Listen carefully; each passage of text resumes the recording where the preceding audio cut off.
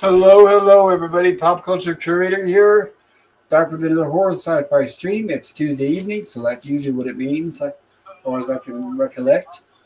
And it's so good to see you all again. I'm feeling a little better. For those of you that were on my Sunday stream, my rumblings from the lab, I didn't have much breath, and I want to apologize for that. I'm still kind of working on my lungs and my lung capacity. If I start coughing tonight, I'll take some cough medicine, I promise. The first thing I wanted to do is I wanted to say hello to people in the chat because I know some people have been waiting for like 20 minutes or more. So I want to say, Phantom Boomer, hello. It's so good to see you, Phantom Boomer. Phantom Boomer says, hi, Pop. And then we have Lemon Pie. Good to see you, Lemon. I'm glad you can make it. It says, hey, Pop, hey, Boomer. And Lemon Pie says, hello, Nemesis. Nemesis says, hello, Lemon.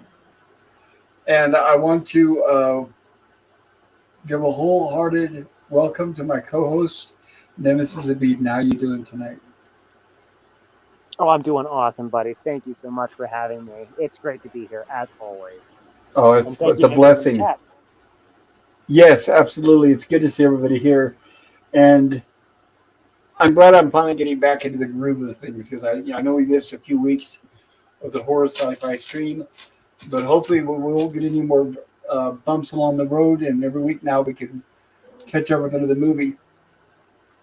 And yeah, I'm glad we're getting back to doing a classic because, like I was mentioning on our last stream, I know the last few streams that we were kind of mostly showing like 80s and 90s horror movies. And I wanted to remind everybody that we not only do we also do sci-fi, but we do classic stuff as well. And we, of course, we had our poll on my YouTube community tab, and I let people vote. And it seems like Forbidden Planet seemed to be overwhelmingly the number one choice that people wanted, which is totally fine. I had no problem with that. I love Forbidden Planet. And hopefully tonight we'll be able to share a lot of. For those of you, if you've seen the movie, I think you're going to kick back and enjoy and watch it again. It's going to bring back a lot of memories. If you have not seen the movie, um, we're going to show it by slides. Of course, I can't show audio, and we will be able to show every bit of dialogue, or I'll get a copyright warning. But I don't want to spoil it for you. If you have not seen this movie, I definitely highly recommend you watch it on your own. It's a fantastic movie. Try to get a really good copy, at least like a 1080p Blu-ray or something like that. Great soundtrack. It's 1956, but it had great production values, a good budget, good acting, good special effects. So it's definitely worth it. It's not a B movie. In fact, I was reading some of the history up, and up until this point, most sci-fi movies were B movies. But when MGM accepted this and they read the script, they said no, and they gave it like at the time, which was a big budget, $1.5 million. And everybody was shocked because that was the first time that it elevated sci-fi movies up to the A class, which is great because thanks to this, that's what inspired future movies like The Time Machine and stuff like that. So you could think all those future big budget science fiction movies on this movie here because this is the pioneer and the first one to do it. Nemesis says, hello there, Phantom Boomer. Gorilla says, swinging in for a bit, lost the trail. Well, Gorilla, what are you doing? Let me fill everybody in. Gorilla's going to be running a little late. He's chasing down a coyote. So, Gorilla, what are you doing to chase down the coyote? You guys like have like wolves? Or, I mean, you have like dogs or what? Nemesis Eden says, double clicking both thumbsticks. It highlights the coyote's trail. Gorilla's random thoughts. Gorilla says, Nemesis. Yeah, we figured you're Oh, probably kind of tired there, Gorilla. it's a Red Dead 2 joke, Gorilla. It's all good, buddy. I understand. I love Go get that those game. coyotes. Oh, dude, it's so good. So good. I haven't played two. I've only played one so far. Oh, Pop, do yourself a favor and play number 2, please. Oh, I know. Well, I need to. I need to. I've been saying this, but I need to hurry up and get PS5 because Killer Clowns is going to be coming out eventually. They're supposed to. Oh, I'm excited for that. And I'm excited for when we review the movie. It's awesome. Another Oh, fantastic movie. I know. There's like so many, but Killer Clowns is definitely a standout. I agree. I think everybody will have a good time when we cover that one. Let's see, where are we? Mikey says hello, Pop, and Nemesis. Hello, Mikey. Good to see you. Lemon Hey, Pie says, Mikey, good to see you. Mikey. And Gorilla says follow tracks with a 12 gauge. Well, yeah, that'll do it too. That'll kablam. Too bad you couldn't get what do you call it? A hound dog. That's it. I think the hound dogs are the ones they use to track stuff like that down, right? A bloodhound? Yeah, I'm not sure. Bloodhound. I Just be think that they're the careful. ones with the good sniffing nose anyway. Yeah, just be careful, Gorilla. You don't want to get scratched or bitten because those things have rabies. You don't want to get all those Right. needles in the stomach. When I was in the hospital last month, they were giving me my medications, and I don't know which one was it. Anyway, one of the medications they had to give me, they said, "Do you want it in the stomach or the arm?" I said, "Are you kidding me? I'll take it in the arm."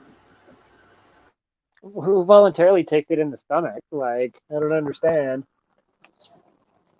Right, like I'm going to say, yeah, stomach, yeah, please. Right? I don't know. Bizarre. Masochists, I guess. Be like, oh, yeah, give me the most painful version. Yeah, exactly, right? It's like, no thanks. And Mikey says, hello, Lemon Pie. And Mikey says, Blue Tick Hound. Hello, Hakame. Good to see you. Hey, Pop, Nemesis, and chat. Hakame, good to see you. Yeah, I'm glad you could join us. And Hakame says, hey, Gorilla, Mikey, and Lemon. And he's waving. And Gorilla, or she's waving, he or she. Gorilla's random thoughts. Well, at least I would get a couple days. Well, yeah, but it's more than Gorilla. And plus, you use up your sick leave. Yeah, I don't want to be doing that, dude. I mean, unless that's what you really want to be doing, but I'd rather be fishing and stuff. Or watching scary horror movies. Or sci-fi movies like this one. Yeah, exactly. And Gorilla, let us know in the chat if you were able to watch this movie. I hope you did. I'm going to go ahead and get it started. And I'm going to try to keep tonight not too long. I know sometimes these streams tend to run 3-4 hours or more, but I promise everybody we're going to stay on point tonight and get through this rather briskly. It's not just a matter of choice, but my voice won't hold out much longer or for very long. I think Sunday night I was only able to last about 2.5 hours, but my voice is getting progressively stronger. So hopefully I'll sound a little better tonight. And I will try to keep my hand over the mute button. So if I cough, I'll try not to do that on mic because I know that's got to be irritating and ear splitting. No worries, buddy. We've got this. We'll keep her on points. We'll keep engaged with the chat, but we will also get through this in a timely manner. So let's get started. We will. All right. So everybody, here we have 1956's Forbidden Planet, and the description is: a starship crew in the 23rd century goes to investigate the silence of a distant planet's colony, only to find just 2 survivors. A powerful robot and the deadly secret of a lost civilization. It stars Walter Pidgeon, Anne Francis, and Leslie Nielsen. Leslie Nielsen, I'm sure everybody remembers him mostly from the comedy movies that he made, like the Naked Gun and Airplane and stuff, but this was actually his first movie role. So it was like introducing, and Anne Francis, beautiful as ever. And of course, we also get our introduction of the wonderful, famous Robbie the Robot. I'm a big, big fan of robots, especially the retro 50s and 60s. So that's why I'm, as everybody knows, I'm a big fan of Lost in Space as well. The robot in Forbidden Planet and the robot in Lost in Space were both designed by the same person, which I'll be covering. And the famous poster for the film, as you can see in the background here, shows a menacing robot carrying a struggling pretty girl, a staple of monster movie posters from the 1950s. And actually, in fact, no such scene occurs in the film itself, and the robot portrayed in the poster is the very likable Robbie the Robot. So yeah, don't let the poster fool you. Robbie's actually a good guy in this movie. Oh, false advertising. Right. If you want to kill a robot, you can. I recommend Robot Monster. There's plenty of bad B movies where the robot's the bad guy, but the movies aren't as good as this. This movie was filmed on the MGM soundstage. This movie was filmed in the exact location where they filmed The Wizard of Oz 17 years earlier. And when we get to the scene of the garden, which I will point out, it will be a reuse of the Munchkin Village set. The entire movie here was filmed indoors. Okay. On interior a soundstage, a big soundstage in MGM Studios at the time, and also Culver City. All right, Which we'll see. It looks awesome. Like we'll get there. We'll get there. definitely. Gorilla's Running Thought says, "What's the sick lead you speak of?" Mikey sues for Robbie the Robot. Yes, absolutely. Lemon Pie says, Hakame, Gorilla. Don't need stream elements. But do check out Phantom Boomer's channel, everybody. There's a link there in the chat you will see. And Mikey says, one of my favorites from Leslie Nielsen. I agree, same here. Nemesis of Eden says, it's when your boss tells you to leave because you sick all over him. Captain Infinity says, he's got popcorn. Good to see you, Captain. Glad you could be here. Captain Infinity says, microphone check. Well, if you want to come on the panel, feel free to, Captain. I think you hopefully have a good enough connection. And Captain Infinity says, pass the internet check. Yeah. Yeah, ever since I hooked up the Ethernet in this house, it's been much better. Awesome. Nemesis of Eden says, cheers, Captain Infinity, says Nemesis. Captain Infinity says, Nemesis of Eden, cheers. And Phantom Boomer says that Captain Infinity. All right. All right. So we open up with our famous logo and our flying saucer and our title. And by the way, another thing, obviously we're not allowed to play music or we'll get copyright warning. But I recommend if you can get your hands on the soundtrack to this movie, it's fascinating. It was done all on electronic synthesizers, so it's not like a typical soundtrack from a usual movie. It was very experimental at the time, and it makes the movie very unique and it stands out from the other ones. I feel like it almost set the standard for sci-fi music, like the amount of theremin and the use of like just the synth and whatnot. Yep. It's really interesting. Yeah, I was looking through some of the trivia before I got on the stream, but they actually had a composer hired for the movie. But then the director went into a club and he heard this man and his wife performing these strange sounds like this, and he hired them right on the spot. So that upset the music union, so they were not allowed to have their names in the credits. So instead of having their names in the credits, it would just say tonalities. Brutal. Yeah, it's too bad. Yeah, they deserve more credit. Yeah, dude, for sure. For sure. Unions, man, I tell you. It can be good and bad. Special effects. Some of the best I've seen in a 50s movie. Absolutely. Oh, and a quick mention that, again, this is an MGM movie. They had just, at this point, 1956, had just disbanded their animation department. Now, MGM, if you remember, the same company that made Tom and Jerry cartoons, the originals. So they disbanded their cartoon department. They stopped the Tom and Jerry cartoons. So for this movie, when they needed the animation and special effects, they hired somebody from Disney.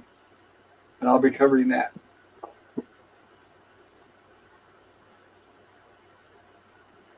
I wish this trivia was in order of the movie. The Disney studio artist's name was Joshua Meador, and he had provided approximately 29 other animation effects depicting laser beams and other forms of visual energy. And he did a fantastic job. It still holds up today, in my opinion. And here's a little more detail what I mentioned earlier. This film marked one of the first times the science fiction project had received a large budget.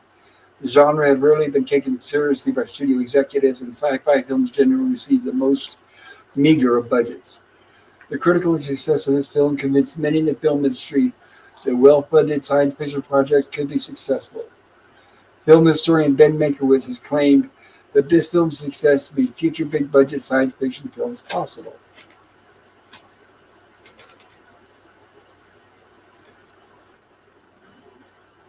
All right, looks like we got a couple more chats before we should jump right into the movie. Nay a back. reminder. Of course. I got to do it since Gorilla's not here. I got Big Ted- Juice if she's got to let me with Big Juice. Yes. Ted Vinny says, hail, Pan and Boomer and everyone. And then Pfizer says, hello, Captain. Phantom. Captain Vinny says, happy to listen and be on standby if needed. Yeah, Captain, I'm sorry I missed your streams earlier. I was doing a lot of chores around the house and cleaning up because my roommate was kind of put out of commission because he broke his foot. So I've been kind of like doing a little bit of overtime around the house lately. Oh, I'm sorry to hear that. Yeah, he's all right. The truck fell on him. He was working. Oh my He was God. underneath it. Yeah, he was working on it underneath it, and the jack slipped, and it fell on him and crushed his left ankle and foot. So he spent a couple, 2 or 3 days in the hospital, and he just got back out yesterday. Oh, my Yeah, heart so goes out to him. That's crazy. Holy shit. Yeah, I went in and I washed the dishes for him, cleaned his kitchen, took out his trash. I've been feeding his dog and that kind of stuff for him, and so he can relax. And Mikey says, Leo the MGM Lion. That's right. Venom Boomer says, Lemon Pie, Mikey Suze, saying hello to everybody. Gorilla's Random Thoughts and Nemesis of Eden. And Mikey says, Richard Anderson later played Oscar Goldman for the $6 Million Man and the Bionic Woman, among other films and TV shows. That is correct, Mikey. And I will point out Richard Anderson when we get to him. Oh, wow. Hey, Venom Boomer, good to see you. Hey. Glad you could join us. And as I was getting ready to say is, for any of the old folks like us that remember the $6 Million Man and the Bionic Woman, those shows were on at the same time. So Richard Anderson played Oscar Goldman on both shows at the same time on 2 different networks. At that time, he was the highest paid actor on television because he was doing 2 shows. So he did really well. It was really, really successful as Oscar Goldman. And it was good to see him back in the reunion movies, which I also have on my server. Phantom Boomer says, hail, Stream Elements. Hey, Phantom, says Mikey. Hail, Stream Elements. There you go. Hello, one-eyed derivative Jill. So good to see you. Glad you could join us. Hey, Jill. And Jill also likes this movie, too, so that's very cool. Nemesis Bean says, hello there, and derivative Jill. And Jill says, I am eating dinner afterwards. I will bring on my slides. Sounds good, Jill. And that sounds yummy, too. I need to eat eventually. And Jill says, hello, Nemesis of Eden. And Mikey says, hey, Jill. And Jill says, hey, Mikey says, 4. All right. I think we're caught up with the chat for now. That is. All right. And we got Phantom Boomer on the panel. Is that who it is? Hello, whoever. I'm sorry. Yeah, isn't that great? In fact, yeah, let me get him to where I'm not hiding him. There we go. Yeah, Phantom Boomer, how are you doing there? I am doing well. This is my all-time favorite movie. Oh, right. Well, then you came along at the right time. Maybe you can help us talk about it because my voice is a little weak tonight. So maybe we can take a little bit of turns sometimes, huh? And I'm sure you probably know things about it that I don't know. Well, this thing was full of 50s and early 60s character actors from television, people who were names at the time that probably nobody's even heard of today, like Warren Stevens. But, right. James Drury's in this. Remember now, Warren Stevens played in Star Trek. He was in a Star Trek episode. And we'll point that out. Right, he played Doc in this, and I'll point it out when we get to that, when they show him. Excuse me. But they also had, you're right, it had stars that were like in their, let's say, their prime or their golden years, but it also had up and newcomers too. So it had Leslie Nielsen, like I said, it was his first movie. And we also got a very young Earl Holliman, who was in the first Twilight Zone, Where Is Everybody? And he also starred in the series Policewoman. Yep. James Drury's in this, the Virginian. Yep. Jack Kelly, who played Bart Maverick on the Maverick TV show. And, of course, the classic Walter Pidgeon. So that's what elevated to. who also starred in another movie I have to recommend that we might cover eventually, is A Voyage to the Bottom of the Sea. And I want to mention this special effects shot here. They use two different models. So the one that's in the distance is a smaller model. And as it approaches the camera, it's going to go under a shadow right there. And what they did is, this is when they used the larger model of the ship. So to transition from the smaller model to the larger model with more detail, they use that shadow to cover up the transition. Oh, very nice. Beautiful design on that ship. Oh, and by the way, in case this may not surprise anybody, but the production designer who designed the ship, exterior of the model, and the interior of the ship, coincidentally, is the same guy who worked on Lost in Space and designed the Jupiter 2. Even a lot of the equipment is very similar. And here we are introduced to our crew. And the uniforms they're wearing were also reused many times, especially in several episodes of The Twilight Zone.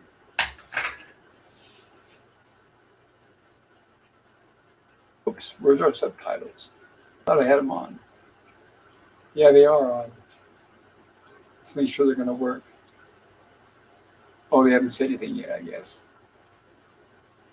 I don't think they've said anything yet. I think they did. Oh no, they had. They've definitely said something. He's definitely talking now. Yeah. No, Oh, he made an announcement on the radio. Yes. And there is Les Nielsen on the left. And on the right, as Mikey mentioned, Richard Anderson, who later went on to play Oscar Goldman in The $6 Million Man, The Bionic Woman. And probably the reason Richard Dean Anderson had to bill himself as Richard Dean Anderson. That is exactly the truth, right? Just like we had the great, fantastic actor who I really liked, William Smith. But that's why Will Smith has to go by Will Smith, because there was a William Smith before him. And I liked William Smith, and I don't like Will Smith.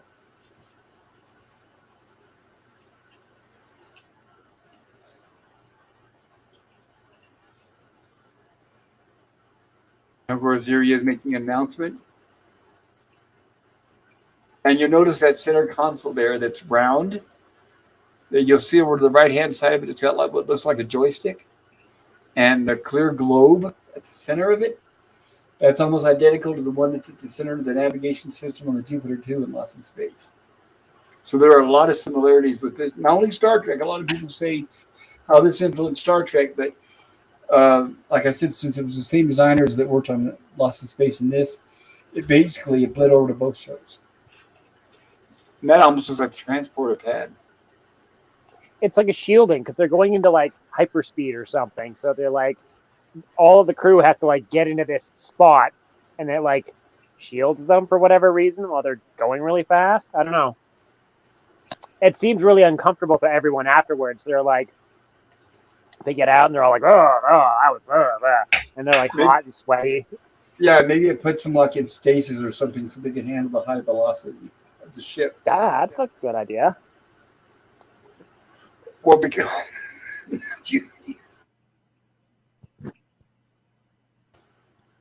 it's really interesting when you look at these costume designs, because like when I saw this, I immediately thought, oh, this looks like Starship Troopers, almost, right? Like, you're right.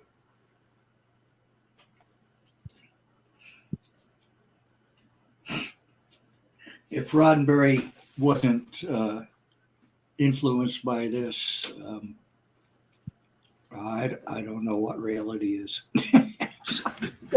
oh, for sure, right? Like, man, when I think of anything science fiction, like this movie is like a lot of the sources for it. My goodness, excuse me. Like, it's crazy the amount of references I've seen to like all of these scenes and other things. It's really nice to come back and be like, this is where it all comes from. Mm-hmm.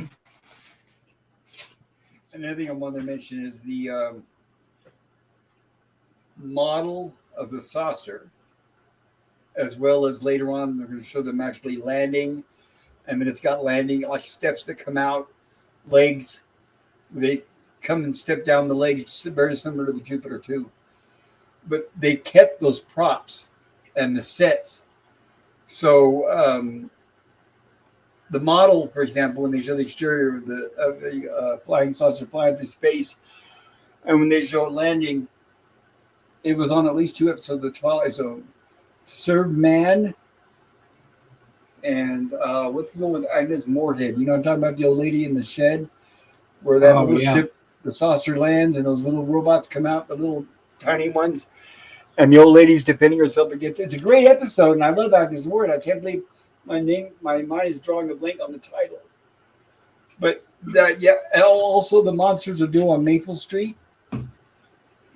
So it's like a handful of episodes of Twilight Zone that they use some of these props from. And also the episode of Twilight Zone with Richard Widmark, where a ship from Earth goes to pick up a colony that's been stranded for many, many years. And Richard Widmark is in charge of everybody. And the same ship, everything lands, they use the same landing gear. They arrive and say, okay, we're your rescue, we're taking you back to Earth. And the leader, Richard Widmark, didn't like that because he was losing power. And then finally they gave him the choice to vote. And Richard Widmark couldn't handle the defeat, so he stayed alone as they left him. I don't know if you guys remember that episode of Twilight Zone. But I should be able to remember better than that, and I apologize.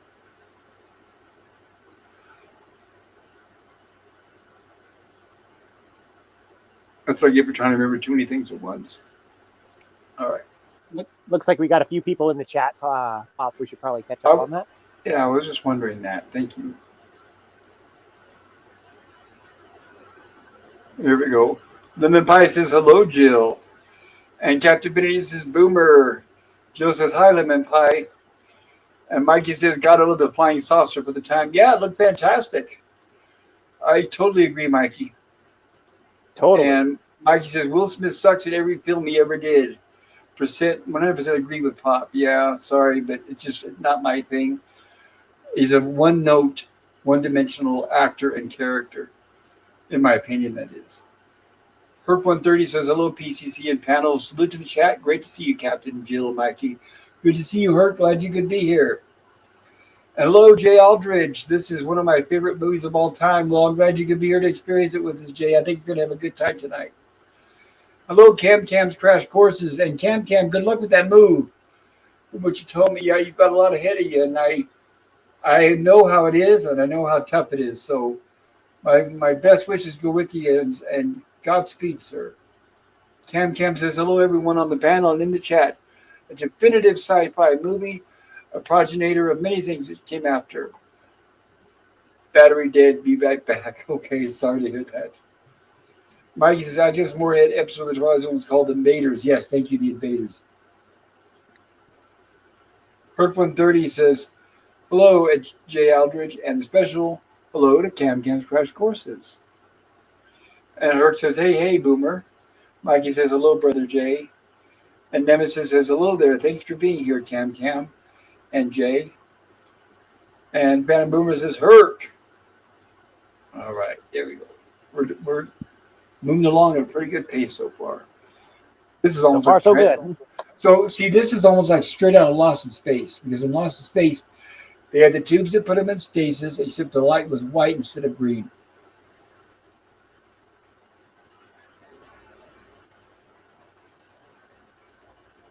I guess the flashing colored lights. Now, here's another thing that I noticed while rewatching this. Go back here a little bit. Is I think this influenced the design of the transporter pad on Star Trek. Because they had the circular disc they stood on.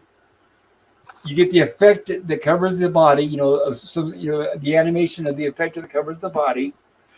And if any of you guys pay attention, in Star Trek, whenever they're beaming, the lights start changing colors like this as they're beaming. So I think it's heavily influenced the look of it. So now, apparently, and that also tells us, the audience, that time has passed. So now the stasis releases them, and that's why, like Nemesis said, they're reacting to it. Like they're a little sore, a little hot.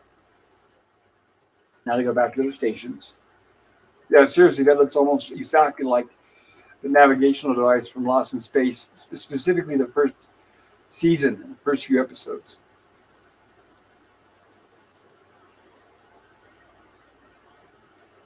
And I'm trying to remember. Let me get this right here. I don't want to give you guys the wrong. Um, but this is the actor that Phantom Boomer brought up. I'm going to point this out.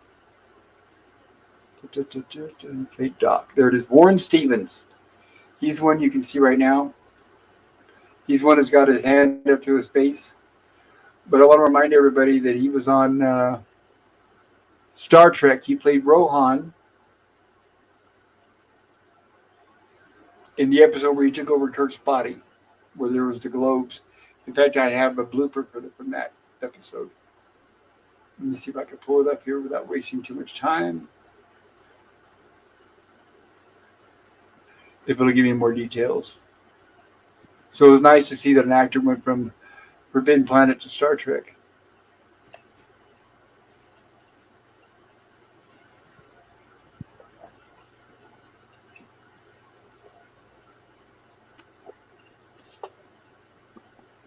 Yeah, it's not giving me the episode, but I know it's going to come up, and I'll realize it probably when it's too late. But I'm Of sure course, you guys that's know. how it always works. Right, it's the one where they land on that planet, and there's those, or they're inside of a planet. It's inside of a planet, and those three beings that are in the globe, and they're so powerful and cerebral, where they don't have a body, so they transfer their bodies into Kirk and another woman, and use them temporarily, and then they decide they want to try to keep the bodies, and Kirk has to fight to get them back. Yeah, it's by any other name. Thank you. That's why I got the right people here. They know what we're talking about. That's just at Google. That always helps. Oh, you gave it. No, I see. We thought you just had it off the tip of your tongue. Gee, Ben. I'm not really big into Star Trek all that much. This stuff is what I like. Fair enough. We're in the same boat, man. It's all good, buddy. There's Altair right on the nose, Skipper. Another thing, too, this planet is Altair 4, which is later mentioned in Deep Space Nine. So I guess, according to Star Trek lore, this is part of the Federation, or it eventually does become part of the Federation. Well, in one of the games that I really like to play called Subnautica, the Deep Space Company that sends out expeditions and does mining, and they're just like evil, basically, is called Altera. So I'm very certain it's an homage to this movie. I wouldn't be surprised. That sounds like too much to be a coincidence.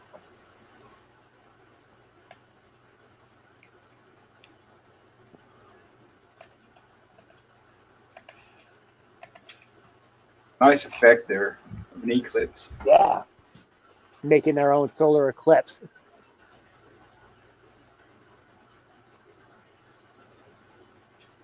And it was Altair. And they also mentioned it, excuse me,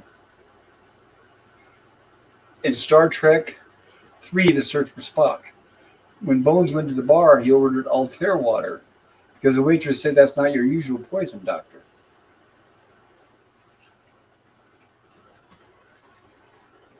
Yeah, it's very similar to the Jupiter 2. So the Jupiter 2 has yellow lights on the bottom instead of red.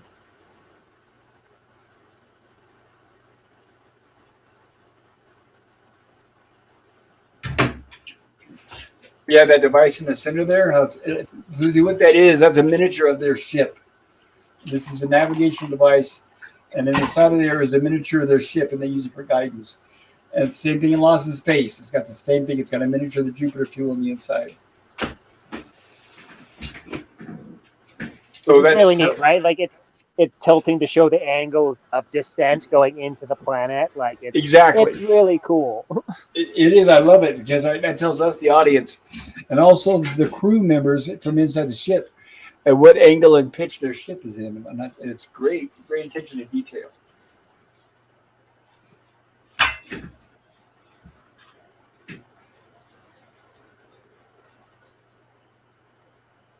And the captain's announcing that they're going to be landing soon.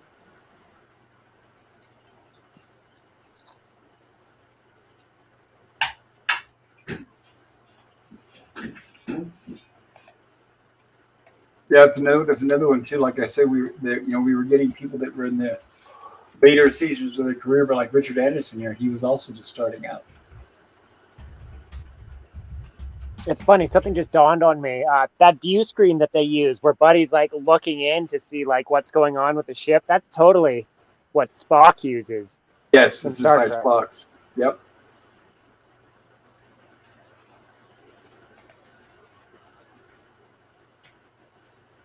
And you can tell too. You can tell by the budget that they spend more money on this because this set's larger. It's got a lot more detail. Any of us that have seen, and I've seen, and I'm sure Phantom Boomers knows what I'm talking about. But there's so many B movies, like The Red Planet or The Angry Red Planet, Sorry. Mission to Mars.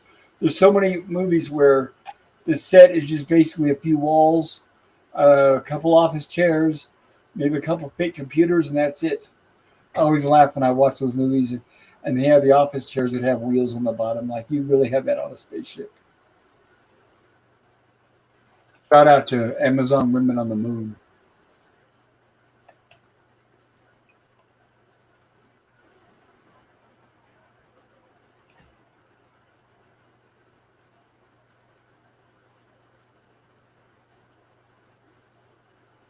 I don't know why we're not getting.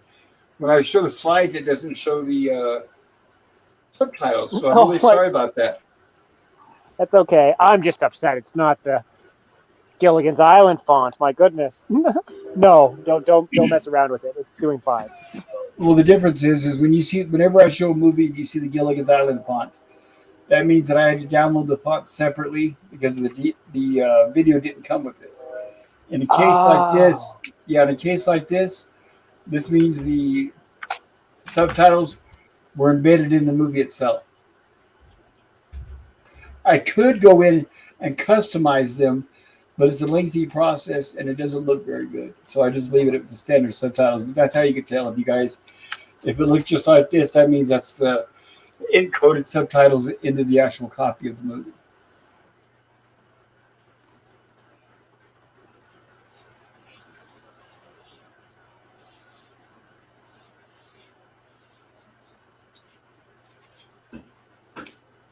There's been a rumor forever that Gavin MacLeod had an uncredited role in this, but that's not true. Captain Steubing?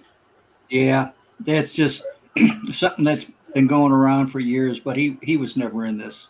He would have been too young. Yeah.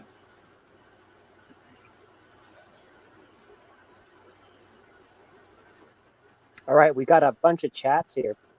Thank you. Thank you for the reminder. Yeah, you're really a big help doing that. Thank you. Yeah, no worries. There we are. Okay. Nemesis of Eden says, "Hail there, glad to see you, Herc 130. Mikey says, "Hello, Cam Cam." Herc says, "Nemesis." Lemon Pie says, "Herc." And Herc says, "Lemon Pie, I was just looking for you in the chat. Hello." And Lemon Pie says, "Cam Cam can." And Jay Aldridge says, "Howdy, I'm just so proud to be here." Well, we're proud to have you here. It's wonderful.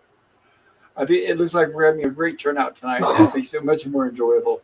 Lemon Pie says, "Howdy, Jay."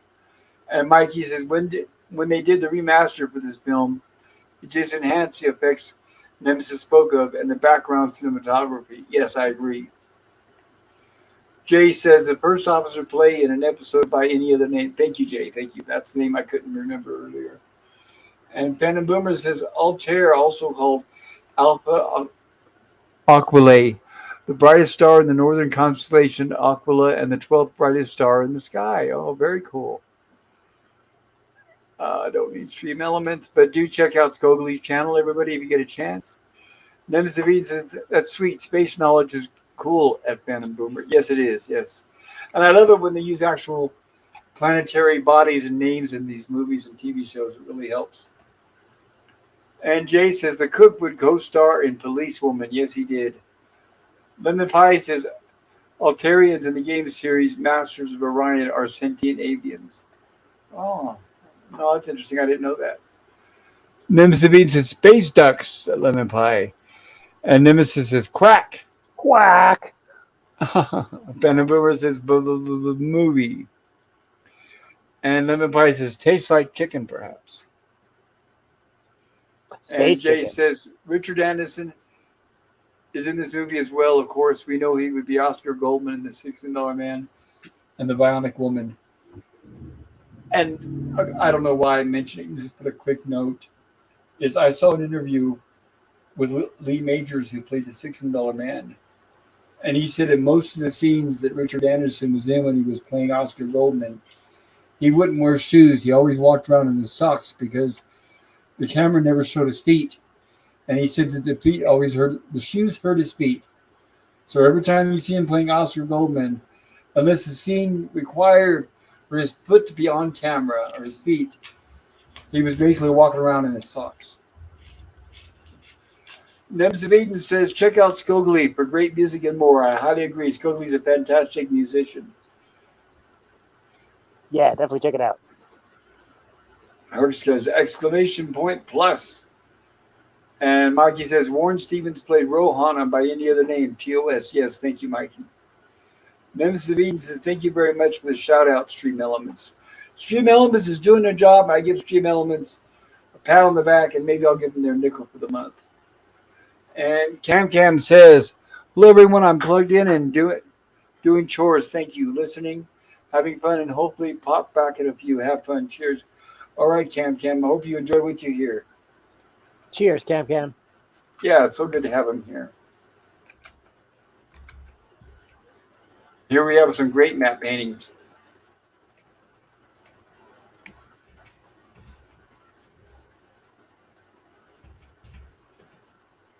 Excellent effect. I love that. Remember, this was animated.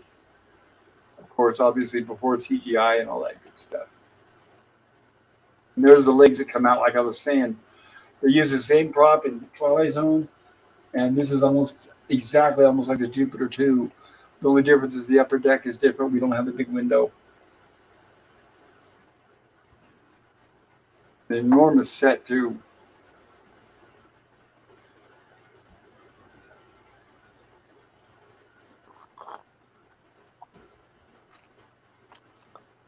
Once again, I've always had a problem with.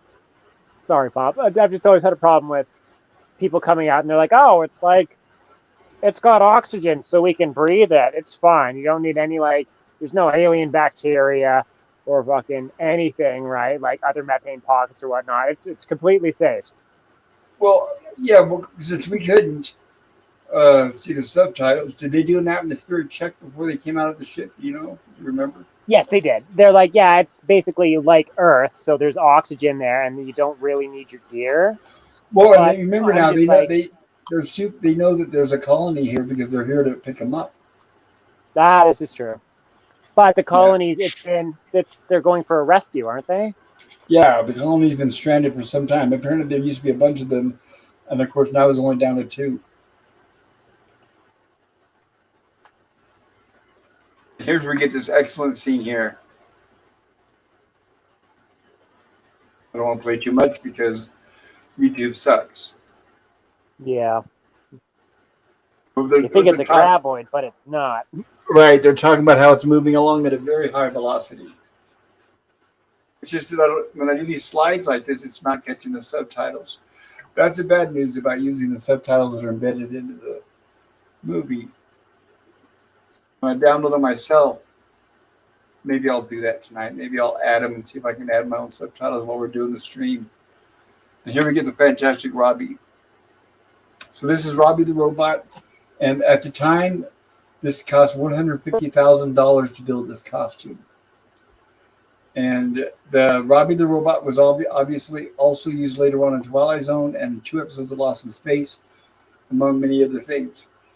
And this mobile that he has, this, I don't know if it's a car or what he's using, that also pops up in the Twilight Zone, among other things. And I was reading that those recently sold at auction not too long ago for a very high price. I'll have more details during the stream. And of course, at this point, they don't know what to think.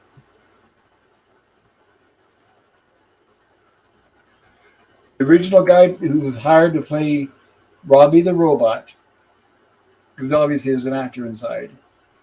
Apparently, he almost fell over, and somebody caught him at the last minute. If he would have fell over, it would have damaged the suit, and that was an absolute no-no. Because, like I said, it was $150,000.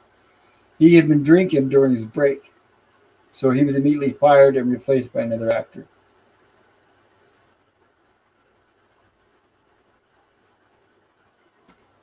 And you notice, oops, why did somebody message me now? I guess that does happen. You'll see these sensors on around Robbie. You'll notice they rotate. And in Lost in Space, the robot on Lost in Space, the B9, has similar ones that also move. But unfortunately, in Lost in Space, they only do it during the first episode or two, and then they don't move anymore pretty much past that. But you can see that the design is similar with the B9, with the fluorescent voice, the chest lights up, the dome head. The mouth, it when it processes, it does like a bunch of typewriter things, and then it's Robbie speaks what he's going to speak. It's interesting. Yeah, and the sound effects, you can hear the clattering and all that of the mechanical computer, I guess.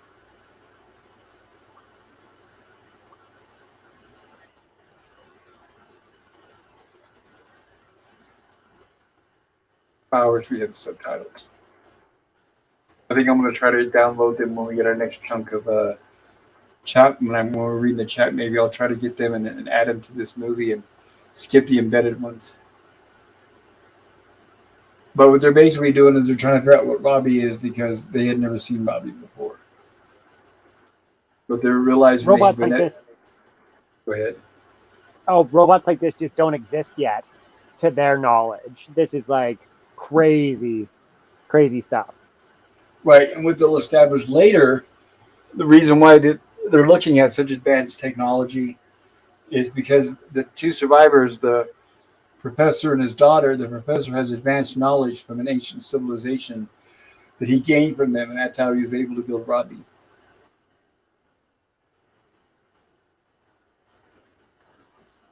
And basically, Robbie's telling them, come with me. And naturally, they're a little hesitant at first, but they decide to follow him. That was probably already enough to get me a copyright warning. So 50s, so 1950s. Yeah, I can tell you specifically one episode of Twilight Zone this was in was the episode where three gangsters, they did they stole a bunch of gold. I can't remember what it was from. It was a bunch of gold, and they stole it, and then they found like a time machine type device where they, not only a time machine, but they put themselves in stasis for 200 years. And they said, well, by the time we wake up in 200 years, the gold will be worth even more money, and by that point, they won't even be looking for us.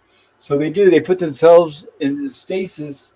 200 years later, they wake up, and they're in the middle of this desert, and they're trying to find water, and the whole plot centers around them getting water, and they're killing each other off and stealing each other's gold until finally the very last one is crawling, about ready to die, and then a man and a woman pull up in this vehicle, and he's begging them for water in exchange for the gold bars that he has. So I don't want to give away too much, but it's definitely from Twilight Zone as well, which is good. It helped save the Twilight Zone budget, plus made it look better than what they could have afforded. And there they go.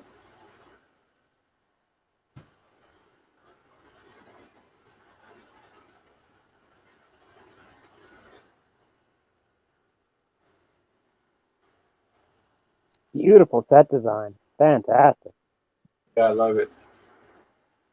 Yeah, that fish there, the fish-looking thing, I was reading earlier that sold at an auction too for a lot of money. People really buy that stuff up. Let's see if I can find it. Bear with me here for a second.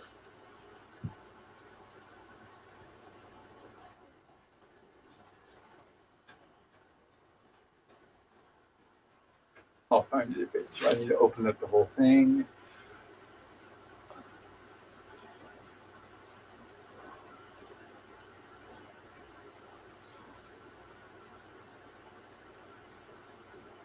All right.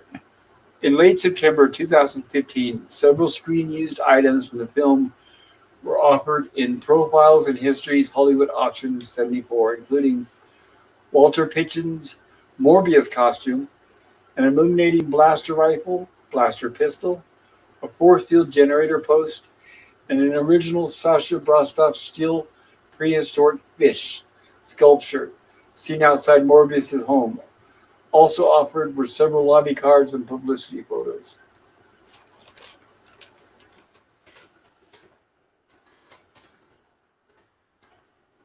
There's Morbius and his costume, played by Walter Pidgeon.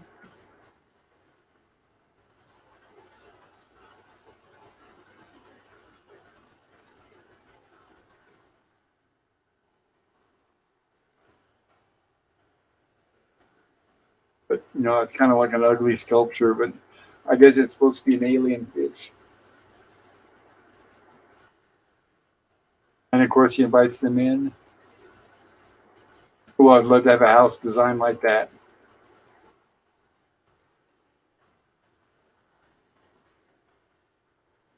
And it looks like Robbie is also a servant because it looks like he prepares the food.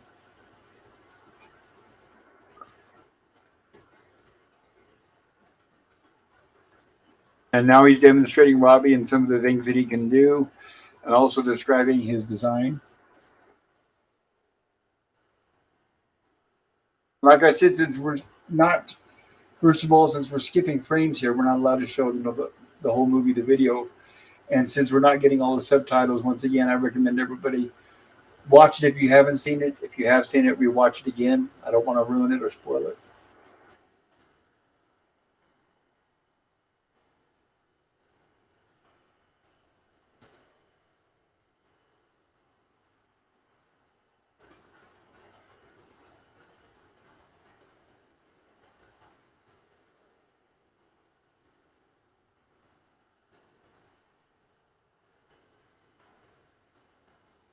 So he's basically explaining here how all the food, everything that's made, is processed by Robbie. It like goes into his mouth bits. He processes the things, and then he's somehow able to just synthesize the materials. One of the main, which is cool. I mean, that would eliminate famine, and that's actually pretty cool. Well, because not only famine, he was talking about he was making like. Well, I don't think he made. Can he make parts like machine parts and whatnot? I know he can make food. He can make booze. He can make water. I'm not sure. That's a good question. Like can he just replicate like a blaster or a phaser? I don't know. Yeah, I'm not sure. There's a lot of techno jargon in this film, and if that's your jam, you will love this movie.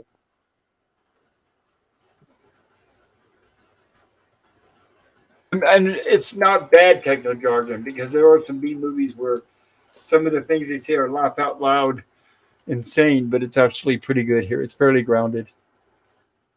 And now where he's explaining that basically like Isaac Asimov came up with is that Robbie is programmed not to hurt humans.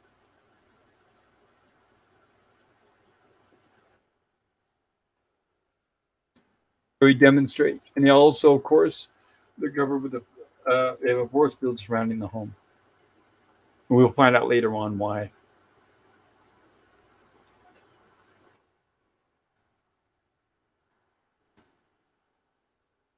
Now he's telling Robbie to point the ray gun.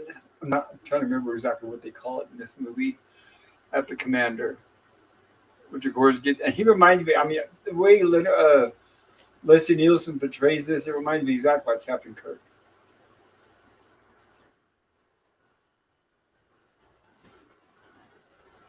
Which is funny because you think he'd be like, "Oh, Robbie, point the gun at me and fire," right? But it's like, no, aim it at that commander. Point it directly between his eyes. Pull that trigger. Right. And as you can see, that command is making Robbie not short circuit, but he's reacting because that's against his programming. So this is what happens when that happens. So like I said, he's demonstrating that He will not hurt humans.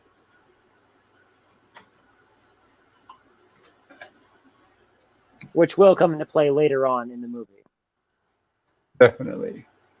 And like I said, the effects are animated by the Disney animator. Back in the day where they actually had to work for a living instead of just using a computer.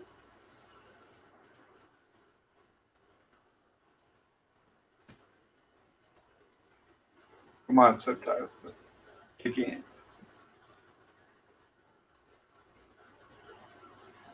And Robbie made him coffee.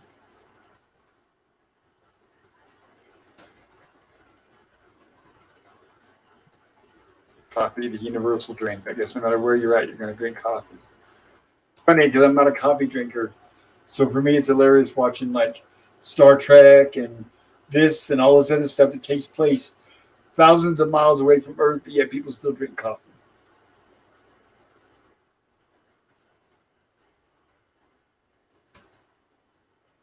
Well, right, it's funny because like this was, you'd think that they'd come up with something else, but yeah, something that tastes good. That's why I don't drink coffee. For me, it tastes like crap. But and I know it's not just me because if I was wrong, we'd have no Starbucks. Because people go into Starbucks and they add 15 different ingredients because they're watering down the taste of the coffee because they don't want to taste the coffee.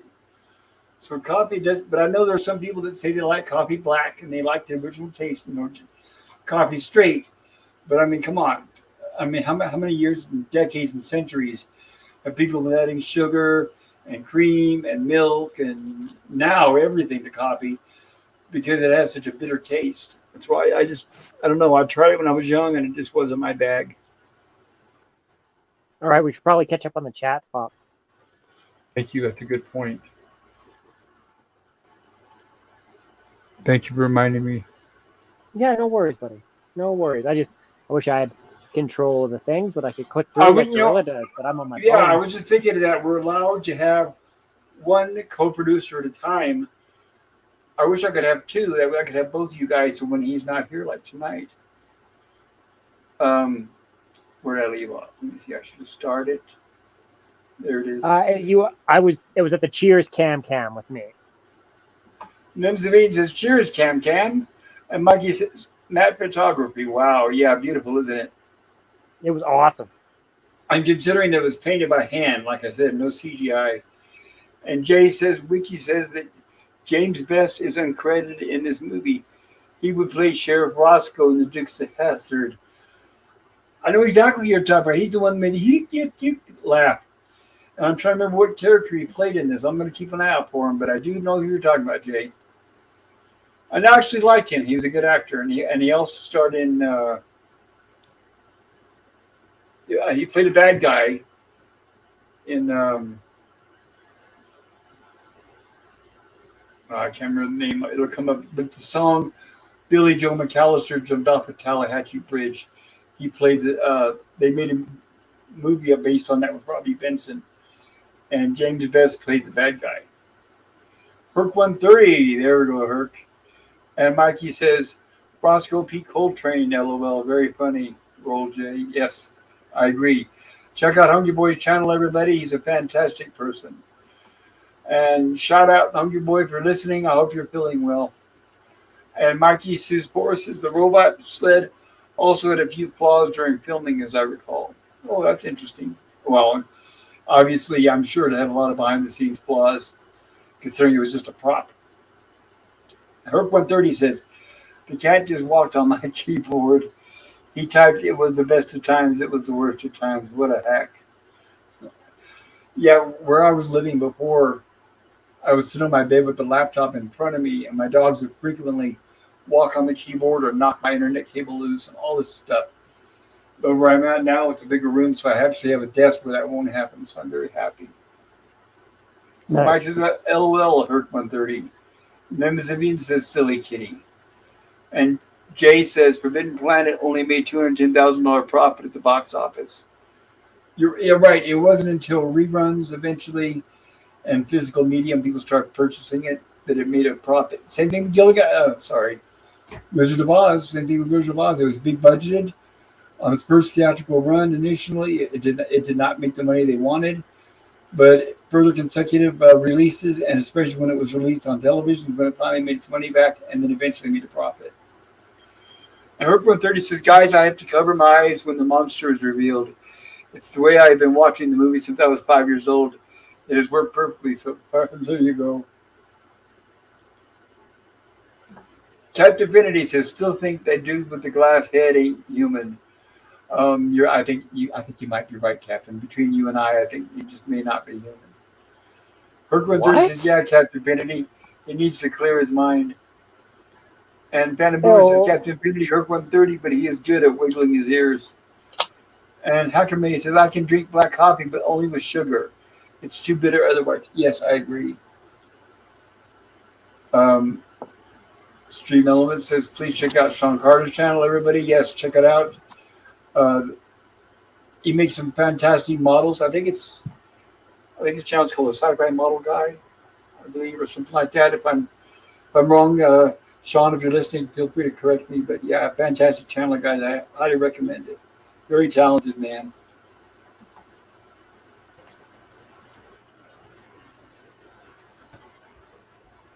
And here we get a tour of their security system. So apparently they have a new force field, but for some reason the force field isn't enough. And we'll find out later on why.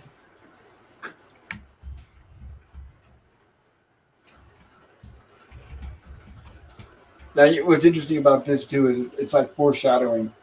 How he says how altogether safe I am here, but it also shows that for some reason, which we don't know yet, he's also very paranoid and he's very fearful of something. I could have used that house when I was living in the Bay Area.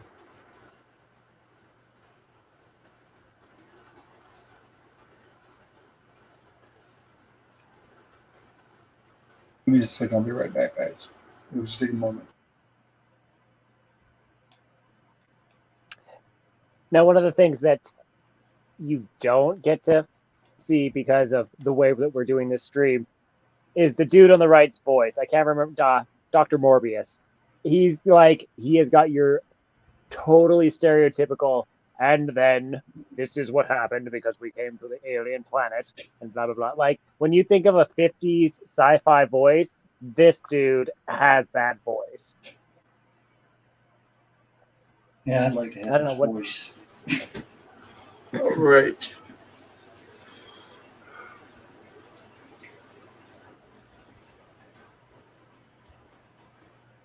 The left wrong part. That's where he's talking about him and well, we haven't met the other survivor yet, but now he's explaining why most of his original landing party are dead.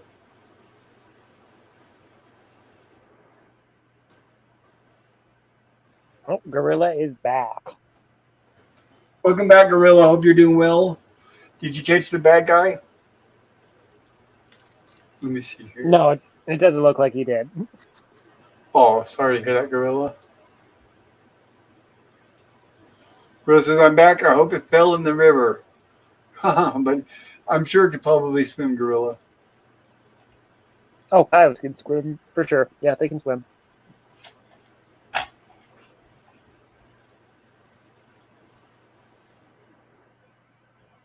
So basically, what he's explaining here is that the entire landing party succumbed to something on the planet, killed them all, and then when they tried to leave, it blew up their ship.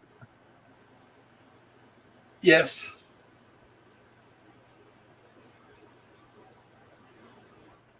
And of course, he knows more than he's telling them. And I think they're a little suspicious as well, because obviously he has to know more than that, especially with all those people being dead. And now he's talking about how wonderful it is. At the same time, he says there's something deadly that killed most of the people in his crew. He also says how wonderful it is to be secluded away from humankind.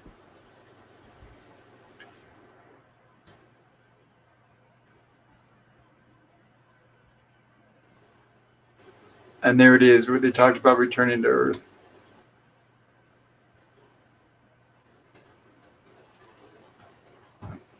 I'm going to pause for a moment. Give me just a moment. I'm going to see how long it'll take me to dig up the subtitles for this and try to install them manually. Bear with me, guys. Yeah, no worries, buddy. I'll try to add Yeah, lib. yeah, we got to have the subtitles. Feel free to, you and Phantom, talk, say whatever you want. This will just take me a moment. I sing, but I can't sing, so I'm not cruel. So what is it that you like most about this film, Phantom? The whole darn thing. That's just from start to finish. Always liked Walter Pidgeon. Anne Francis is pretty nice in this. Yeah. But I'm kind of like Herc. You know, when I was younger watching this, when we get to the monster from the id, I used to cover my eyes too. It was pretty spooky. Appreciate it more once I got older and could understand a lot of what they're talking about, because I didn't always follow the plot when I was really young. So, but it's just it's really ahead of the curve as far as science fiction movies from that time period. I agree. Yeah. Yeah, it's really interesting. Like the concepts of go ahead, Pop. Well, I was going to say also a lot of the movies at the time were in black and white, so I'm really, really happy they decided to do this in full color. Oh yeah, it's beautiful.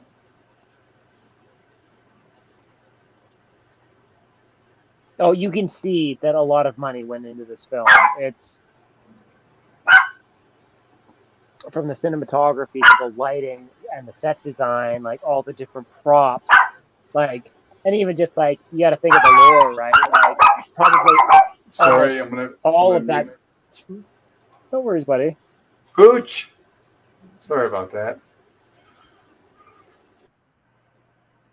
All of that stuff has been manufactured by Robbie, right? Like, all of that's come out of his slot, as far as I'm aware. Like, at least the fruit and whatnot. I'm not sure. There we go. They're never clear where it comes out of. That's better. Awesome. Oh, perfect. Much better, Pop.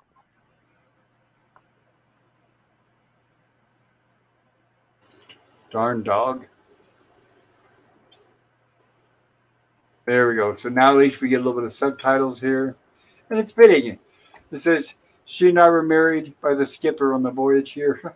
And I'm using Gilligan's Island font.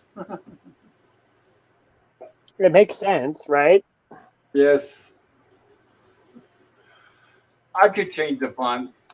But, I've got, lots and lots of fonts on here. I'm sure I could pick something that's more appropriate to this movie. But people seem to have gotten used to the Gilligan's Island font. It wouldn't be your stream if it didn't have the Gilligan's Island font. I'd be That's upset. true. Protest. Boycott. Totally. The symptoms of striking. Yeah, they were I'm not going literally limb from limb. Yeah, I'm not going to use embedded subtitles anymore. I'm just going to start downloading them every time myself. It's worth it. Now he's talking about his ship, the Bellerophon, and it was vaporized as the 3 remaining survivors tried to take her off. And apparently, 19 years since all that happened.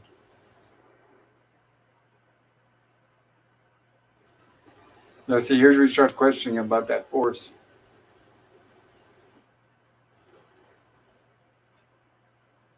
And it's interesting because it's only in nightmares, those times which we will find out why when he says nightmares. It's interesting to note that people still use Brill cream in the future. I know exactly right. I think my dad was the last generation that used to put junk in his hair. He used to put, I don't know what it was. I don't think it was Brill cream, obviously. Yeah. My dad, everywhere, his whole life, he always greased his hair down with something. These days, I don't think people do. Very rare, though. I see that now.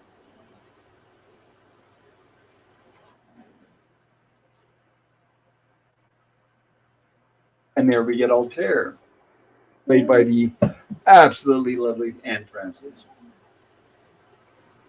Honey West. Yes, Honey West. Ooh la la. Now imagine they've been in space for a long time, so I'm sure they're very excited what they see. He makes a point of that later in the movie where he's just like, dude, you have no idea what. Anyways, we'll get to that point when we get to it. Right, especially when they start Horn tossing dogs. around. Especially when they start tossing around to get everybody wants a kiss. The mini dress worn by Anne Francis, as we're seeing here, was seen to be the first worn in a Hollywood movie and resulted in this film being banned in Spain. It was not shown there until 1967 due to General Franco's dictatorship. They considered it dirty and obscene that a woman wore a mini dress to show off legs. Imagine the nerve. Oh, we don't even want to get into Franco, dude. Like that's. Anyways, we're gonna move past that. That's some fucked up history. Oh, absolutely. And we're making our introductions.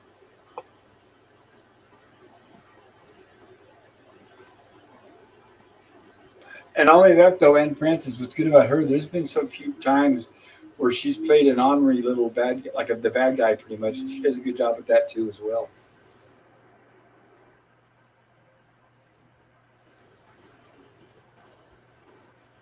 Of course, they're all smitten.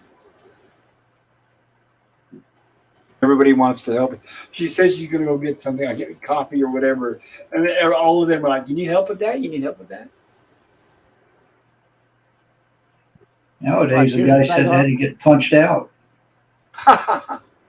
That's what would happen in real life, probably. These guys have only been in space for like a year or more. And they'd probably be dogpiling on her and fighting each other out as soon as they saw her. I mean, I personally wouldn't trust my daughter with a bunch of like, as the captain puts it, basically 24-year-old perfect specimens.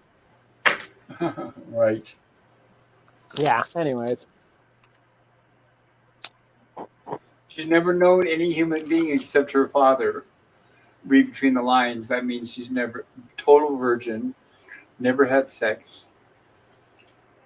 Yeah, but still raised in isolation. She sure knows how to work a room. Well, yeah, she definitely does, doesn't she? She knows how to get that attention. And she knows how to pose when she stops. That old classic pose, one leg in front of the other. I love it. It's always funny how they did that.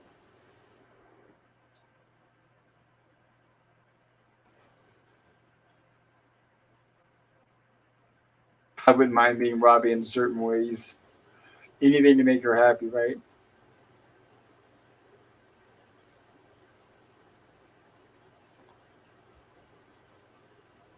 And of course, look at the captain watching him like, I don't know about that. I suppose one day I shall be obliged to make the trip to Earth with her, he says, for the sake of her natural development. But you notice how he's not really thinking about it very seriously. I should say fairly soon, too.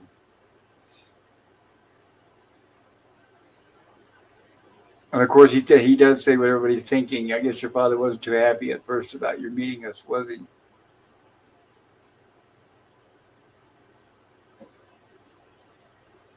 And of course, she's never been to Earth. All three of you are such very fine exceptions.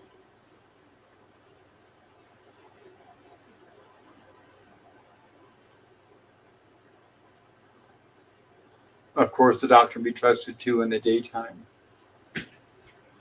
What about the commander? Well, I hate to tell you this, Alta, but that man is notorious throughout the 7 planets. Of course, he's bad-mouthing him so he could try to get him and get on her good side, of course. The shortcomings of a fellow officer. that just seems to be like most of the dudes that I know. But he's got to be careful. She might like what she hears.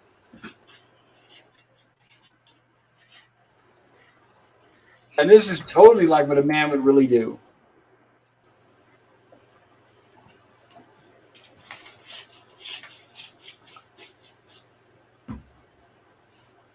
I'm so glad you don't have any fire in your eyes, Lieutenant. Escalation time. See, that's what I was talking about. Is that that's what he said. Well, not that harmless.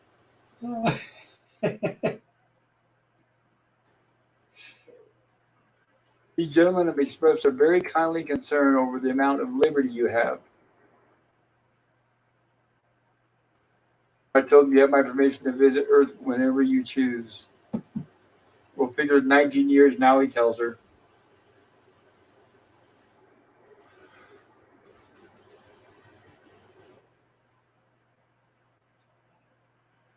See, here's where they're basically spinning. He says, well, I don't know. She says, I don't know. I've always had you and Robbie and all my friends. She doesn't know what she's missing with Earth is what it is. She says she's never been there. She doesn't know what to miss.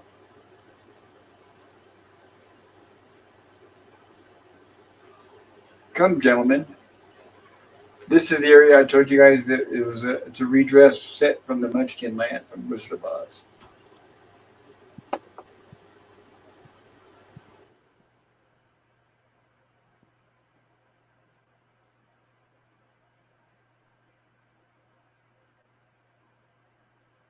So she calls the animals with a high pitched noise, I guess similar to a dog whistle. Which they don't explain where they get these animals from, by the way. Right, and funny how they're all native to Earth, huh? Yeah, right. Like you got the beautiful little deer here. Oh, how cute! And then you got the raging beast that's going to be coming up in a second. That plays a small bit later on in the movie. Well, the animals were sourced from Disney. Oh, dude, this has Disney written all over it. Like she is like a live action Disney princess right now. One that I would totally be into. I'd be like, yeah, smart, mini dress. Yeah, I'm all about that. Right, and unlike the current crop of Disney princesses, she's not butch. And this scene here, right, and this scene here was obvious. Well, I'm not going to say obvious, but it was done with split screen, so the actress was actually not standing close to the tiger like that. And if you look close enough, you can see the line dividing the split screen. Aw, lame. Although they did a very good job of making it look like it was next to her.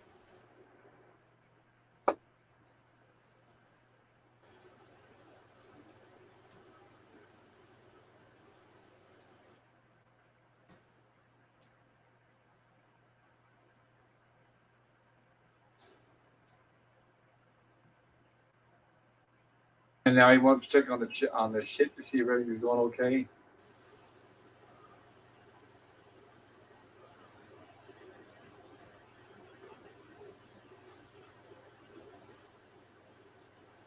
And now he's offering his help if they need anything for their trip home.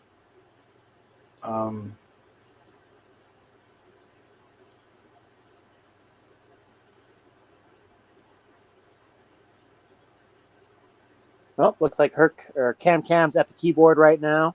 Good to see you, buddy. Nice to see you back, Cam. Oh yeah, and they got a wolf whistle from the chief over the communicator when he swept the camera over Alta. Excuse me. Yes, they did. And he's like, hey, knock it off. Production took up 89,000 square feet of soundstage space, making it one of the largest productions for MGM. In November 2017, Robbie the Robot costume and its transport, which is that little vehicle, set an auction record for a non-automotive screen prop when they sold for $5.375 million, surpassing the $4 million paid for the Maltese Falcon statue. Oops, we got a pop. Good. Hello, Jill. Welcome. Hello. So good to see you. I'm glad you could join us. Yeah, definitely. This movie is so great. Why not? I know it's awesome. I love it. That retro sci-fi, I can feel, and I don't know. I can never get tired of watching movies like this. And we've said it before. We say it again. Can't they make movies like this again without the agenda? Just tell a good story and use their imaginations. Oh, we got another pop. Got to keep up with what's going on here. It looks like Gorilla's on his way in. Hooray. All right. Hi, Joe. Hello. Hey, Good to see Nemesis. you, Hey, hon. Phantom Boomer. Hey, You know what my problem is with this whole movie? And I give What's it. that? I give it. I was I was listening to it, and there's like no background music. It's all these weird sounds. It's so weird. Well, I Oh, the explained that at the soundtrack. beginning. Yeah, I explained that at the beginning, Gorilla. You may not have heard it, but they decided to use that to make it sound more unique and more alien. Yeah. Yeah, it's like revolutionary for science fiction the way they did the sounds and the music. Lewis Barron, right? He used cybernetics book, Yes. and he made his own circuits, his electrical circuits to make the bleeps and the blurps. Sweet. That's really cool. I think so. Right, and Yeah, this is dude. the Like first. it's. Go ahead, Sorry. Tom. Well, I was just going to say it's the first mainstream film to have all the music performed entirely by electronic instruments, rather than regular instruments that we all know. Yeah. Oh, hello, Cam in the chat. I just saw him there. Hey, Cam. No, I'm abstaining from voting under two reasons. I was half paying attention to the. I gotta rewatch this. I gotta rewatch this because I was half paying attention because I was dealing with the whole coyote thing there, and I still got 10 minutes left in the movie. Okay. Right, because it's the last 10 minutes where it basically tells you everything that's going on. So it kind of leaves you hanging until the very end, there, where we find out, we get the solution of why the beast and everything has been happening, which we will see. I don't want to give away too much. I know, sorry, spoiler for a 70-year-old movie or whatever it is. No, it gets spoiled for me. I don't care. I know, but in case there's anybody viewing who has not seen it, I want to ruin it for them. Yeah.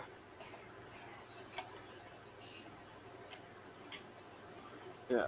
I would have been here sooner if I didn't get U-turn. If the stadium didn't decide to do a U-turn, so I had to do a little gravel traveling with the lights down low. And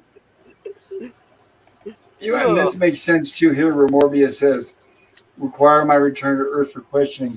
In reality, he probably would be required to Earth because obviously there'd be a lot of questioning going on why him and his daughter are the only survivors.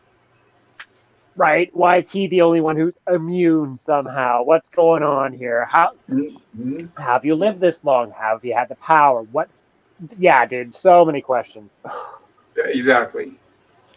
I could answer them right now. Yes, we can answer them right now. We'll let you Hey, answer hello, them Herc once we get to that 130. point. Hey, Herc. Oh, let me see how the chat's doing here. Yeah, it's about time And to it, get caught it, up. it builds up a good mystery, though. You're right. It does. It really yes. does.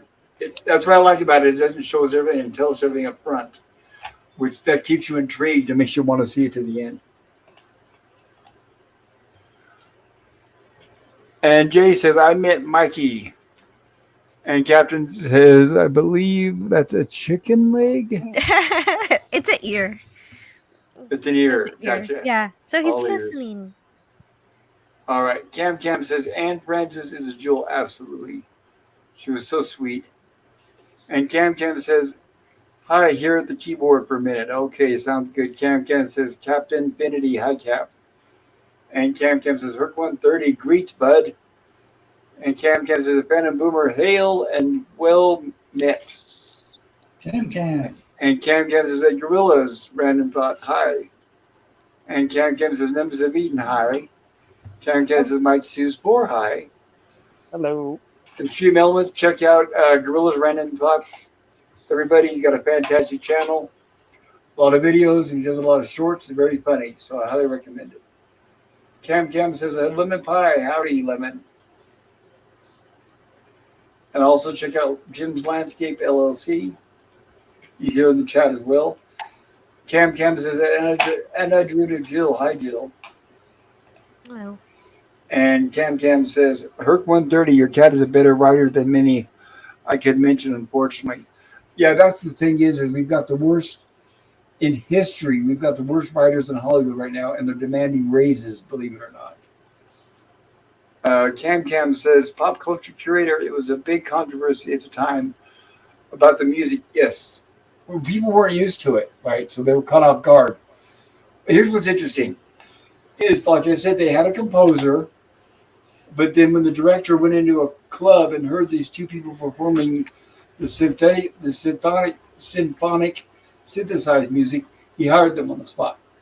So when the movie completed filming and they sent a reel to that couple, it was in late December of 1955. And they had 4 months to complete the music. April 1st is when they turned it in with the electronic score. MGM, now remember, this is back in the days when they didn't have 5,000 reshoots. So it was the movie as it was filmed. The symphonic score was added. And the very first test audience, it went through the roof. Everybody loved it.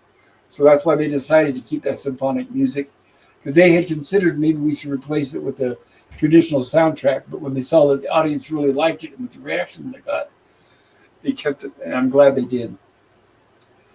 And Herc 130 says, right, CA. And Gorilla says, hi, C4. And, oh, that's right. He's using my, okay. Herc 130 says, hello to both Jill and the Gorilla in the room. Hey there, Herc. No, what happens Hello, here, Herc 130.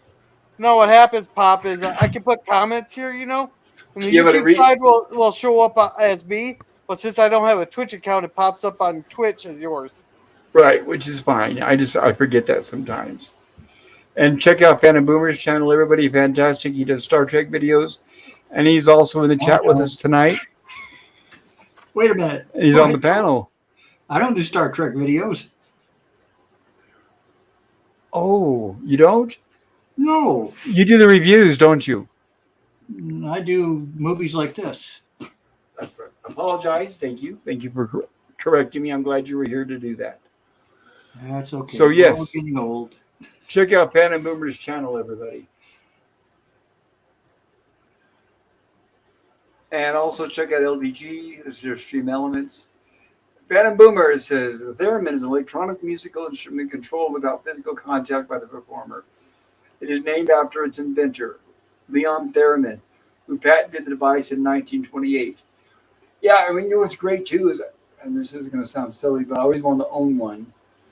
And you can actually buy smaller scaled down ones on Amazon. So if you look up Theremin on Amazon, you can actually buy them.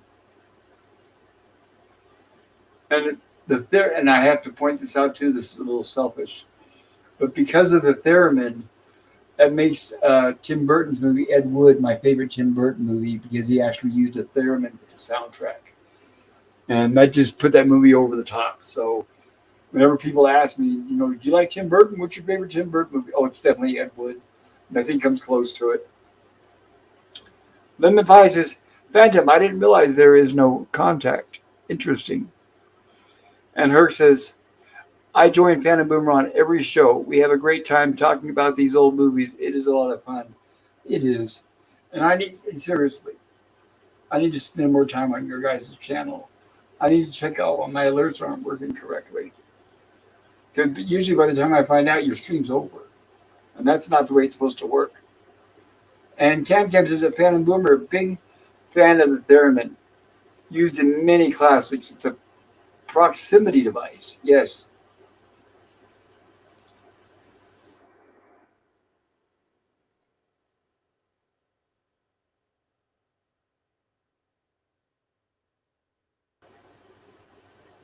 Oh, we got a pop. Just a second, guys. I got it. Thank you. Hey, Captain. Good evening. Good Well, morning. hello. Hello there. Hello, Captain. Welcome. Good to see you. Good to be seen. Yeah, that guy with the glass head, I'm not sure I'm convinced that he's a human. Are you sure? I'm pretty sure he's a human. 50-50. Run the machine on him. Yeah, he talks. He's got to be a human. There, you got me Right? there. I mean, didn't Aristotle bring it down to being human as a featherless biped? And that's pretty much what he is? Yeah, you could say that. The leg saved him because it's my watch toy.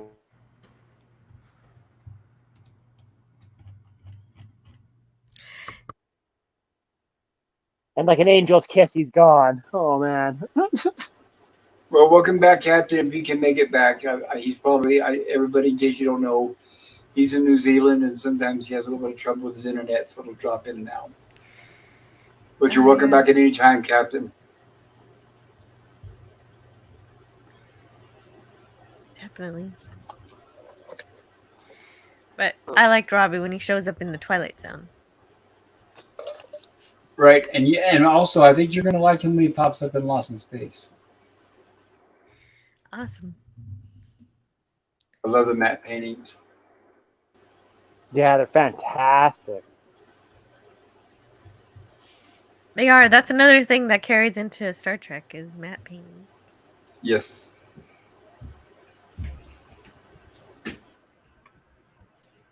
I know this is a lot of exposition. See, this right here, this whole scene, what we're looking at, this is something the younger audiences probably wouldn't have the patience for, because they're waiting for some explosions or aliens or something like that. But we're getting most of the exposition to explain what's going on in the movie.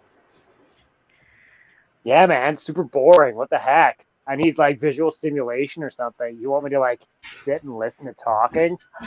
Well, that's what visual stimulation. That's Anne Francis, right? Well, yeah. Well, I mean, that's some sort. Yeah, that's stimulation of the kind, definitely. Right. This story is basically based on The Tempest, isn't it? Yep. Yes. With the stranded father and daughter and everything.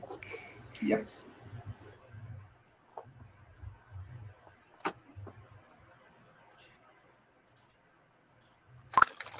Meanwhile, back at the ship.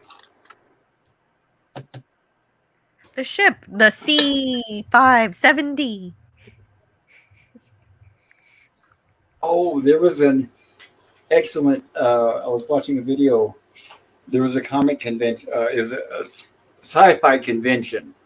It wasn't just Star Trek, because it had George Takei, and it had other people from other famous sci-fi properties, and it also had the pilot from this movie here on there.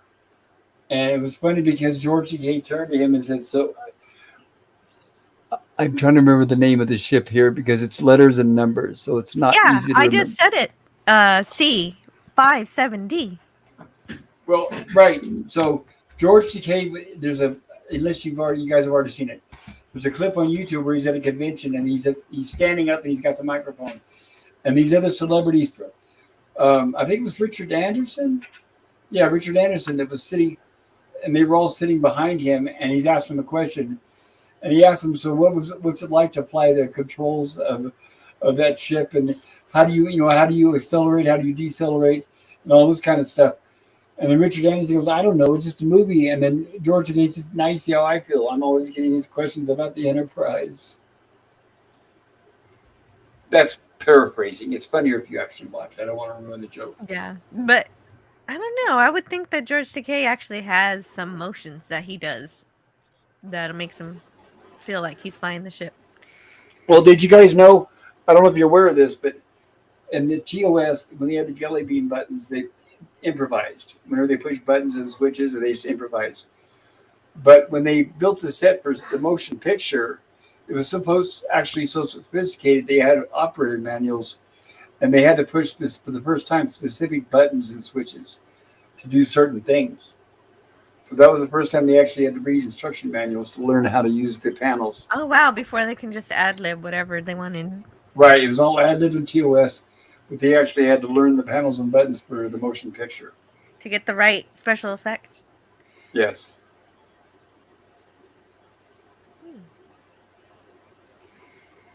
This ship was used in Twilight Zone too. That is fantastic. Okay. Yeah. The interior.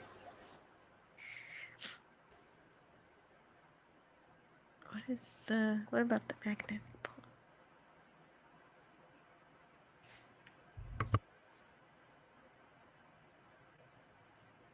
Here we are then establishing that Robbie is basically much, much stronger than we are. That's solid lead he's carrying.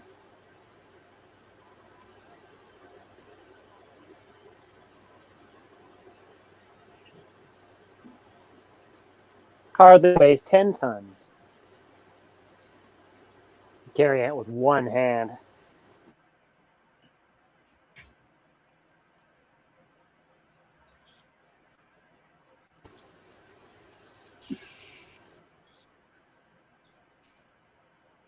Always somebody trying to pick up on her, of course.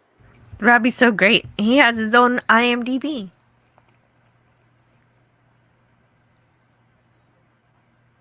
I mean, it literally said starring Robbie the Robot. I was like, huh, this must be a big deal, I guess.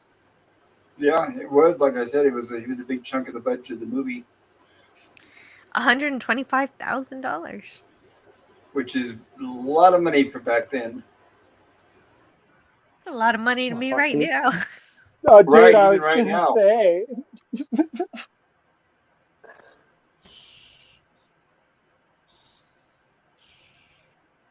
Right, like I could only hope to win that much in the lottery. Give me $125,000. I'll be happy. Right? And my favorite part about Robbie is that he follows the laws of robotics. Yes. And I think this was before Asimov wrote the Laws of Robotics, right? No. What? He No, wrote them. No. This is after? No. Yeah. Okay. Yeah, that's how they knew to do it. Yeah, no, Yeah, he wrote his back right after World War II. Okay, gotcha. Yeah, that's what I couldn't remember exactly how far that went back.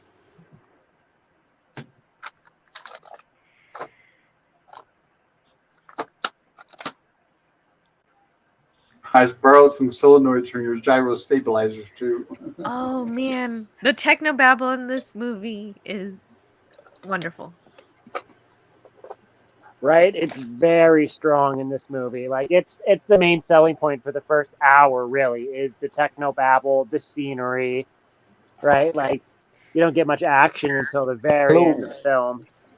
Welcome Welcome back, back. Captain. So I had to take that call. That was the legal department about time travel. I'll explain later. Oh, So- the time police. Yeah, Yeah, something like that. The time police were on the phone. All right, tell them I'll explain yesterday. I'll explain everything yesterday, exactly. All right. It won't do any good to have some full fallout before we transmit tomorrow. Good work, Gwen. Thank you, sir. And of course, we get our comic relief, which is Earl Holloman as the cook. Yeah, and the reason why I love the technobabble is because so much of it was actually real. Because solenoids were provided magnetic focusing of electrons in vacuums.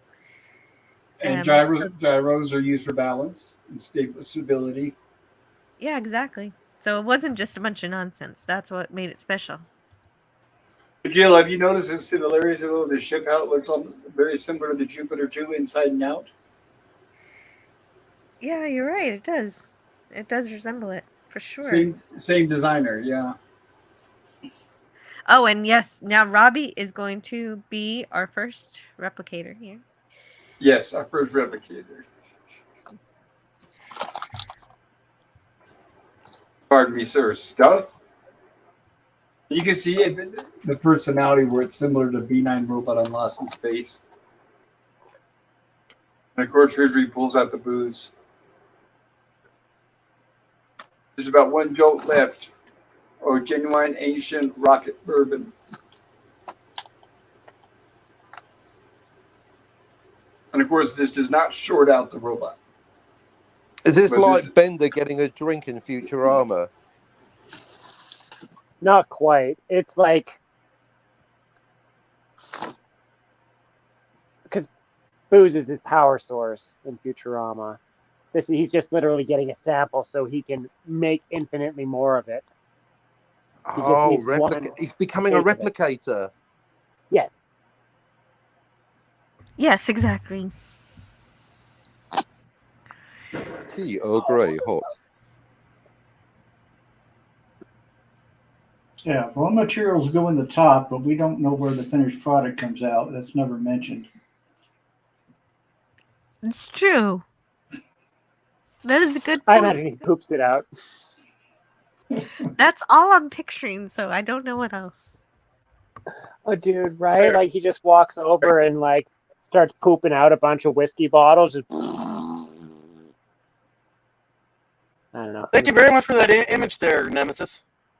It's what I'm here for, buddy. Well, yeah, I think it's the reasoning for this is that later on they explain how the Krell have the idea that creation can be triggered by thought. Well, another thing too is that, of course, it's fantasy, I guess you could say, or fiction. Yes. Is that if he's going to replicate objects, where does the matter come from? Where does he's going to need something? You can't have something from nothing.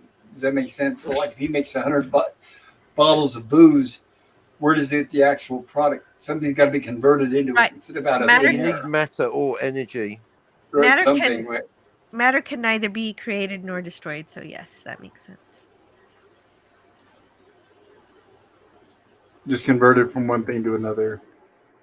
But 60 gallons of beef is sufficient. I would say, oh yes. Gallons? Where's the party at?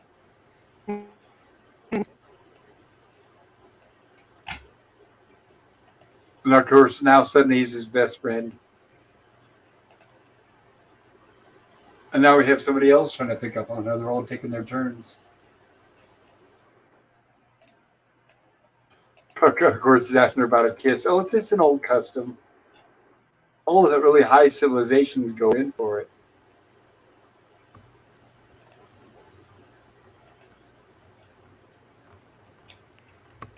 I'm sure this would not survive today's Me Too movement. No way.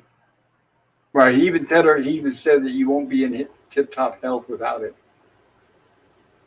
So it's like if you don't do it, it's dangerous. You might die. Well, it's because all of these men have been away from women for like over a year. Yes. Well, it's just funny, right? They're all trying to get her alone. And when they do, they all start talking bad stuff about the other guys, trying to lift themselves up. And there it is. And he scores. And that's one of the things that Gene Roddenberry improved on. She knocks him down again. I'm sorry. That's okay. Is that all there is? What were you going to say, Jill? Oh, I was going to say that Gene Roddenberry fixed this by not only having women serve aboard the crew, but also making sure at least a third of them are female. So Yes. 2/3 really would be best. that would be best. And it's interesting because her response from being kissed is very similar to Andrea from What Little Girls Are Made Of. She's like, I don't understand. I mean, what is that? Right, because if you don't have the feelings of love behind the kiss, it's just like, okay, fine. It's like, what? Okay, what was that? Look at it. He's not very happy. Must be different for you than me. Yep. Yeah, women are different, definitely. Let's try it again and again and again until you finally like it.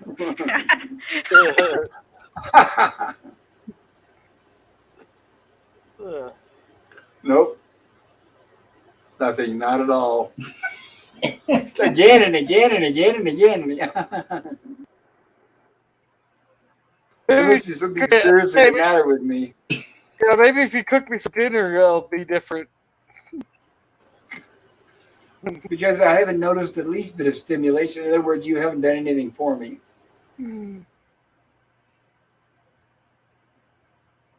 Of course, he's not giving up. Honey, let's do this thing right now. Here. God, now he really goes in. At least it's not open mouthed. I mean, thank goodness for this being 1956. No probing tongue. No probing tongue.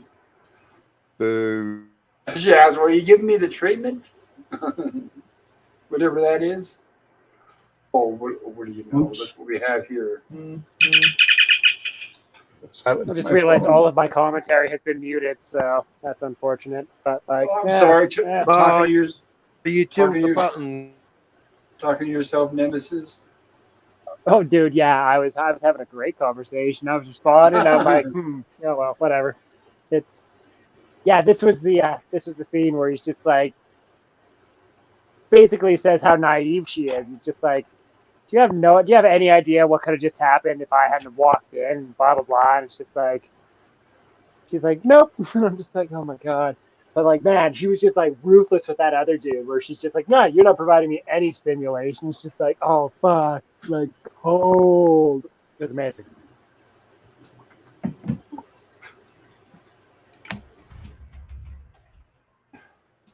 I know there are a lot of pressing duties waiting for me back at the ship, of course. Caught by the boss.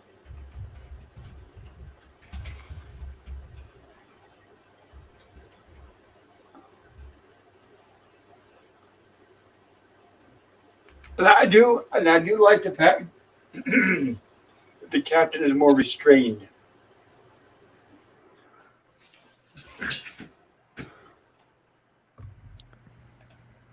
Well, what I don't like is that he's yelling at her, basically blaming her for his crew being dogs. Yes. Basically saying, well, it's your fault. Look at the way you're dressed. The posing, the makeup. I mean, come on. It's all your fault. Don't you have like a gunny sack somewhere around the house? You floozy. Jeez. Yeah, Yeah, how it's dare a harsh you double do that? standard. Right. So for Pete's sake, go home and put on something. Ah. And she designed her clothes herself.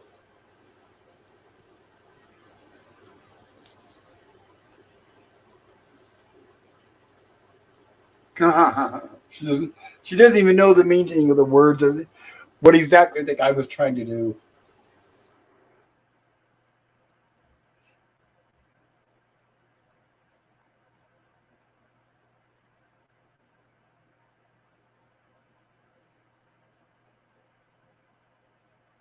"18 competitively selected, super perfect physical specimens with an average age of 24.6, who have been locked up in hyperspace for over a year, 378 days. Who have been, which is not her fault.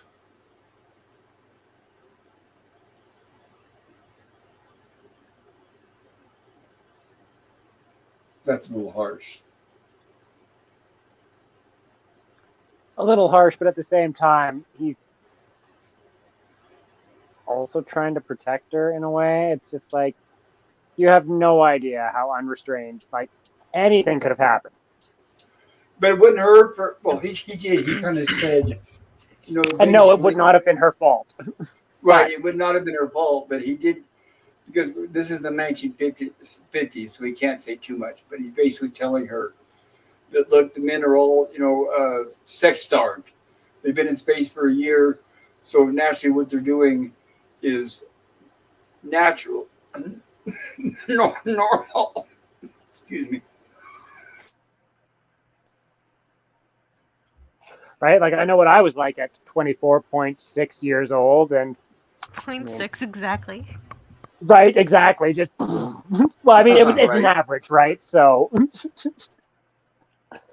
but it's brutal. Well, more guards on the guards. Hey there, PvP. Hi guys. Should we catch up on Oh, chat? hello there. Welcome, Hey-o. PvP. Good to see you. Hi. Yeah, let's do that. Yeah. Nice to be here. I like the design of the trees. Very unique. Yeah, all right. So Cam says I got to get some shepherd's pie out of the oven. Be back. If not, cheers. Oh, that Cheers. sounds Yum. delicious. Mm. Enjoy love Cam shepherd's Cam. I had I got- steak tonight. I had Oh. crab dinner. How's that? Anyways. Yeah, I haven't eaten today, so all that sounds good. And the shepherd's pie, I've heard of it. I've seen the recipe, but I've never actually had it. And that looks delicious. It's very good, and it's easier than regular pie because you don't need the pie crust, just mashed potatoes. Yeah. And Cam was Yummy. apparently laughing about. Or wait, Herc says somebody call the cops. Cam is cooking shepherds. And Cam's laughing about that. And Fan says, "Oh my God, Alan, Sam." Euler says, "Cheers, cheers, Euler." Phantom says, "Greg." Euler says, "Great early science fiction movie. Hail, Phantom. I would be suspicious of everyone, including her."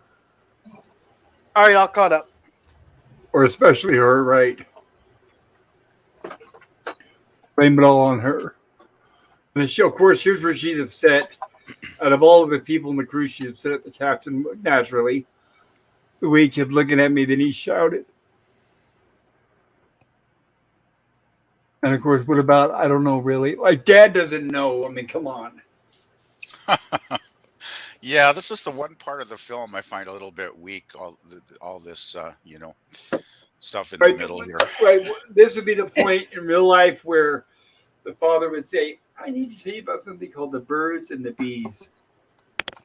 He probably should have done that a few years earlier, to be honest. Right, or have any at least, need. right, or at least he knew they were coming. At least before they arrived. Well, yeah, true. Yeah, definitely. And He had her learn about every other thing she knows about science and every other subject but this. Right, but you think that also once they landed, he would have taken all the men off to the side and say, look, I know you guys have all been in space for a long time, but I don't want you guys trying anything with my daughter, the old farmer's daughter routine. Oh yeah, like that's gonna stop anyone. That's, if anything, that's gonna encourage people. Fuck. Hey. Not if you have the old shotgun in the hand. Yep, there you go. Or I don't know what they use for weapons in this.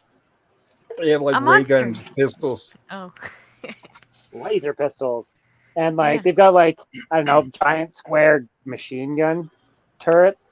Oh, yeah. That is really There you go. cool. Yeah, Go those give are that cool. old speech on top of one of the machine gun turrets. Now stop I'm not intimidated. it. Apparently you've never had a shotgun pointed at you. I think you're breaking up, Gorilla. And of course, he brushes it off and tells her just to go to bed.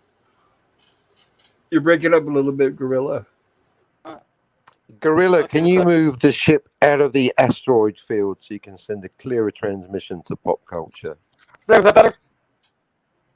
No. Nope. Yeah, that you're better? really. Out of the asteroid field, not further. You're going to attack them? Is that better? Something else. Yeah. Yes, Yeah, that's better, yeah. Gorilla. Yeah, that's better. That's Okay. Over your head. Yeah. Now, Nemesis, apparently you never had a shotgun pointed at you. Oh, I have.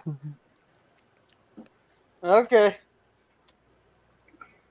Well, I'm glad they didn't pull the trigger or triggers, depending on what kind of shotgun. Never had a shotgun wedding? Never been to a shotgun wedding? I don't think you're going to find that this day and age unless you live in all the wrong places. All the wrong places. You got to get in the rural areas. Yeah, because- I spent a few years living in the rural areas, and I'm not going to do it again. Yeah, that's where the. It's sad to say the girls are expected to be married by the time they're 12 years old, and so no, I couldn't live like that. Yeah.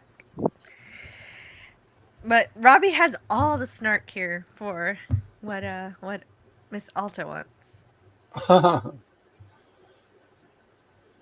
And of course, the first thing she does is she wants to still impress the guys. She wants a new dress. I think she feels it because she feels bad because what the captain said about her clothes, so she wants something new, hopefully to appease him.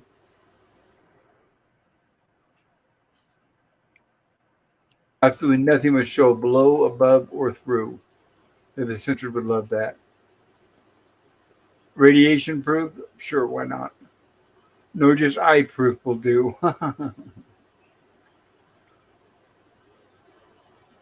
It's funny because she says it must be the loveliest, softest thing you've ever made for me. And that's almost like requiring him to have an imagination without giving him a point of reference. But that's just my opinion. No, that well, softest he could measure. He point. can measure softness, but loveliest, yes, he would definitely need to understand subjectivity there. Yes. What is lovely? Yeah, he'd And have to have it programmed into him to understand it. Yeah. Right? Because isn't beauty in the eye of the beholder? Like, what's lovely to her isn't lovely to me. That's yeah, good point. Good point. of course, it must fit in all the right places with lots and lots of star sapphires. Yeah, I just can't get enough attention. Make sure you add star sapphires.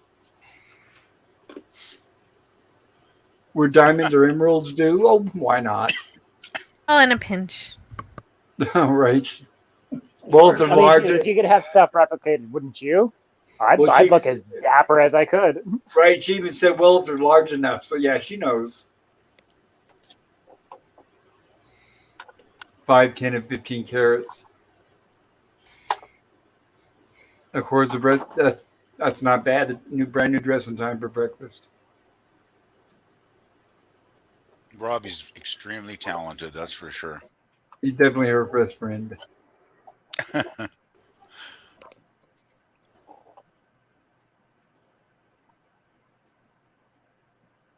Meanwhile, later He's that Nick's night, best by the friend, soap. too. Yes.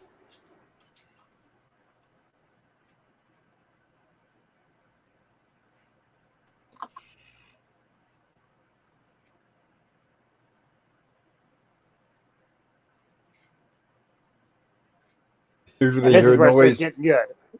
Yeah, they hear Sorry, Papa, noise in the keep distance. interrupting. No, you don't. No, you don't. You're fine. Yes, I still remember this as a kid. This entire sequence just really stands out. Oh yeah.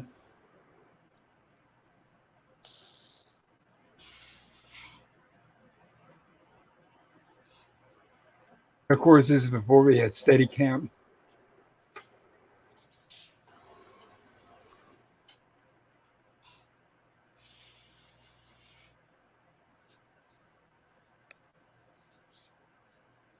And you can see the wire. If you look right at his hairline above his forehead, you can see the wire that's opening the lid.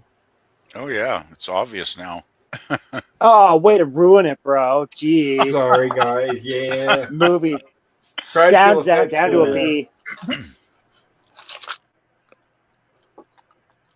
I don't Oh, think no, I'd want to be the guy sleeping next to the door, to be honest. and he goes back to sleep like nothing's wrong.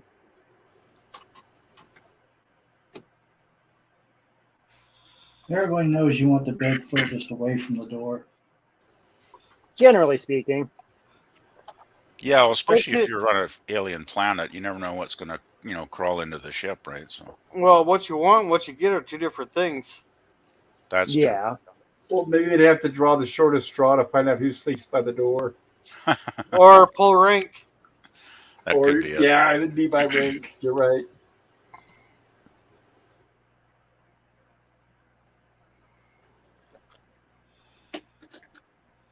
So here they find out that whatever invisible entered their ship sabotaged some of their equipment, which means that apparently whatever it is intelligent.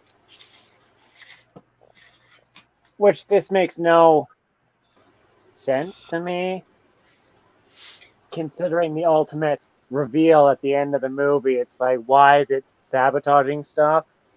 They do explain that at the end. They explain why it's sentient, why it's smart, and why it's sabotaging. It has a primitive instinct to destroy. To destroy. Yes. That's right. Okay. And they explain later Well, why. if that's the They do case, wouldn't explain. it just like slaughter the people? Yes, but then the movie would be over. But Turn into a different kind of movie. right. But without giving spoilers, right? What it's obviously doing, which they're already giving us signs of, is it's already starting to sabotage their ship because it's like it doesn't want them to leave. I mean, we'll reveal later why. And one of the guys explains that he heard breathing.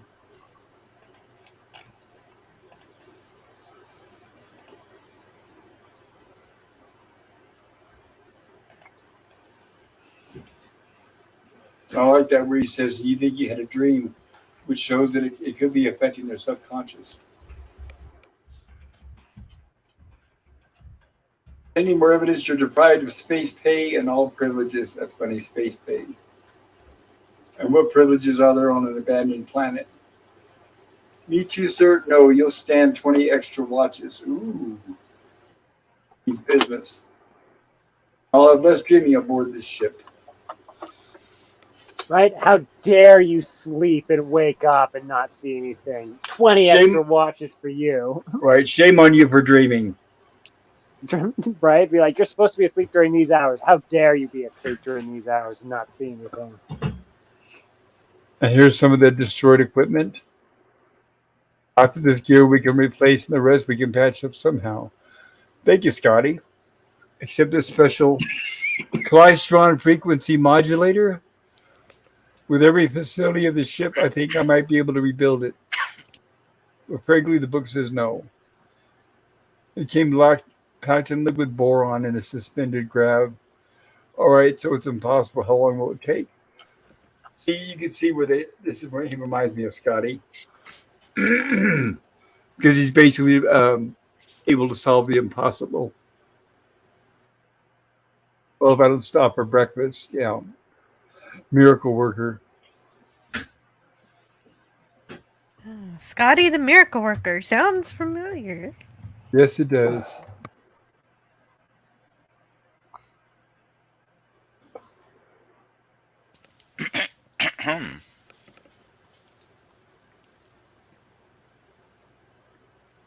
Set up a class A, but alert by sundown.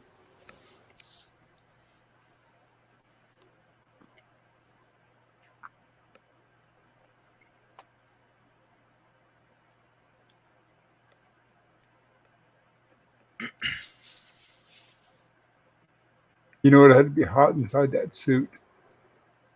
Oh, it must be awful inside that suit. Yeah. Yeah. Well, yeah. I mean, all the lights in the studio would have been intensely hot, I would imagine. So, yeah. Yeah. Oh yeah, and Robbie took care of that monkey. No eating bananas for you, or fruit, or whatever it was stealing. Yeah, it was a nice little moment of comedy in the film. Yes, your bowl of fruit is safe when Robbie is around.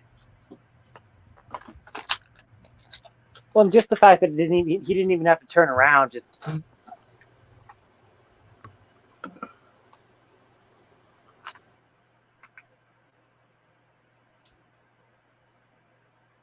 You know, it's interesting when you think about it, all the current technology we have, cell phones, internet, computers, the way medical advancements in medicine and medical equipment. Back in the 1950s, we have so much right now that would have been complete science fiction of what they would have thought then. I mean, we're leaps and bounds beyond what they would have imagined that we would have had at this point. So I wonder, I know it won't be in my lifetime, but I wonder how long will it be before we do invent a replicator of some sort, if it's possible. I mean, we have 3D printing. I guess that's the closest we have to it right now, right? Yeah, right now that's Yeah. it. Well, and actually, they did create a very, very small micro warp bubble to it. DARPA did that. So probably in 200 years, we might actually have warp. Hopefully I think sooner. we have it now. They're just not telling the public about it. Faster than light travel I in agree real with- life? Really? Right, I agree. Bloody I agree with war. Nemesis. We've actually had it since the 50s and 60s. We reverse engineered alien craft that have crashed, but Hang they're on, not going to tell us warp that. 1, can we just clarify? Warp 1 is light speed. So you're saying the technology exists, that Einstein was wrong. Well, no, warp technology does not break the laws of Einstein. Because you don't travel faster than light. Wait, how do you exactly fold space then? It's fiction. It's not possible. No way. I've got a bazillion. No way. It's no. You can't. What you get? Folding space. How's that work? Nick, I you tell me am time not travel's a- real. There are real scientific papers and theories that postulate how to do it. I wish I could explain it, But I please anyone that has them, send them to me. I'll dismiss them all in our new but the increasingly real small problem is actual physics live stream. but No the real way, problem is can't do even it. if we do have warp travel, we don't have enough antimatter to power it. There you go. Right, it's our current fuel situation, right? We've got to get past liquid and solid fuel. Yeah, back to crushed dinosaurs, folks. Keep digging, drill, baby, drill. Thanks for the idea, Captain. I'm gonna figure out how warp drive works and I think Brilliant. that- Let's Tony do will it. Then talk we'll have about it. antimatter gel. I think you're right. I think currently the best technology we have is nuclear, because they have talked about using nuclear power for space flight, Oh yeah, but then the ship has to be really huge. and yeah, and it's going to need a big shield. Yes. And we have laws that say you can't use nuclear power in space, so we can't even do that.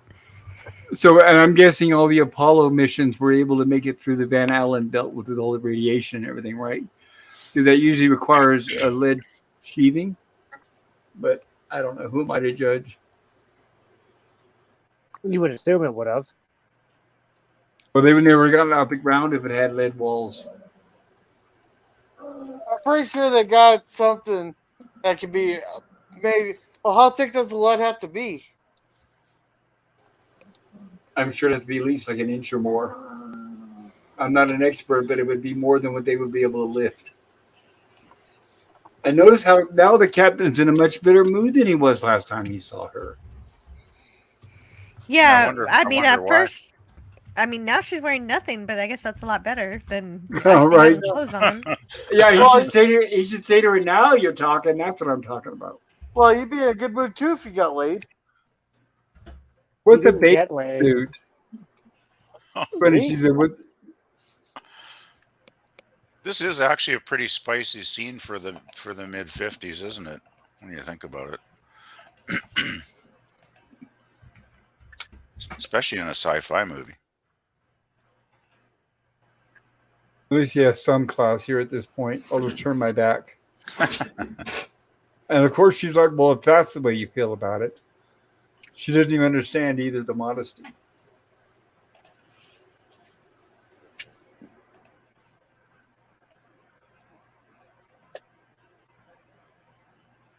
She still thinks that he hates her.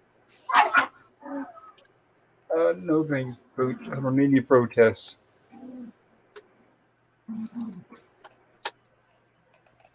And of course, I didn't expect to see you today after the way you spoke to me yesterday.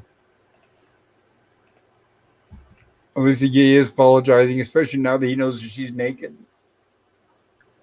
Well, she wasn't exactly naked. Yeah, not in reality. Production-wise, she had something on, but Oh, yeah, well, story-wise, she was.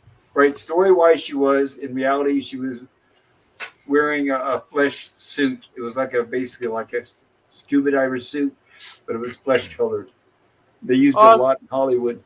I thought she had some kind of gown in the water because I thought I saw when she was getting out of the water, she had some gown on. That's what I'm talking about. You know, with high definition, you can spot it. Back then, according to the plot, she's supposed to be naked. I feel cheated. Yeah, sorry, childhood dreams crushed. Dude, Rad childhood ruined. Even though I didn't see it in my childhood. I literally just saw it today for the first time. And here's the new dress Robbie made her. Which Nothing does shows look lovely. This is funny. Nothing shows through, does it? And he should say, unfortunately not.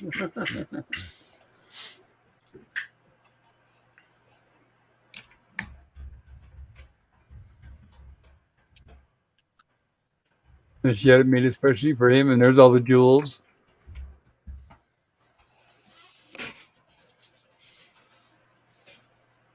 And there you are with the flattery, of course, now that he's got her alone.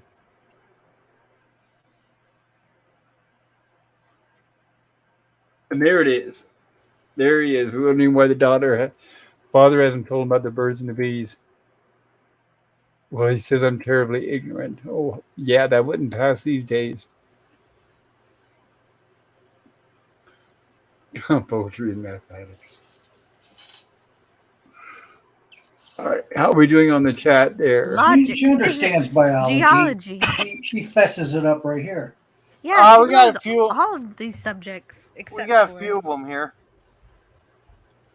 Yeah, Scurvy yeah. says, yeah. Scurvy says, hey there, Euler Greg. Cam says, I'll program it into you twice. Oh, sorry, I'm back. C4 says, hi.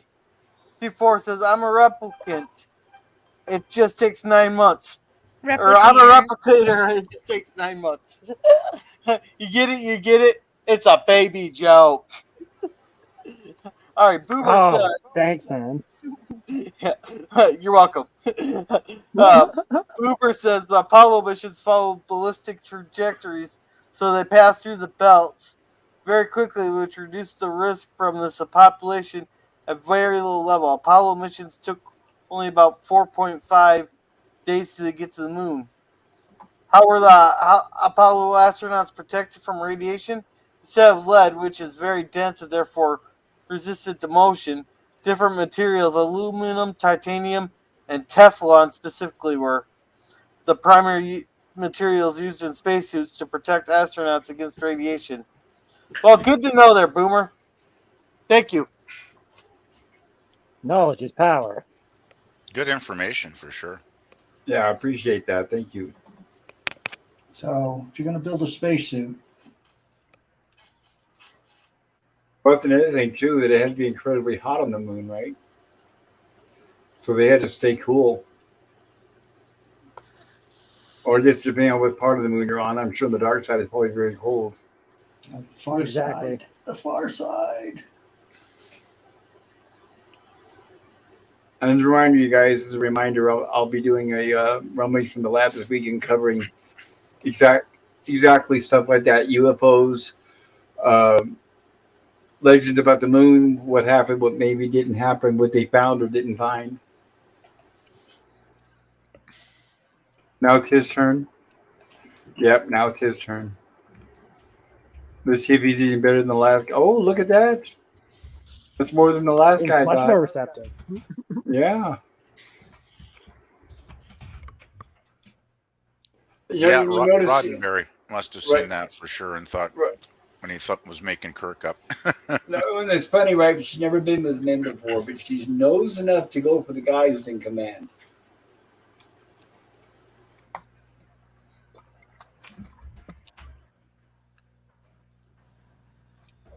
And the tiger.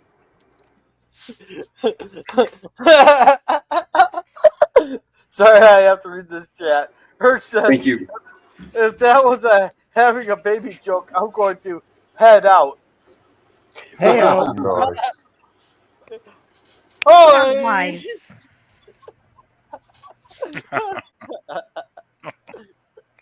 And of course, she's upset because that was her pet, and he doesn't know that. He didn't know that. So he destroyed it. And she says he It didn't was- recognize me. It was kind of leaping towards attacking them at that point. It was no longer a tame beast. Right? Something happened. She even says it didn't recognize her.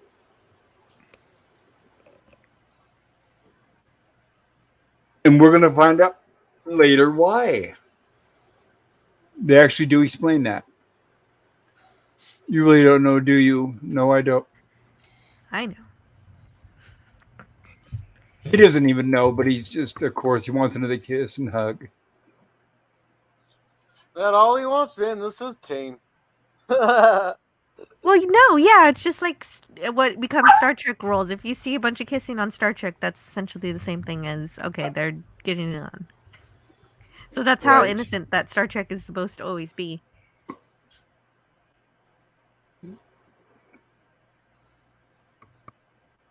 And of course, he wants Dr. Morbius, who is mysteriously locked behind this big door.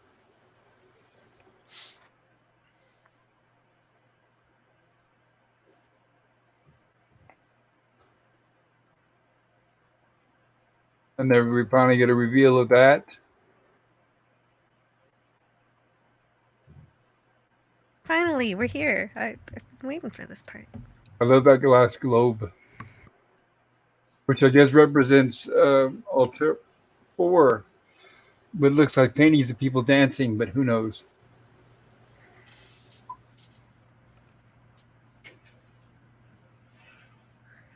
Yeah, we learned. Mhm. Go ahead, Jill.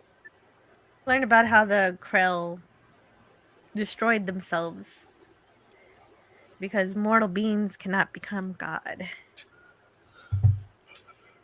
Says them. Well, they haven't met me yet.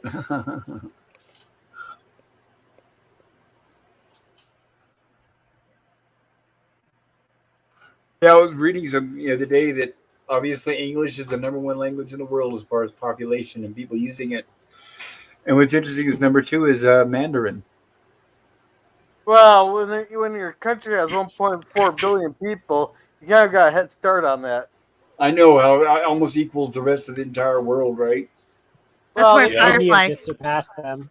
well, China has 1/6 or 1/8 of the world's population. Or no, it's 1/6 because the world's population just surpassed.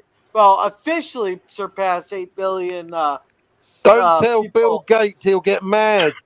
I know, right? You got to double down on those vaccines.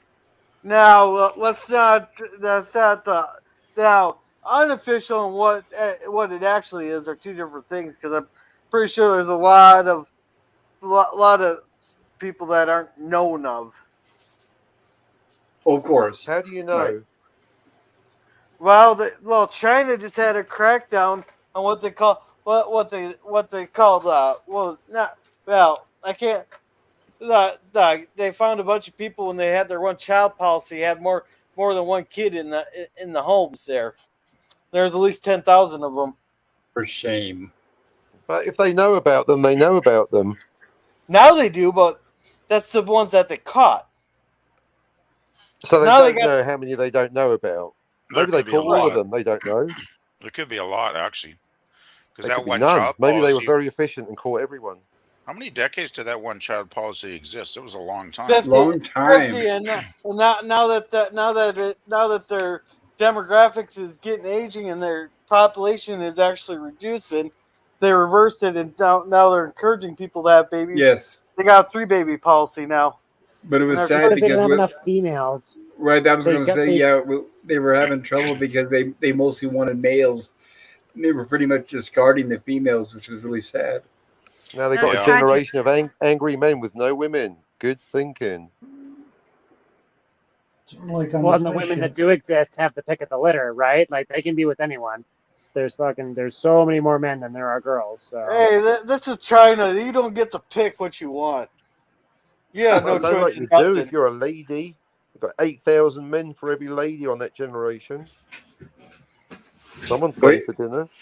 Here's Rizzy Yeah. explaining to them about the krill, the civilization that was there before them.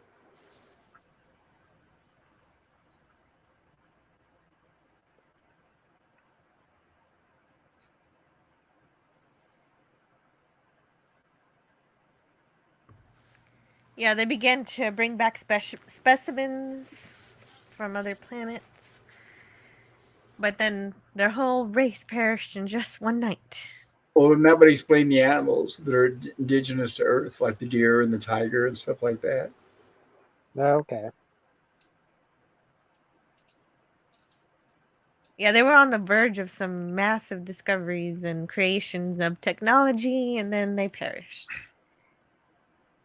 Wah, But they wah. left behind all this amazing, interesting, wonderful technology.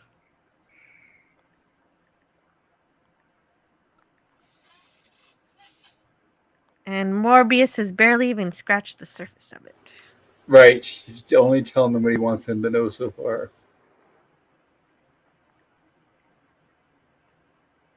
Nothing remains above ground. Well, we'll see about that.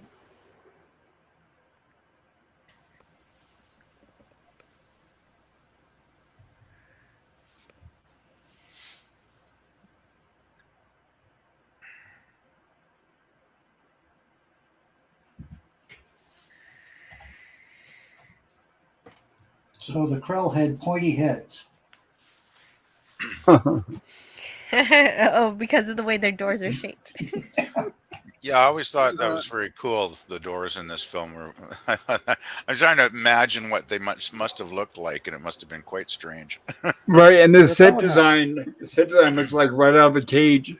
from Star Trek. Hmm. John Carter. Hey, Sean, good to see you. Glad you could be here. Hey, Sean. Hello, Sean Carter. Hi, Sean. Hey, oh.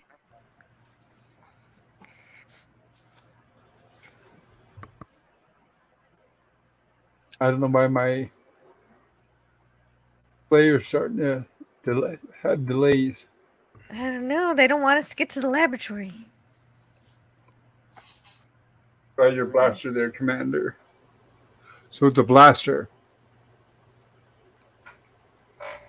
Oh yeah, the Krell metal is resistant to the blaster. That's right. It absorbs it, which is supposed to be Not important even later warm. on. Now, don't they go? Am I wrong? But aren't they called blasters in Star Wars? And like Han Solos? Yeah. Yeah. I know how they made the sound for those blasters, too. But yeah, with steel cable. Yeah, But the I wrench. think they call them blaster. Yeah, that was Ben Burke out with a tape recorder, wasn't it? Pew, pew, Yep. pew.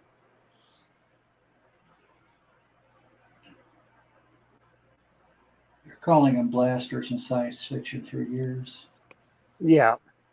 It's pretty Please. generic. Yeah, at least they didn't use ray gun. That kind of got old really fast. What a disappointment that movie Sky Captain turned out to be. I remember me and a friend of mine were so excited because it looked like it was going to be so good, and then it was such a disappointment. But this is a great set. I totally agree. Yeah, this movie's incredible for the time it was made in. It still looks futuristic.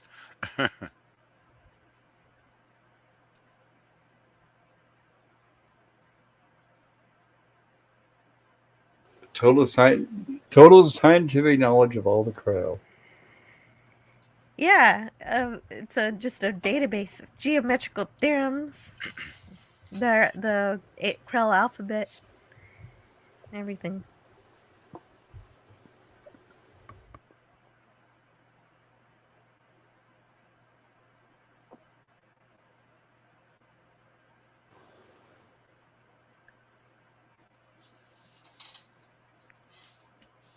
So here's Reese Frame when the first thing they did was the robot.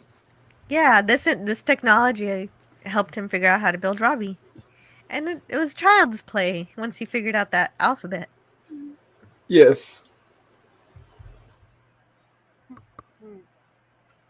Hmm.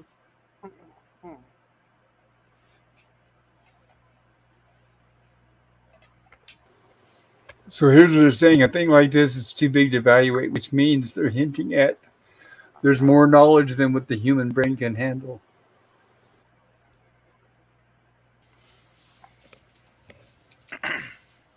And what is this over here? Classic educator. The educator machine.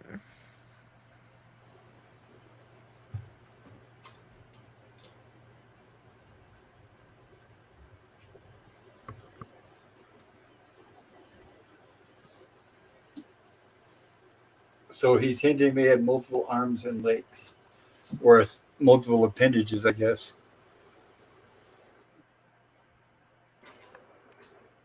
And very large heads. Man, I know some people who can fit into that thing, though. Yeah, I know, right? Just go to Walmart, and I'm sure it'll probably fit half the population there. Oh, jeez.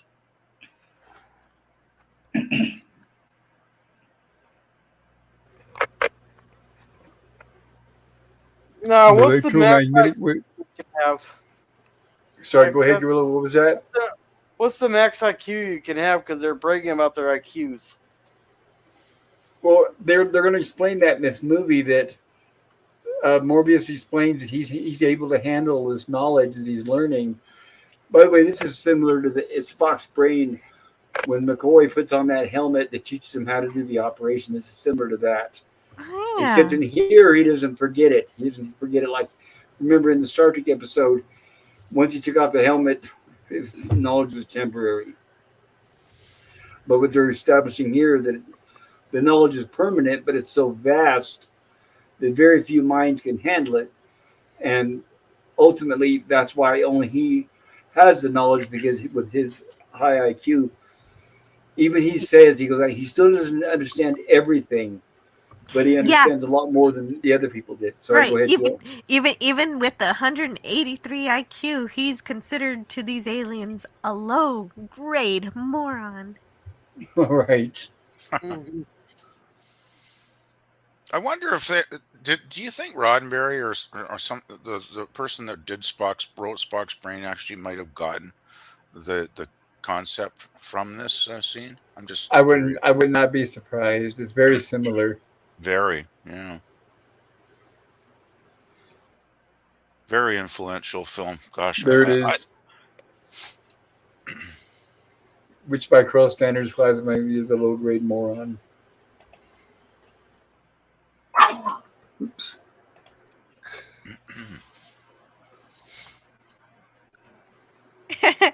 And Shark Carter says, "Lol, half of Walmart." Here, let's catch up on chat. C4 says, sorry, it was. Twice. Kirk says, ha, C4. Scurvy here is waving at PvP. I Sean Lemon. Sean says, hello all. Then he says, Cam, Phantom, Scurvy, Herc. Sean says, oh, great, hey, yeah. Herc says, hello, SC. Sean says, hello, panel. Cam says, greetings, mate, to Sean Carter. Sean Carter's laughing. Says, LOL, half a Walmart, LOL. That rig reminds me of a Clockwork Orange, alright? No rest of the wicked, I gotta do stuff. Have fun, everybody, thanks. We'll see you, Cam. Good night, Bye, Cam Cam Cam. Cam. Night, Cam. Yeah, take care, Cam. Keep in touch.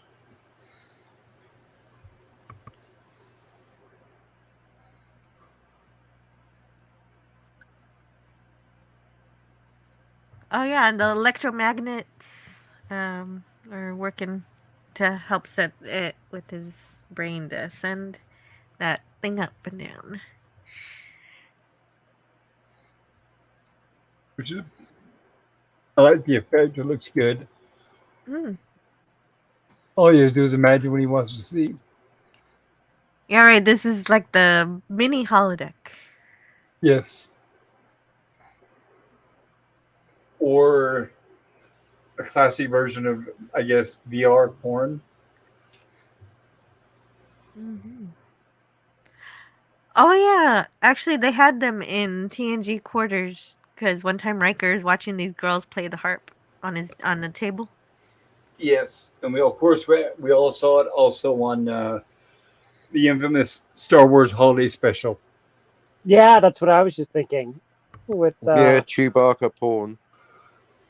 Yes, with the fucking old Or grandpa grandpa, right? The grandpa with no teeth. dreaming about that. I don't know, the black lady or something else. Yeah, And then they remember. also had Lumpy had the table with the acrobats that were like holograms too, but you didn't think about it. It just kind of like showed up. Chewbacca's kid there. Yeah, I'm surprised he's not saying, "Help me, Obi-Wan Kenobi, you're my only hope." Oh, Lucas probably did, directly rip this scene off for Star Wars. I'm sure. Have any of you guys seen on Twitter? I get. Let's see.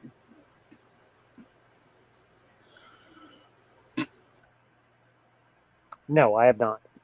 Well, no, I was going to say if I look it up, I don't want to take the time. But they have a building with this huge 3D display that's advertising the Barbie movie. And it looks like she's stepping out of the movie into the street. So they've come a long way with 3D advertising technology.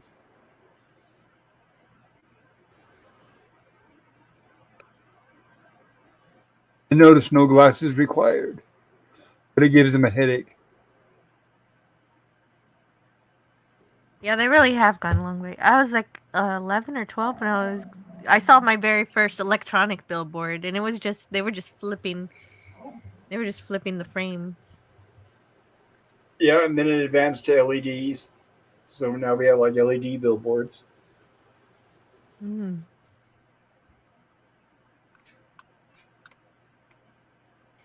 And Uh-oh. here's where they're going to try the device on dock. Why did they decide to do this after they say how dangerous it is and it could kill him? Right? Didn't he ask him? Didn't he say I'd like to try it? Mm-hmm. I Because guess so. Yes, that's he him asked saying it. for it. Right? I think that's him saying I have an IQ of 161. Is that enough? But he does admit he doesn't register a third of what Morbius does. Mm-hmm. So the thing also gauges your IQ.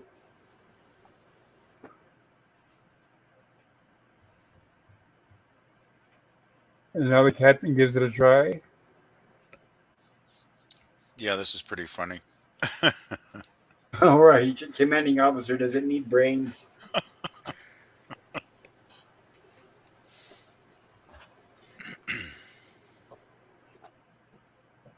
Well, yeah, Spock would register higher than Kirk too, but Kirk is still really intelligent. All of the men on this ship are really intelligent, just not at all intelligent compared to the Krill. Yes. Well, the thing is, too, Morbius has been, working with this machine for 20 years or whatever. So he's probably developed a skill, adapted to it somehow. Well, you did. I think you kind of tapered on. Mm. And it's funny now he says, our Releperon skipper tried it and it was instantly fatal to him. And they should be saying, well, now you tell us. Mm. Oh, I thought he led with that. He didn't lead with that. No, he tells them after they both tried it, right? That's my subtle way of almost killing them. Potentially be like, oh, what a terrible accident. And then now he Yeah. even says, the first time he tried it, his brain pattern was scarcely any larger than yours. So, right, he had to adapt to it. We figure he had many years. And it even says it knocked him out for a day and a night.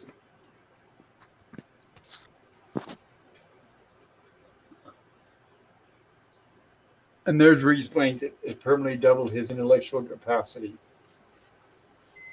Which is interesting because it's not proven that is impossible because they say we only use a fraction of our brain. So maybe it is physically possible for something to trigger it and that overnight just suddenly double the capacity of what our brain's doing. That would be interesting. Maybe what it is that you use more of your when they say that you only use 10% of your brain, you really use your entire brain, but only that's 10%. Yeah, try telling that to any woman that's given birth to a child. Oh yeah, that pain you're feeling completely unnecessary. What a myth. Yeah, yeah. So you use 10% of it at a time, like different parts of it. Yes. Yeah, it's 100%. Well, for YouTubers, it's 5%, but that's different. Yeah, studies should be done. I reckon.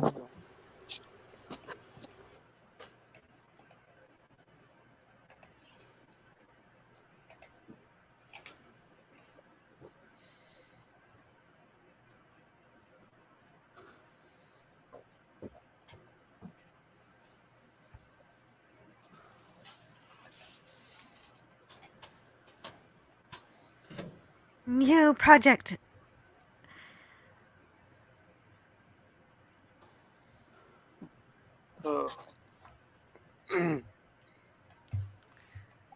Oh right, they wanted a civilization without instrumentalities, so they wanted to just be able to make things with their mind. Which I can see our civilization heading the same way because we're trying to make things simpler and simpler, where labor is less and less intensive. Like Wally.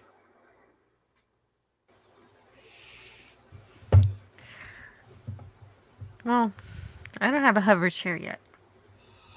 No, we don't. Are you sure about that? I'm pretty sure we got hover chairs.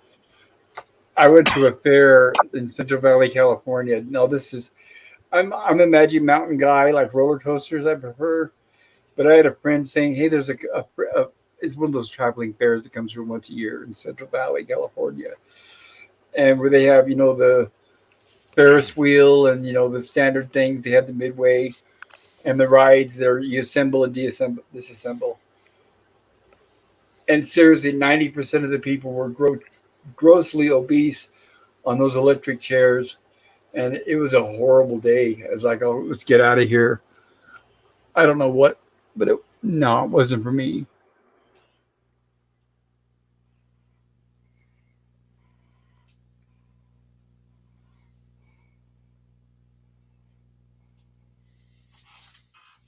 Now we get some electrical talk.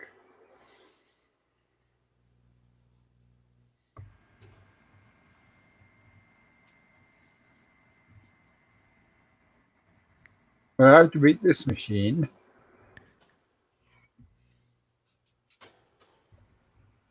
The educator.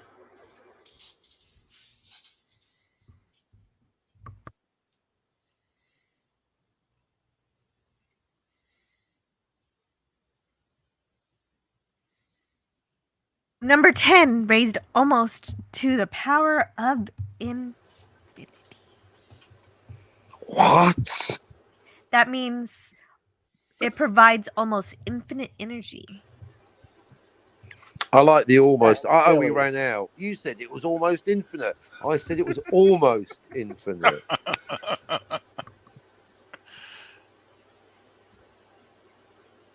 Gentlemen, would you care to see? It's a valid point. That's why that is why I'm called Captain Infinity. There's no room in the English language for mind-bogglingly huge numbers that are still finite. Like the number of grains of sand on the beach multiplied by potential chess moves multiplied by number of women swatted away by PvP. The number's huge, but still finite. I wish. Mathematical. Oh, jeez. There's a non-zero chance.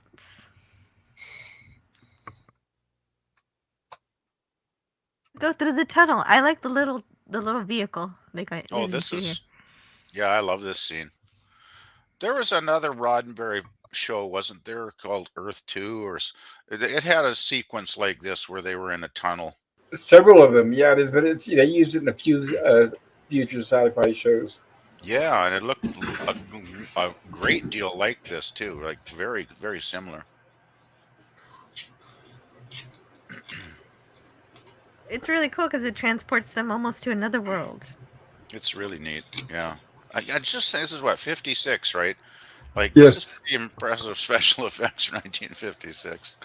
Wow. This scene right here blows my mind. I'm a big fan of megastructures, and like to get a sense of scale, like we'll see the people right there, walking across that causeway, and he's like 20 miles this way, it's 20 miles that way. There's 7,200 floors, and it's just like whoa, and he's right there, and this is just one of many. Right, and in this one shot right here, we get an excellent combination of a matte painting, miniatures, and live action. Yeah, so the people walking on that platform are real, and the majority of that is a matte painting, and then we have the model of the shuttle that they're in. Very cool. And they essentially duplicated this scene in an episode of Babylon 5, and they did it with CGI, and it sucked. Wow. And I'd say it also influenced the interior of the board ship. Yeah, I could see that. Yeah. It's an incredible scene, though. Like the scale is just it is mind blowing, really. Man. Yeah, look down here. Look, see, that's not so much, is it? I actually find it sort of disorients your senses, kind of looking at some of this part of the film. Give you vertigo. Yeah, exactly, Nemesis. Yeah. Yeah, it's beautiful. I love it. It's so cool to me. Like just the sheer sense of scale on that is incredible. Yeah, we definitely need to cover Metropolis one of these nights. Oh, that would be great. Oh, you Yeah. haven't seen that yet? I need to see that. That's on my Oh, list. That's pretty high up on my list. I need to. I Metropolis haven't is seen it either. awesome. Metropolis Yeah, I is think awesome, guys. I'm gonna push it to where we watch it really soon because a lot of people have not seen it, and I haven't seen it in years. And the fact that they have that new version that where they discovered a lot of lost footage, I'd say yeah, I'm gonna move it up on the priority list. Yeah, do Yeah, it up, Pop.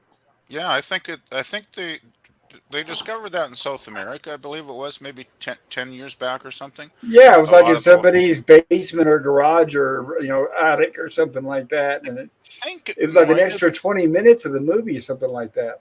Yeah, I can't remember. I think it might have been a TV studio or a film studio where some canisters of film I think stock it may they have been a found. private collector. A lot of those seem to come from private collectors. Could have been. Yeah, Yeah, now if they could just find London after midnight, and then my life would be complete. that one's pretty well lost, though, isn't it? Supposedly, yeah, supposedly. Sad to speak. And this also, by the way, this scene influenced the time tunnel. Oh yeah, right. Gorgeous. Yeah, that makes sense. Yeah. Yeah, it's incredible. Incredible. It's funny when you watch these movies, you can just see all the movies and TV shows they influenced. Yeah. Well, I mean, that's me because I literally until today I haven't seen this movie, but I've seen so many references in all other types of media Yep, to this movie, exactly. and it's really nice to see the thing that everything's paying homage to. And it's like this movie is held up really well. Like I'm Yeah, it still as looks boring as it might fantastic. be, Yep, you're right. incredible. It's Yeah, incredible. Like the visuals. Mhm. Go ahead, Joe. And it really stirs your imagination about what it must have been like with the aliens actually here and the city really working and buzzing.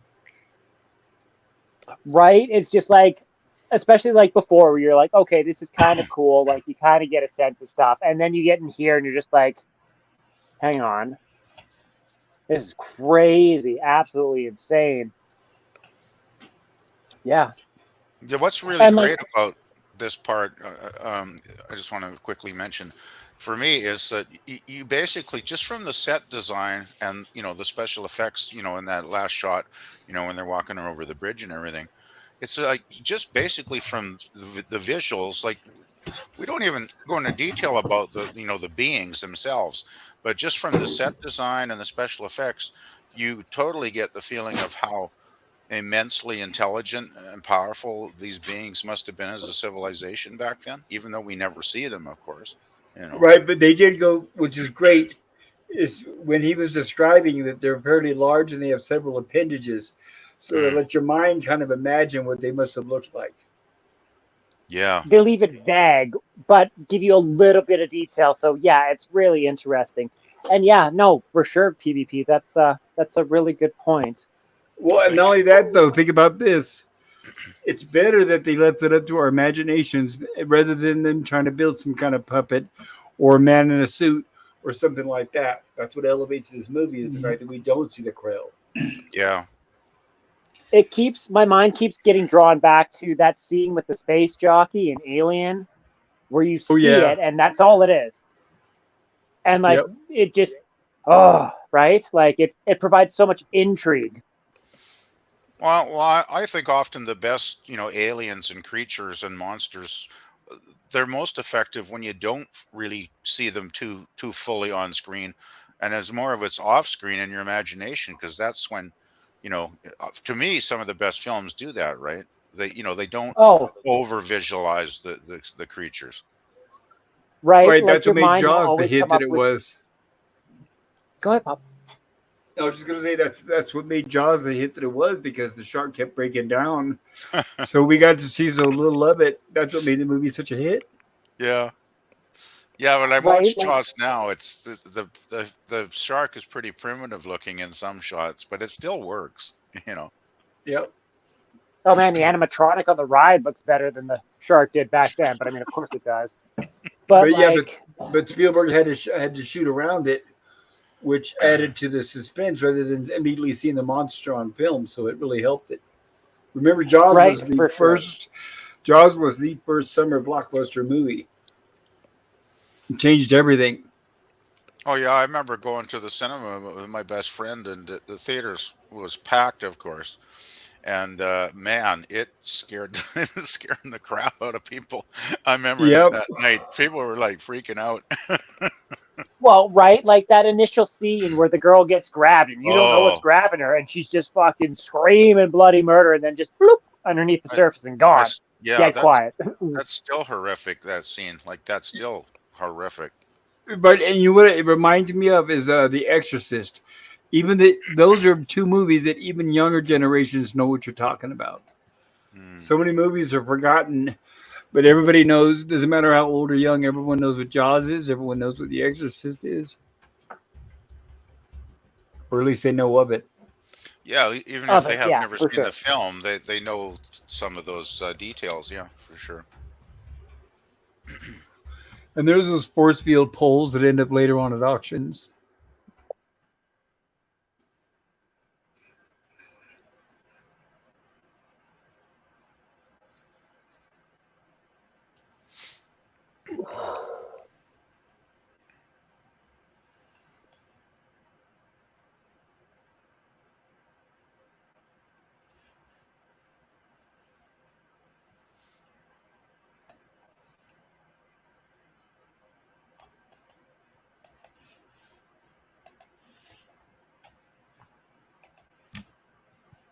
And getting at we'll get to this later on in the movie one, just about, I don't know, 15, 20 minutes in movie time, not in stream time. How your imagination, like the less you see, the better it is, because your mind will always your mind's always going to come up with something way cooler than we're going to ever be able to show on screen. Right. It just is, and it's going Yes. to be unique to you. And even with modern day CGI, it still doesn't compare to the imagination. No, no, and unfortunately, neither do practical effects. Except for the thing that came close. Oh my god, yeah, yes, I so look forward to watching and doing a review on the thing.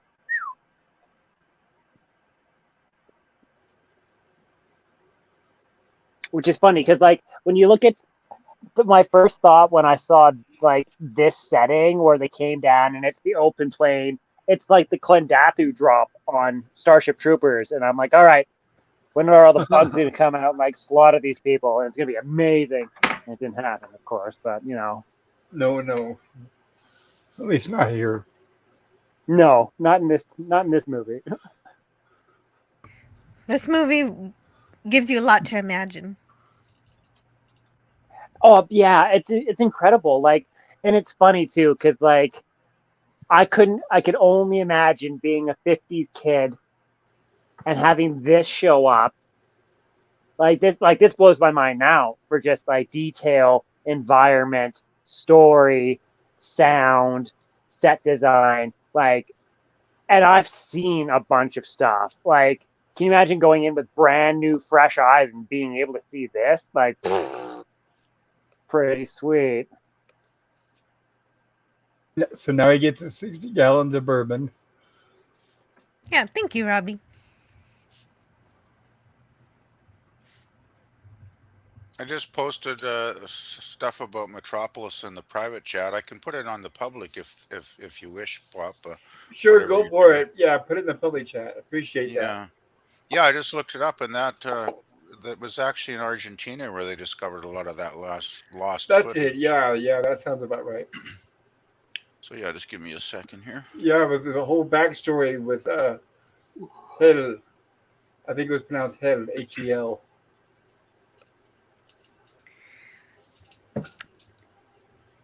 Breeder's mother.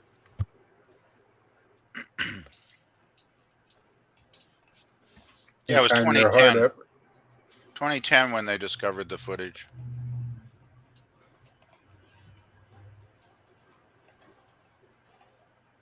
So we have our sentry on guard, and here we have our first breach, or attempted breach, that is. If I was standing next to that, I'd be definitely running the opposite direction. I mean, you're expected to be at your post, but I'd at least take a step back or two. Right, draw your pistol or something. But yeah, this is like what we were talking about. Is I know me when I was a kid, my imagination of what that thing must look like. Yeah, but And you can actually see it though, don't you? you get an outline, and I would say the closest that I've ever seen it in media, like on movies, TVs, or anything. But it reminds me, if you guys remember that big red monster that Bugs Bunny went up against. Hmm. Oh, the hairy dude in the castle? Yes, that's what CGI? this reminds me of. Yeah. Yes, right. That, Hmm. you're right. That's what this always reminded me of. That big red hairy thing in the castle with the long fingers. Yeah, Yeah, see, and it's funny. Go ahead, mhm. Joe. Oh, the id monster is what it's called in this. Id. Yeah, I love the setup here with the footprints. Yeah, this is Great, See, and really it's cool. funny great because, like, building the suspense here is great. And the men don't even notice. no, they don't. And it's funny because, like, I've seen this whole sequence before. There was a show called The Real Adventures of Johnny Quest. Oh And, yes, like, I there was, read like, that. there was a 90s adaptation, which is the one that I was introduced to.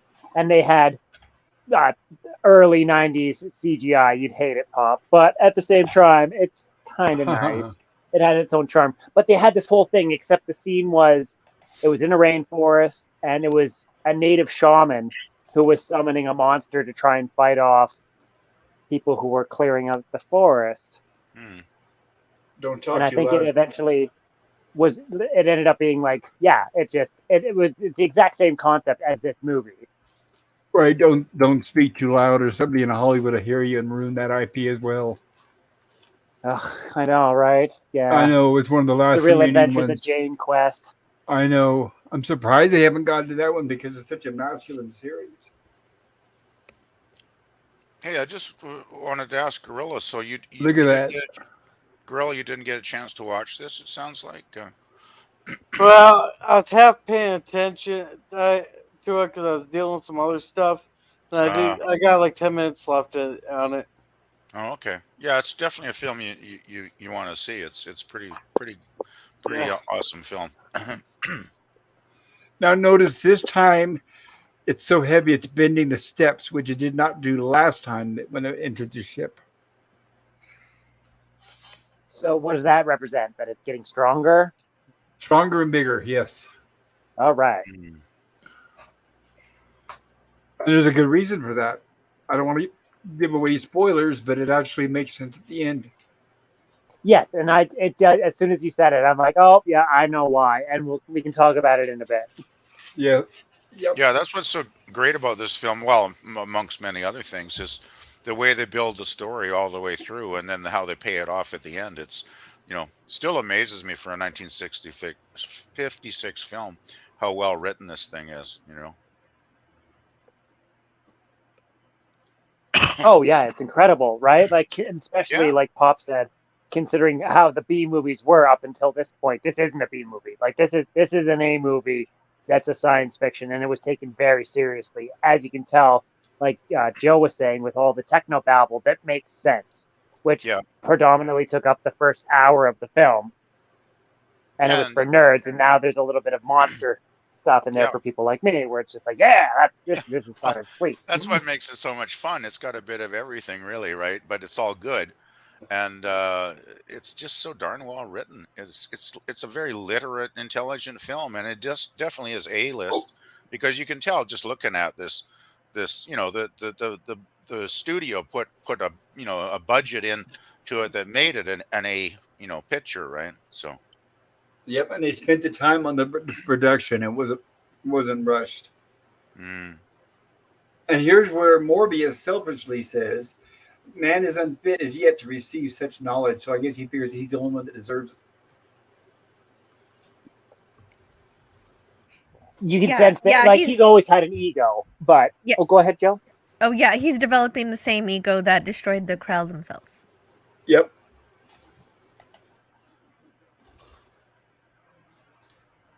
Artificially expanded intelligence. well, yeah. As it expanded his intelligence, it also expanded his arrogance. It seems, you know. Right. And he even agrees with him. He says, "Precisely, Doctor." Mm. That's a good point, BBB. Yeah, well, it's always one of the things that struck me about, his character, right? That he was incredibly arrogant. Oh yeah, right off the hop, and then Yeah, it's transcending even worse and worse. Right. Well, he exactly. even says Now that he'll he's having to answer. deal with people. Right. He says he'll answer only to his own conscience and judgment, which means he's a danger to Earth if he goes back, and B, he's not going to listen to anybody but himself. He already figures he's smarter than everyone else, which he actually is.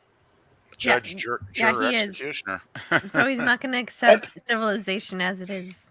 Right. He sees and everybody that's already as beneath him. oof.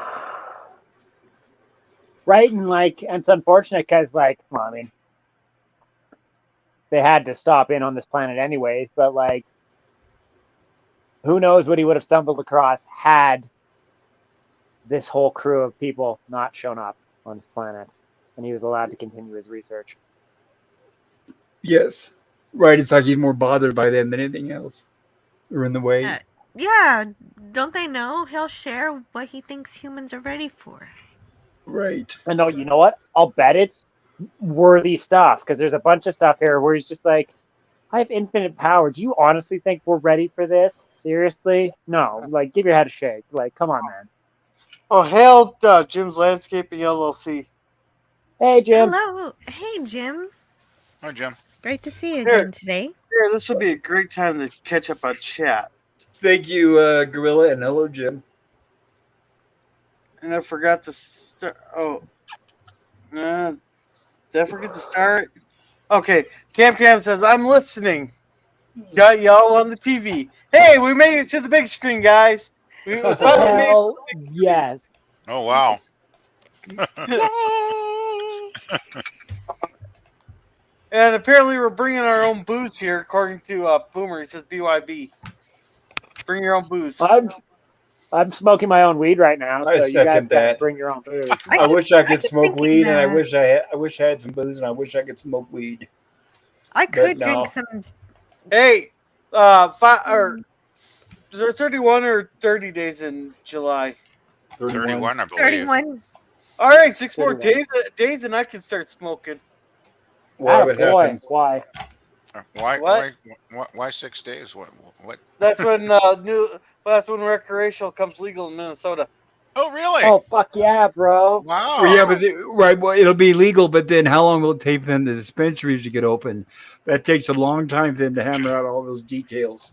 It can Well, take a while. Well, Yeah. as soon as the guys Right. that are already selling it buy a building. Yeah, that's called breaking the law. Still, congratulations. Oh bro. yeah, no one's ever. That's probably Kamala Harris. Yeah. Now you'll be able to tell when I'm high on the stream just by. Right. No. You just need a No, that's sativa stoned. gorilla There's a so you difference. can be energetic and have a cerebral high versus the indica. You smoke that Yeah, after exactly. the Right, Sativa right. or Get the- indica. There's a Right, get difference. the Exactly. sativa. There's a difference between beer and whiskey. And PvP put some link in the chat here. Yeah, it's for Metropolis, the 1927 film. I just want to quickly mention it's a long article, and if you want to find out about the restoration that was done in 2010, you scroll down to where it says the complete Metropolis 2010, and that's got about 4 paragraphs of information.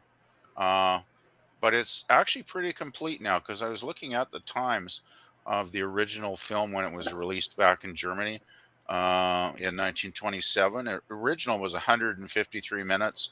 Yes. And it actually got chopped down, I guess, at its worst to 83 minutes eventually. Yeah, It was, 80-something minutes, right? It was terrible. yeah, there's probably about 8 different versions over the years that have been released, right? And then finally in 2010, they got it back up to 148 minutes. So it's only missing 5 minutes now, which is Yes. pretty amazing. So yeah, it's awesome. Considering, yeah. Yeah. Jim says hello, and Boomer says, "Damn it, Jim! I'm a doctor, not a whatever. Bricklayer's the one I remember the most, or escalator, or what's that? What's the other one? Several Oh, of them. there's so many. I can't remember them. Bricklayer, and escalator are the two I remember the most. Yeah, I remember was it the bricklayer one? Was that in oh Cat's the- paw, I Devil in the believe. Dark. Devil in the Oh, Dark. that's Devil in yeah, the Dark. Devil. Yeah, I thought that Oh was the yeah, one. he was mending the horse. I can't remember which one was in the cat's paw. Oh, it's too many, Then but they're here's all great. the TOS original intro, Outer Three Ships, cool. And he says, "Dang it, Boomer." Then Jim says, "Hail PvP." Hey, Jim. Then Jim says, "Hail Panit." Wow, full house. Panel, I'm guessing he means.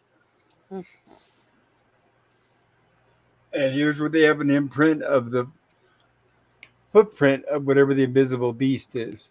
Yeah, that's so cool that they use just footprints to determine what it would look like. So they Right. just used forensic cement there or plaster that they use at crime scenes. I guess so. It would be Some quite an kind of opponent plaster. for a man with a club. That's funny.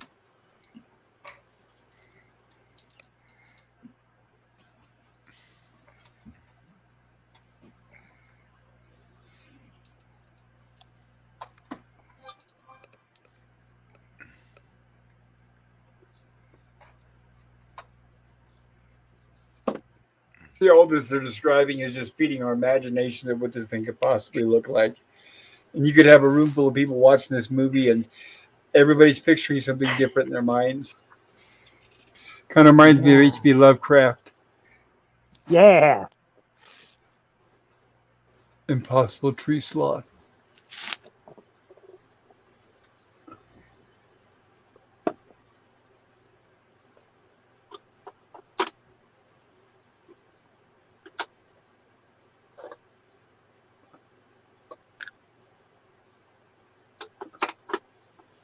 Oh, he's wearing a uniform now. What do you know?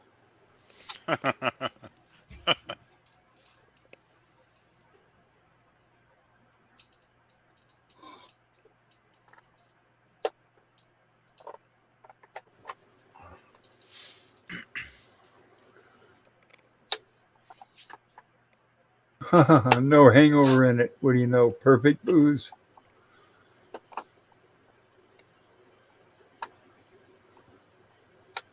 When he says, "Why did that, Robert?" I think it's a mistake in the subtitles. I think he meant robot. Yeah. Well, maybe it's called Robbie though, so maybe maybe Oh yeah, maybe Cookie's gotten so friendly with the robot by this point he's calling him right. in On a a more first name formal manner. basis. Yeah, Yep. We it got to probably toasting each other's good health, right? it probably was an error in the subtitles though, I would guess, but it is funny though. Yeah, it's all in the name of interplanetary relations. There you go. And you can kind of see a little bit of this influencing Scotty and TOS. Oh yeah. Yeah. good I old see Scotty. Scotty. I see definitely. Well, with the perfect alcohol kind of thing, I think about synthahol that we see later in TNG. I love his reaction in that episode. It's like he almost gets sick. It's like, what? Are you kidding me? What is the point?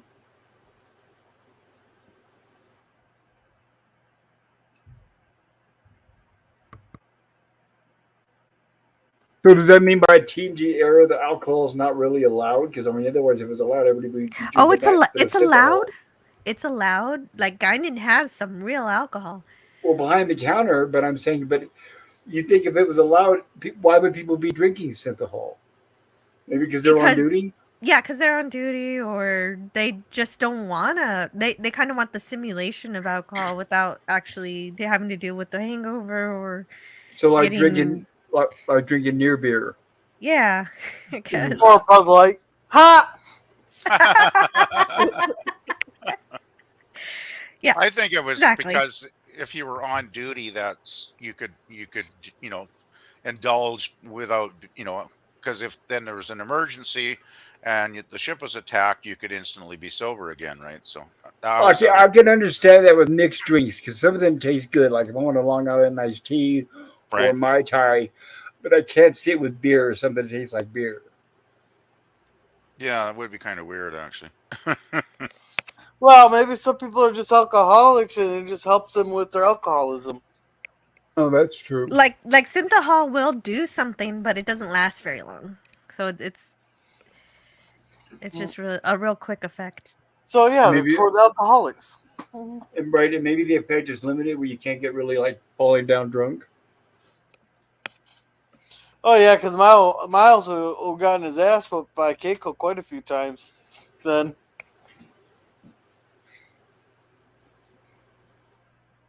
No, nothing. Okay, Co. I could bring up stuff in memory of Scotty, but we won't. We won't. We're gonna move past Keiko. No one say hashtag Keiko Pegs. Don't do it. Oh God damn it, Captain! Quit fucking There's saying some that. blaspheming here. Well, it's too Keiko. late Oh now. my god! Oh my! Damn it, Scotty, or not Scotty, Captain.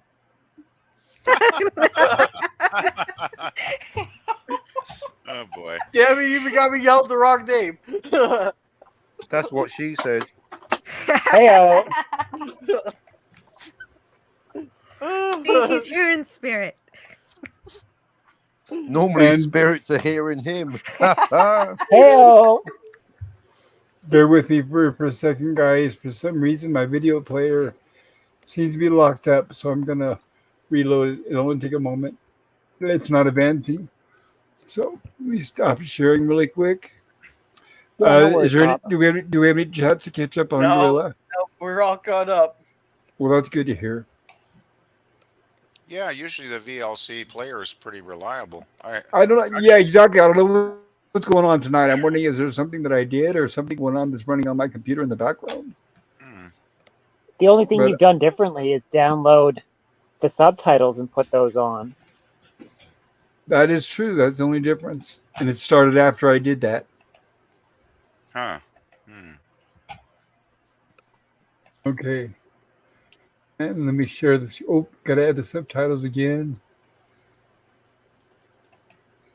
But of course, as we've noticed, we've never had the subtitles affect the movies before. But I guess you never know, right? Come on. Yeah, maybe it's just a glitch or something. You know, that can happen too, I guess. Definitely.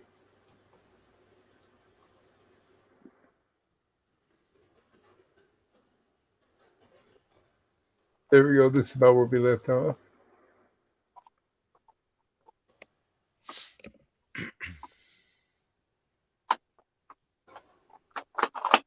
Of course, now Lots he of good comes- lots of good military stuff in this movie too.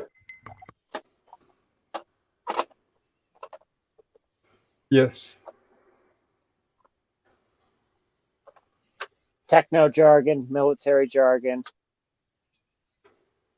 Definitely, Lots of definitely a TOS template all the way for sure. Right. And what you think the captain would say? Why didn't you tell us all of this when we first got here? Yeah, really. Yeah.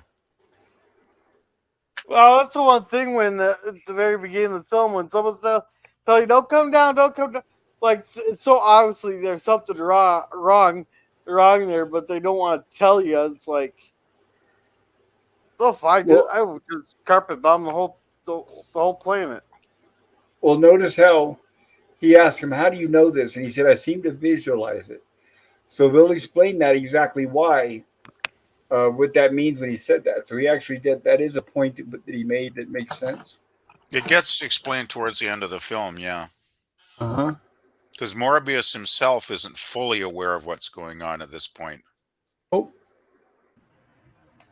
welcome back, Phantom Boomer. I found it. Hello. Hey, Hey, man. Return of the Boom. Yeah, had a little malfunction here. Here we go. No, these blasters are awesome. they're testing them out. So cool. I don't know. Maybe for 56 is pretty good. There, I guess I gotten spoiled over the years.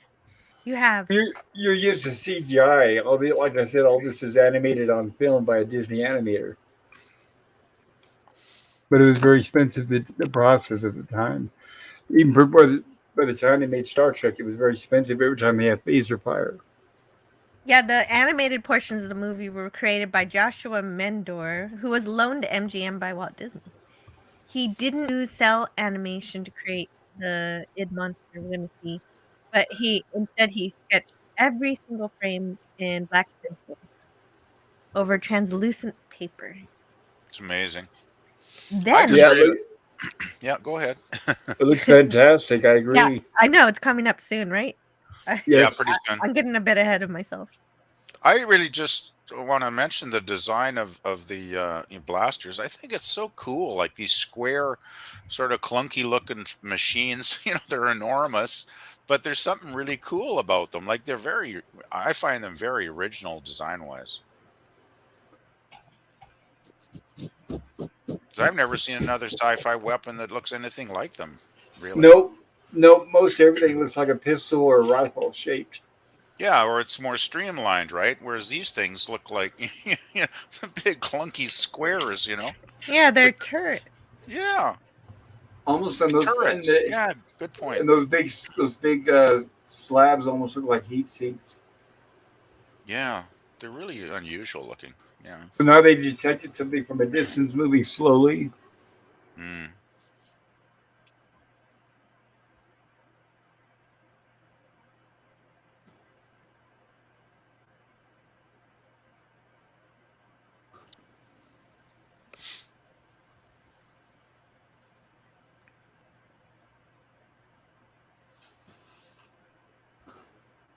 They still keep shooting in that direction.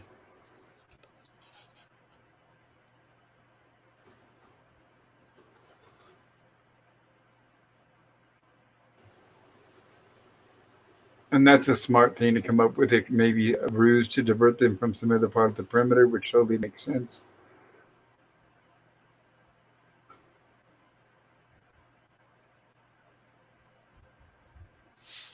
All right, so they're getting updates and it's getting closer, big as a house. We were on target with both bursts.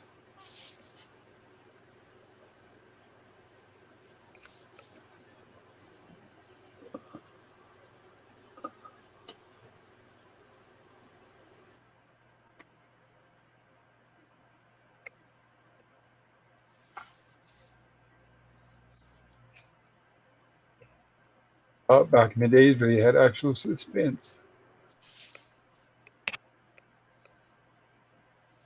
And Oh, you pat actually out. had and you had long scenes back in those days too. It wasn't all jump cut stuff endlessly, right? That's exactly it, right? They would build the suspense and they would take the time to do it and the dread. Yeah. Now it would be a CGI. It would be running and jumping super fast. It would be cut, right? Yeah. It'd be like All- it'd be like 3 second scenes. Go What I ahead. don't like about those jump cutting is that it simulates action, but it isn't. It's really nothing's going on. Right, that's exactly it. Nothing's going on, but they're trying to make it look more just hiding and better than it actually is. Yeah, it's kind of like it's more static. With the jump cuts, right? It's Right? it's it's weird. And Well, here's where that's we get just the our editors trying to make their best out of the worst possible thing. They're like, hey, man, Oh we're trying to make yeah, this exciting. this is cool. I love it this. is. Here it is. Each and every frame was photographed in high contrast, so only the most important details shown, and it was photographically reversed into a negative, and that's why the monster's red, and the rest is invincible. Very cool. That looks gorgeous. 1956. Yep. 56, Captain. Wow. It's pretty incredible stuff. Ryan Johnson, take notes. Yeah, this is like a million times better than the CGI crap they're putting out God, these days. like Ryan Johnson's ever seen a real science fiction movie. Yeah, Only the really. one he's copied. Yeah, he's seen Escape from LA, that's for sure. Escape keep from trying- LA and Rashomon, that's all he's ever seen. They keep trying to remake Escape from New York. I hope they don't do it. Yeah, Escape Well, from New Johnson York. Go ahead, Okay. Cap. No, you go ahead. I was just going to say, Escape from New York was probably one of my favorite films. And when I saw L.A., the follow-up, it was like so disappointing. John Carpenter, after like about 1990, It's like, what was he thinking? Well, we all know he smokes a lot of pot, but his later movies just were terrible. That got to do with Yeah. anything. Without pot, you wouldn't have Star Trek, Star Wars, or Blade Runner. Well, I agree, and he smoked pot when he made Halloween and the Thing. So, Or Oh, Super that's a Mario. bad. Oh, he must have had too much coffee and tobacco. That's no advert. Oh, bad. Come down. It seems a lot of directors, start their careers, being brilliant, and as time goes on, they generally run out of ideas and start rehashing them, their older films over and over again. hello, Yeah, Mel Brooks. Yes. yeah, Well, that's You like love Mel anyone. Brooks. Musicians, movie like directors. Your early stuff, you have passion and drive, and eventually it's going to run out. Like, You yeah. start with coffee and pot, then you get famous and it's cocaine, and then finally it's heroin and quaaludes, and you're done. Well, Not to it makes me generalize. think of like visual arts too, right? Like, take somebody like Picasso. I thought his early stuff when he was young was brilliant, and then his later stuff, you look at it and it's like what? Some of it, it's like what? Oh boy. Oh well. Now notice the whole time they were under attack, Morbius was asleep, which plays into, and it's a very important part of the detail of the movie.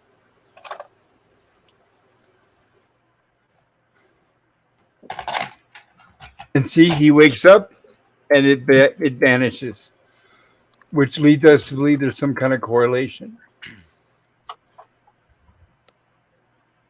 And he's calling for his daughter. I thought I silenced my phone.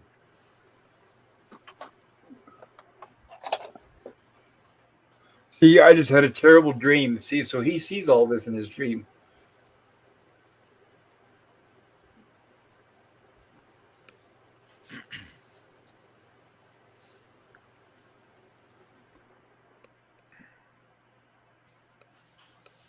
Wait, I think it was Alta who had the dream. It was her Yeah, dream. she had the dream. yeah. Or they both did. So there's some connection going on there, apparently, between the two of them, I'm guessing, maybe. Well, one would assume that he would have had Altera use the device too to make her super smart as well.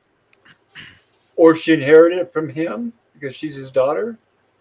No, because I mean, it depends on when she was conceived. Because they got married on the Right. ship before they even discovered the device. Right. But I'm wondering if they're alluding that she has a super high IQ that she inherited from her father because she was born on this planet after he had experimented with the Krell technology. Well, therein lies the ultimate question. We just don't know when she was conceived. Right. But if she was, then yes, I would This agree with here you that means she's yourself. probably. Charlie. Morpheus Sorry. does. I just want to say though, Morpheus did mention that he's been experimenting with the Krell tech for like 20 years at least, right? With the brain machine and all that. And Right.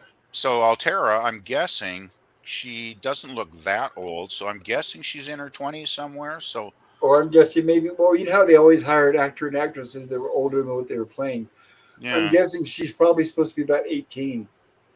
so it's quite logical, believable then that she was born on the planet.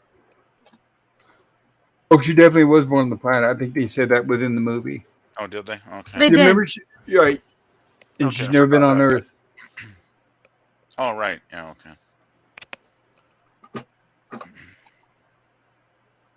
Let's see, they Yeah, figure because their even main. little children know about kissing. Well, because they saw mom and dad. Like, So they figured that their batteries and their weapons stopped it.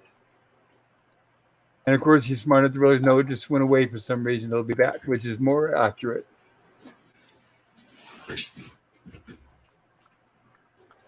yeah, they're talking about whether or not the atomic fission can, how it can't destroy the. Yeah, because it basically had no effect. I mean, the force field held the thing back, but their weapons had no effect on it.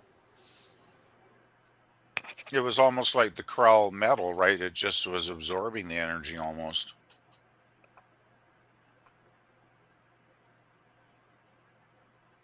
From their blasters. Blaster.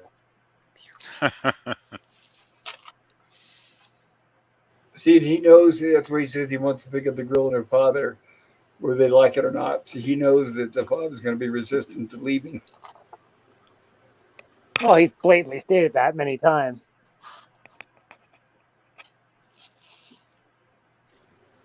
Yeah, he's got Yeah, the from the conflict. beginning, he'd rather they just take off.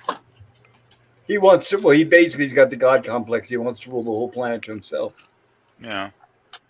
Also, there's kind of an intimation that maybe the Krell, mind machine and the technology he studied for so many years is having an influence on his mind and kind of at least partially controlling him too. So that's maybe one reason he wants to stay on the planet. Oh, are you Maybe. saying that maybe the Krell instrumentation didn't only expand his knowledge and his IQ, but also influenced him in some way? Well, maybe He it. Influence passed- But influences his desires and his wants and needs, perhaps. maybe it affected his sanity. I think it's affected his mind, it seems to me, for sure. So Well, what to yeah. extent, I don't know, but Like, he's been, aside from Robbie and his daughter, he's basically been alone for 25 years, looking at little bits of information here and there. And then, I don't know, it's hard to tell.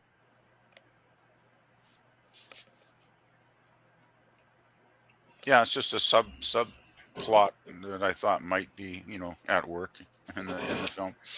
Sheer effing hubris. And of course, Real. Bruce, we're nothing without the chat. And of course, Morbius is expecting them, and he has strict instructions with Bobby not to let anybody in.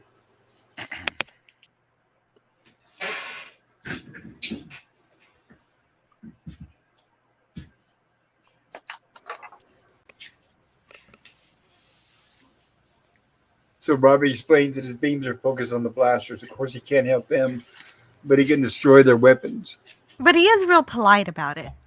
Yes.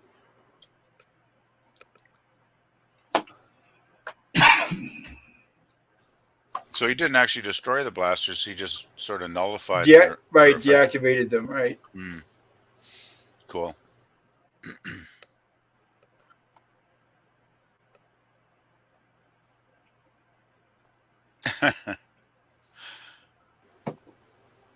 And Altera's like, enough of that, Robbie. So apparently, Archimedes must be a password. And Robbie walks away. Hugs and kisses. Head over heels in love with this guy already. Boy, oh boy. That's the one part of the movie that feels very, very mid-50s. They got, excuse me, they got to have the love interest, right?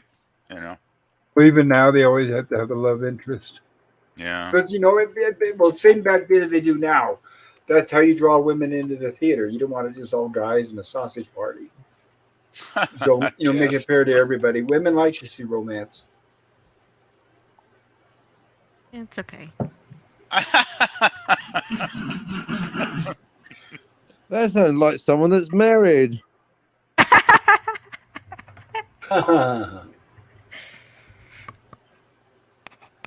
It's true.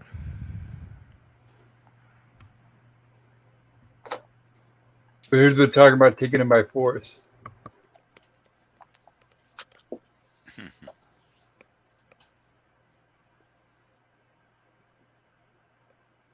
You got to have time for that. Oh boy.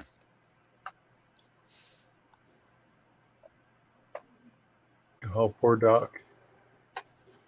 He's like, didn't even realize Doc is long gone. He wasn't even paying attention, of course. Yeah, the monster gets him, right?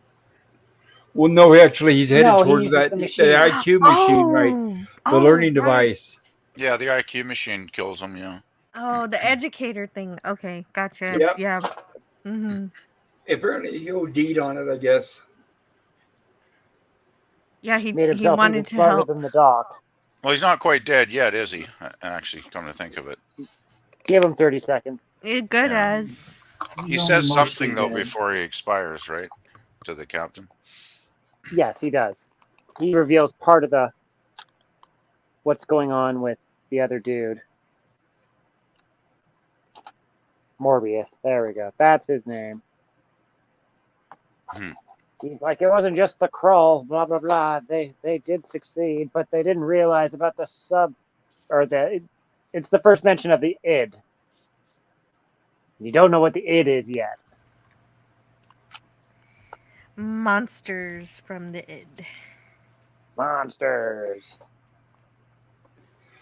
I'm just Also, noticing. Oh, I'm just noticing there's like a dot on his forehead there. It's like the brain machine burned into his yes, brain almost. right, because one of those Yes. probes was on the forehead.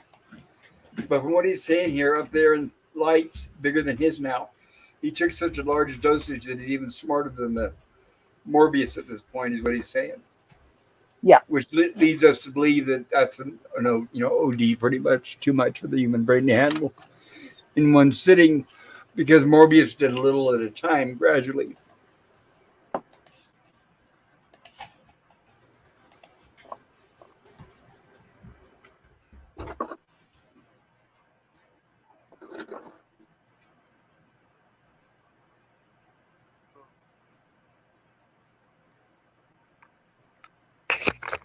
Hope I can catch the subtitle. And yeah, here she's talking about the id, the what, and this is also, which we will get to. This is directly borrowed or ripped off for an episode of Lost in Space. He's gone. Wah, Gorilla, do you know what an id is?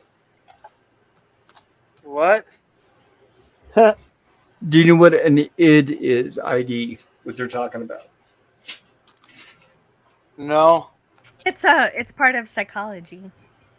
Right. It's like the. I'll give you an example. A good way to explain it was in the TOS episode where Kirk was divided into two, and the bad Kirk was his id. So it's like the dark side of you that you keep repressed inside your body. Yeah, the part that's impulsive. Yes. That you keep Yeah. in check usually, right? Yeah, it's like the Usually. primitive part.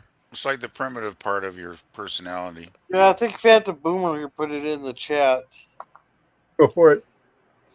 That's why Yeah. that's why babies are so selfish, because they're all id. They're like, me, Yeah. me, me. I'm the center of the universe. Yes, that's true. A lot of them grow up to be YouTubers.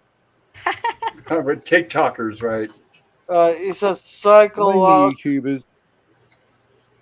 psychological is the part of the mind in which initiate instinctive impulses and primary processes are manifest. The conflict between that drives the id and the demands of the cultural superego. And Yes. also, Jim said there's no alcohol in Central Hall on the Starship. Central Hall. I'm not sure what that is. Me neither. I'll just go to Tenford. Well, Oh, let me know what day Guinan has the day off, and I'll go visit. Okay. I'll man the bar. We'll be fine. Sounds good. Sounds good. I got bartender experience. So do I. Oh, well, y'all So can do do I. it then. I don't. I don't either. Now I could even do the whole flipping the bottles, and throwing them around my back. I have a 5% catch rate. Oh, dude, you got a better excellent, higher catch yes. rate than me. Stand back, everybody. Oh, you're the right guy to party with. Interesting how she calls him Morbius and not father. Right there. Morbius, you wanted me to make a choice. Now you've chosen for me. I'm ready to go with you, darling. Wah, Shots wah. shots of that bar customer experience. And now her saying that she's going to leave, this is where he snaps. This is exactly what he does not want. So this is where we see things really start to heat up.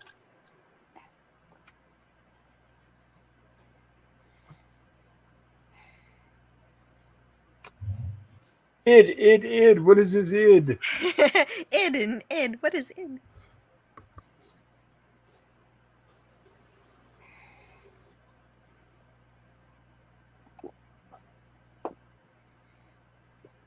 There we go. The elementary base of the subconscious mind.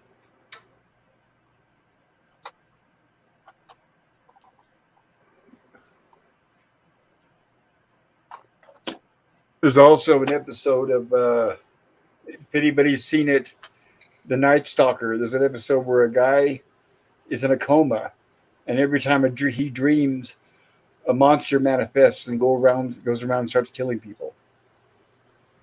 And in the episode, they're struggling to try to wake him up just to stop it from happening.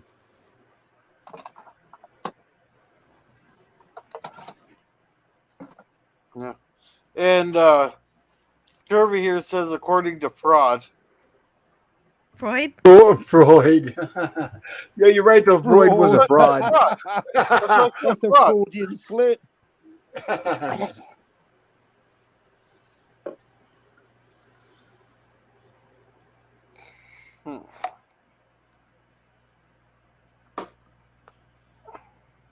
Holy crap, a movie that doesn't have 20 minutes of credits? Back in those days, they showed most of the credits at the beginning. I gotcha. Yeah, dude, you missed the like 5 minutes of credits at the beginning. Yeah, this part is just basically saying how incredible the technology is and how it can create solid matter and teleport it wherever you want in any shape in any color. Right, at the thought of them, just whatever you think of, right, manifests itself. What it reminded me of was the Shorely planet. Yes.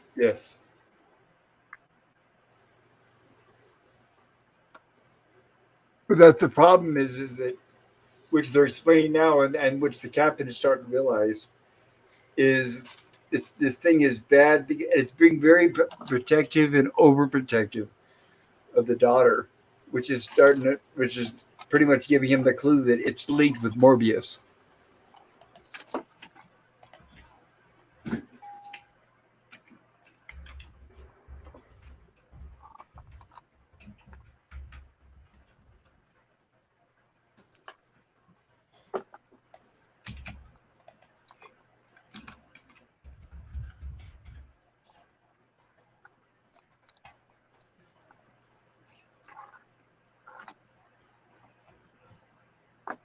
But he still doesn't quite understand it completely.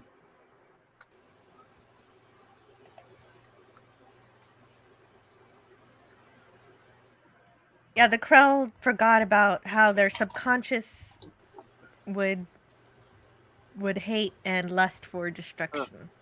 Oh, Yes. Hey, I'll be back. We got a store moving in. I gotta go get some stuff inside. Good luck. Yeah, dude. And they have something approaching.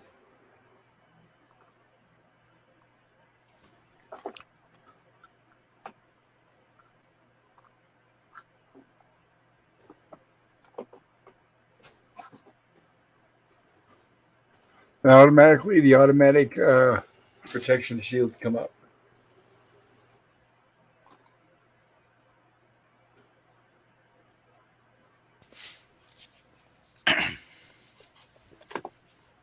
This is some great effects, yes. Yeah, so that's what happened. The Krell's subconscious destroyed their own civilization. Right. And this is where the captain finally tells Morbius, it's you. You're insane. And it's that basically right, it's that sane insanity, that overbearing control. And like I said, as soon as he heard the daughter was leaving, that's when it really just flipped it out.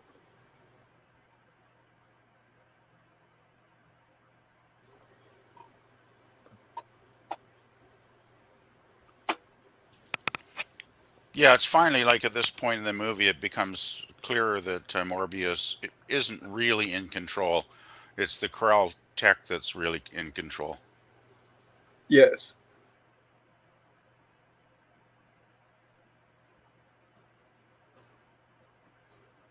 Oops. Hmm. It's like Robbie knows it's him.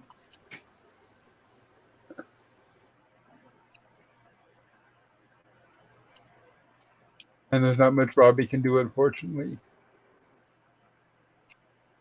Because Robbie's been programmed not to hurt him, of all people, especially not Morbius. And it's breaking through the wall.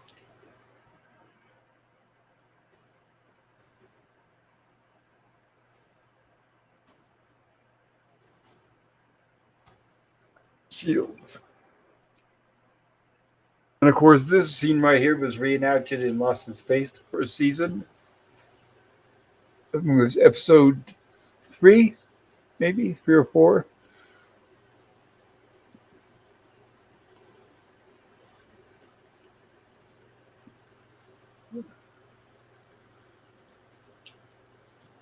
And you got to have the struggle. And so, yeah, you may be smarter than me, but I'm stronger than you.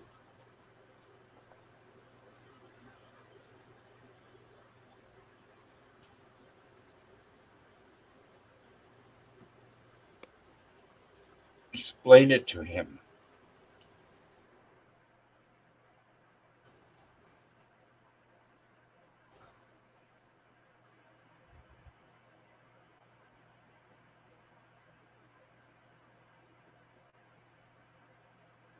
Exactly. He's responsible. That's why I said he's a threat to Earth if he ever goes back.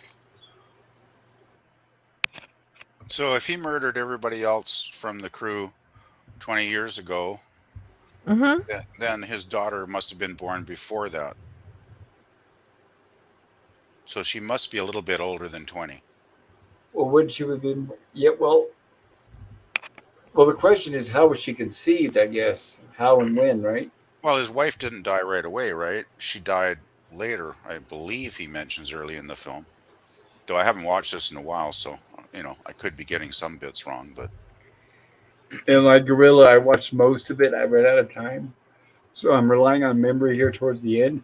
But I watched it just before Jill's stream, just before she covered it. So that was what, Jill, 4 or 5 months ago, maybe. Oh yeah. That's why I have notes on it and everything. that was on one of Joe's Friday I streams, I believe. Yeah, it was. It was a Yeah. Friday show, Well, I and was I was actually on the panel that day, if I remember correctly, and I'm it sure was a you lot of were. fun talking about it. Yeah. So it's a few months ago at least. And that's how I know how this id monster. It's all emotion. Manifest into reality, I guess, right? Into a physical force. Hmm. Well, I guess emotion is kind of one of the lower aspects of our personalities. Well, yeah. If you don't reason with it, then yeah. Yeah, If you can't reason your emotions, that's right. then If yeah. if your superego can't control your id, then you're in trouble. And so And Dr. this, Morbius's subconscious desire to not have other people on the planet is what kills them all. right, he wants to keep the whole planet to himself, and he does not want the daughter leaving. He wants her to stay there, Alta. And this scene right here influenced many, many nightmares for me through the years.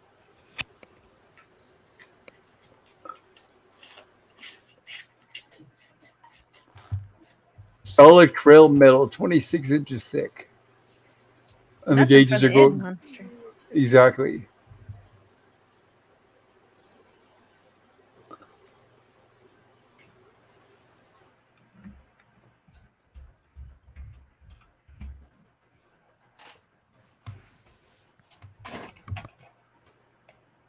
Very cool, melting through.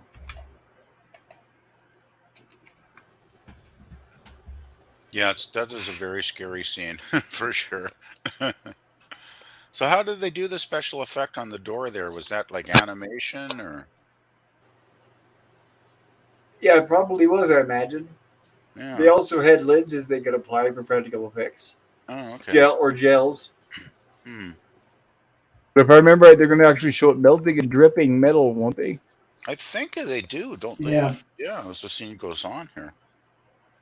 Yeah, they do. Yeah, I haven't They show watched that. the movie in months, so I kind of forget some of the little details. But that was cool. Wow. Now he's finally realizing my evil's at the door, and I have no power to stop it. The only way to stop it is by stopping his brain activity, I guess you could say. And there's different ways of doing that: knock him out, kill him, whatever. Actually, I'm surprised that the captain doesn't just kind of try and knock him out here when you think That's about it. what that's what I think he's considering here with that blaster.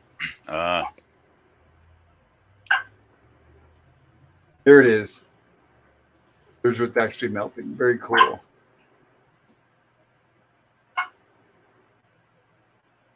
Nice.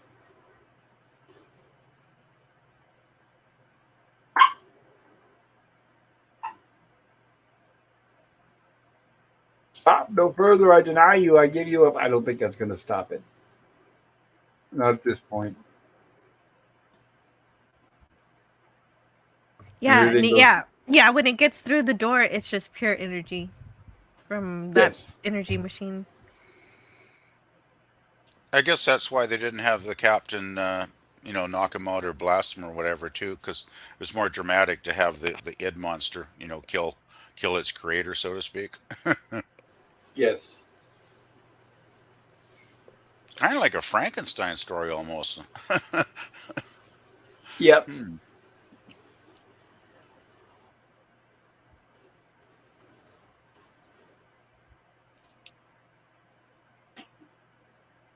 Turn that disc.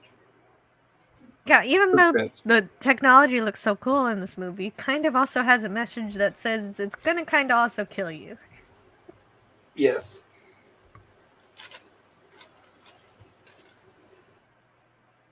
Yeah, well, there's always that double-edged sword to technology, isn't it? We've been living with it in our world, in real life, for many decades now.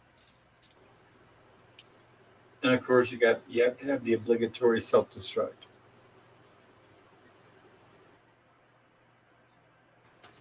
100 million miles. Okay, that's quite an order.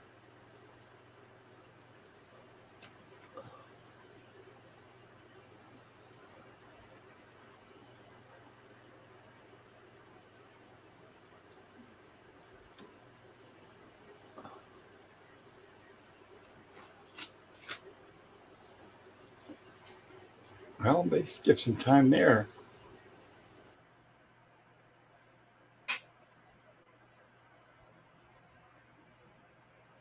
Activate main view.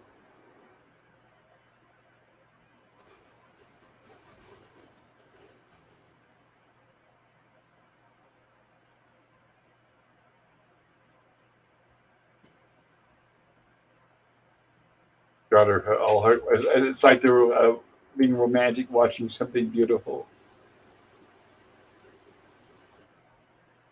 The beautiful destruction of tons of technology that Earth will never be able to use.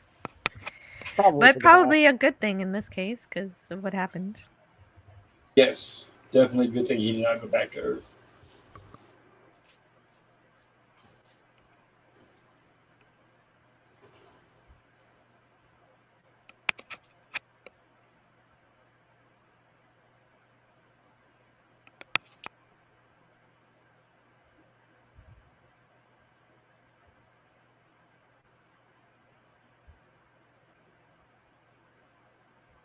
Gotta have our moral at the end, right?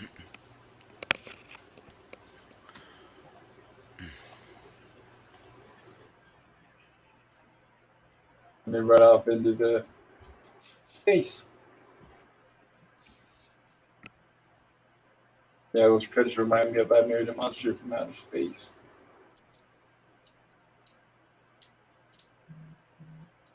You got a credit at the end, so that's good. You got both. And that Oh, hey. concludes Forbidden Planet. Yeah. Hey there, Spidey. Hello, Canadian Spider-Man. Hello, Spidey. Good to see you there. Glad you could join us. Unfortunately, I'm sorry, but we were just finishing up Forbidden Planet. Hi, Hey, Spidey. Spidey. You did. Gorilla, did you get everything put in for the rain? Oh, it's not the rain I'm worried about. My cousin just showed me they're getting 70-mile-an-hour winds. Oh, yeah. Oh definitely. no! Like Tornadoes? No, straight line. I'd rather have the tornado than the straight line wins. Oh. Because the tornado, it's their prejudice. It might take this tree out, but it'll leave that one. Maybe it'll come over here, take this tree out, but leave that one. Straight line loans, they're not prejudiced. Fuck it, I'll take everything. Yeah, straight on winds. We get them occasionally here, very, very high, and they're not fun. Not fun at all. No, especially when you're trying to pay for the damage and hoping your insurance company will cover for it. Hmm. As a reminder, everybody, I did put a poll in the chat. If you haven't done so already, please vote for this movie and give it a grade of what you thought. And you could be grading the movie, or you could be grading how we presented this stream. That's totally up to you. How are we doing on the chat, Gorilla? Do you remember where you left things? Spider-Man, it really blew up it here. Let's see, it says, hey, great to see you, Pop Culture. Good evening, panel. Hi there, Scurvy and SHJ. Likewise, sir. Carter. Scurvy says, CSM, hey there. Here is some guy named Nemesis of Eden's channel. Yeah, check out Nemesis of Eden, everybody. Wonderful channel. Sean says, hey there. Haven't been watching the chat, sorry. Spidey says, been there, done that, Sean Carter. Hello. Good evening, buddy. Then Boomer says, Spidey. Spidey says, Boomer. Hello and good evening, sir. Sean says, Pop, have you ever considered reviewing the movie called Invaders from Mars? It was one of my favorites as a kid. It's So free you mean here. the original, not the remake, right? I'm guessing, yeah. Invaders from Mars, that's a classic too.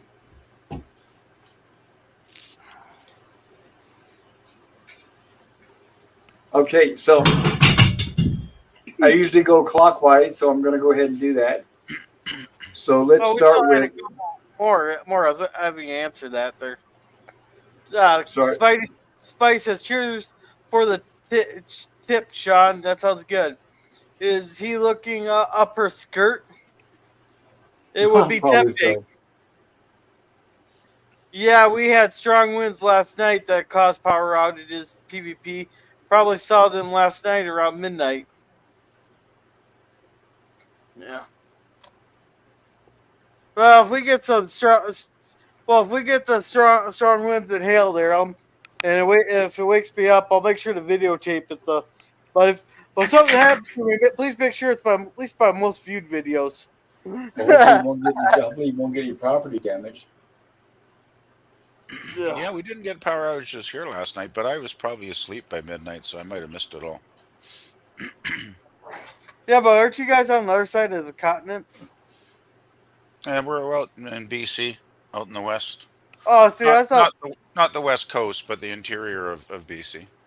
yeah, see, I thought Spidey was on the other side. No, he's only I think about an hour's drive away from here. Okay. Unless he's moved or something. I think he's still not too far away. So Sean says, yes, the classic Pop, of course. Yes, that's what I figured. And, all right, so I'm going to go clockwise. Jill, can you give us your grade on this movie and tell us a little bit about your channel? I don't even know if I graded it the first time I watched it, but today I love it even more. A+. It holds up. This movie holds up so incredibly well, even after well over 60 years. And of course, my favorite thing is always the robot, the replicator aspect of it, and its strength, and how cool and useful it is, following Isaac Asimov's rules of robotics back when we used to have science fiction movies based on literature, so that's always fun. Yes. And the movie looks really cool too. I love all the paintings, backdrops, special effects, the animation sequences to make the monster, the idea of the id, the idea of your emotions just becoming some kind of energy that counterbalances the creation that you're trying to have with whatever you're I don't know, whatever the krill were doing. Right. It was just great. And I loved how this movie inspired Star Trek so much. Inspired or stole? Well, this is before Star Trek. Remember that. I Well, think that depends on chronology. If it came first, it I inspired. If it came second, it stole or got I said inspired by. Exactly. I prefer to say that Star Trek was inspired by this movie, but if it I wouldn't have minded if they paid a little homage to it or admitted to having taken a few things because they took a lot of good things, and I'm glad Star Trek exists. So I can't be mad at it. No, and Gene Roddenberry did publicly admit that this influenced Star Trek. Is what he said. Good. See, that makes it better. Yes. And tell us about your channel, Jill. Sure. I have a channel, Anti-Derivative Jill, where I try to celebrate some good science fiction. And you can talk to me about the new stuff that isn't so good, but I'll try to redirect it back to the good stuff if Thank you. I can. And this Friday I'll talk a little bit about UFO, but also I'll give a spoiler-free review of Futurama, which I still haven't seen. Maybe I'll watch it tomorrow. See what it's like. I'm not gonna spoil anything for you, but I think Okay. they kept to the original. Not the I won't want to say format, but it's The not spirit? didn't go. It's the same spirit. Yeah, it didn't go way off the wall bonkers like some of the stuff has That's when they good. reboot it. I'm glad to Yeah, hear that. Yeah, Can't that's wait. good news. They even kept to the same animation style. Mm. All right. All right. Now, next, your turn, PvP. Can you give us what would you grade this movie and tell us about your channel? I get like Jill. I gave it an A plus. I think it's an amazing film. Definitely one of the most important sci-fi films in history. Very influential. Like was previously mentioned, it definitely is a template for Star Trek. Because this was 1956. I think the first Trek pilot was 64, so like around 8 years later. So Roddenberry definitely saw this and definitely made a lot of notes and lifted a lot of concepts from this movie, which I don't have a problem with because, like Jill, I'm very, very happy that Star Trek exists. So yeah, it's a great film. There's really nothing much in it I don't like. The special effects, the cast is great. The design of the sets, the Corral Laboratories. The only bit that's a bit sketchy for me is some of the romantic stuff. But I can understand why that's in the film. Well, for one reason, it was 1956, so it was 1956 thinking at that time. But Right. basically, though, it does make sense in the context of the story because Morbius, does kind of, I think notice what's going on with his daughter and the crew, so he starts to maybe resent them subconsciously, even if he's not, consciously, hating it. But so I think that, well, it's like the scene with the tiger, right? When the tiger attacks them, that's definitely got to be Morbius's subconscious, directing that. I'm thinking so. That's the one part of the film I have a little bit of a problem with, but it makes enough sense in the context of the plot line where I can give it a pass, so to speak. So, yeah, that's about it, I guess. And channel's still working on rock and roll playlists. Nothing much new to report there, so that's pretty much it, I guess. Okay. Well, I appreciate that. Thank you for sharing that with us, PvP. You're Oops. PvP, come back. I clicked the wrong button. Please come back. I meant to put got it. He's remove been from. booted. I got it. Well, yeah, I meant to click remove from solo layout and actually clicked remove from stream. Sorry about that, PvP. just looks like. Okay, give me a second. Oh, we hear you now. You're back. Oh, am I back? Yeah, it looks Yes. like I'm still there. All right. I I brought don't you know. back. Oh, hello, Yeah. LDG. Hello, LDG. Good to see you. Glad you're listening or lurking. Yeah. Or Hey, watching or Pickles. something. Ain't it past your bedtime? It's like 1:30 there for you. Oh yeah.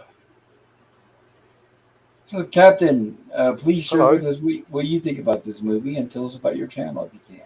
I can't tell you what I think about the movie because I've never seen it. I'm just here for the nibbles. But if you like Oh. time travel in fiction and you like to check out the past prevention paradox, check out Captain Infinity. Yeah, I'll have to check out Forbidden Planet. Sounds like it's a good influence on Star Trek. Once I've watched it, I'll let you know what I think. All right, thanks. Back to you in the studio. Thank you, and I do recommend you watching it. I hope the stream didn't spoil it for you. Yeah, I would give a high Not too recommendation. badly. Yeah, I would say it's definitely worth a watch, Cap. So it's a good film. I still think the guy with the glass head's a robot. I'm going to investigate further. I suggest you, and the larger the screen, the better. Don't watch it on a phone or an iPad or anything like that. All right, on the main TV. I might get a Blu-ray. Is it available on Blu-ray, 4K, Yes, it DVD? is. So far, I don't know VHS? about 4K, Available but I know it's on vinyl? Blu-ray. Excellent. Pop, some of us have to do what we watch it on what we can at the time. Yeah, but when you do that, take the time to not watch it on the phone. Wait until you have the time to be in front of a big screen. Because what you're doing is you're doing a disservice to yourself and to the movie if you watch it on a small device. And Nemesis of Eden, what say you about this movie? What would you say about it? And tell us about your channel. Yeah, it's solid A minus for me. It really holds up. The set design is awesome. The sound design was questionable at times, but not bad overall. Like TVP was saying, some of the romance stuff was a little weird, but like the concepts were really good. If you're into techno babble, the first hour is amazing, and like a lot of the set design, like once they get to the mega structures, even though they're not in there for a long time, that really stood out to me because it's just something that I don't know speaks to me personally. But yeah, I've seen so many references to this movie in other forms of pop culture, so it's nice to once again see where it all comes from. And it's yeah, it stands up still considering how long it's been. So definitely Yep. recommend watching it at least once. It's great. And so, as for my channel, been on a little bit of a hiatus as for now. Trying to get things in order, but I do I gaming. totally understand. Thank you. Yeah, I'm doing gaming, and I've got a bunch of like nature shorts and whatnot that I'm going to be trying to upload, and we'll see what happens in the future. Very cool. I appreciate that. Thank you. And let's see who's next on the firing line.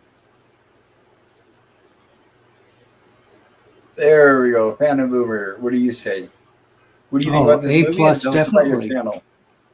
Oh, Absolutely, channel. huh? Well, movies like this, more watch parties and reviews, but we'll get around to that. Herc joins me on that on my shows, and that's about it. Trying to build up an audience, but got to find more old folks.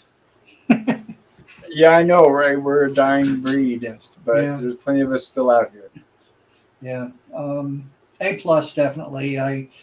It's just over the years, remembering watching it as a little kid, I had no clue what the id was. I had no clue what the gorgon was, and didn't understand the phrase "man cannot gaze into the face of the gorgon and live." Yep. Made no sense to me as a young I still kid. kind of don't understand that. Well, you know the gorgon was right. Medusa. We're Yeah. Medusa, right? Yeah, And what happens if you stared in the face of Medusa? You turned to stone. Turn to stone. Yeah. You So, die.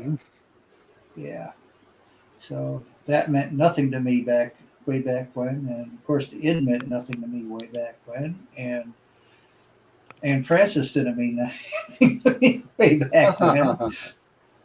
Learned to appreciate her over the years. Oh yeah, my number one favorite movie of all of them. Very cool. I appreciate that, sir. All right, Gorilla.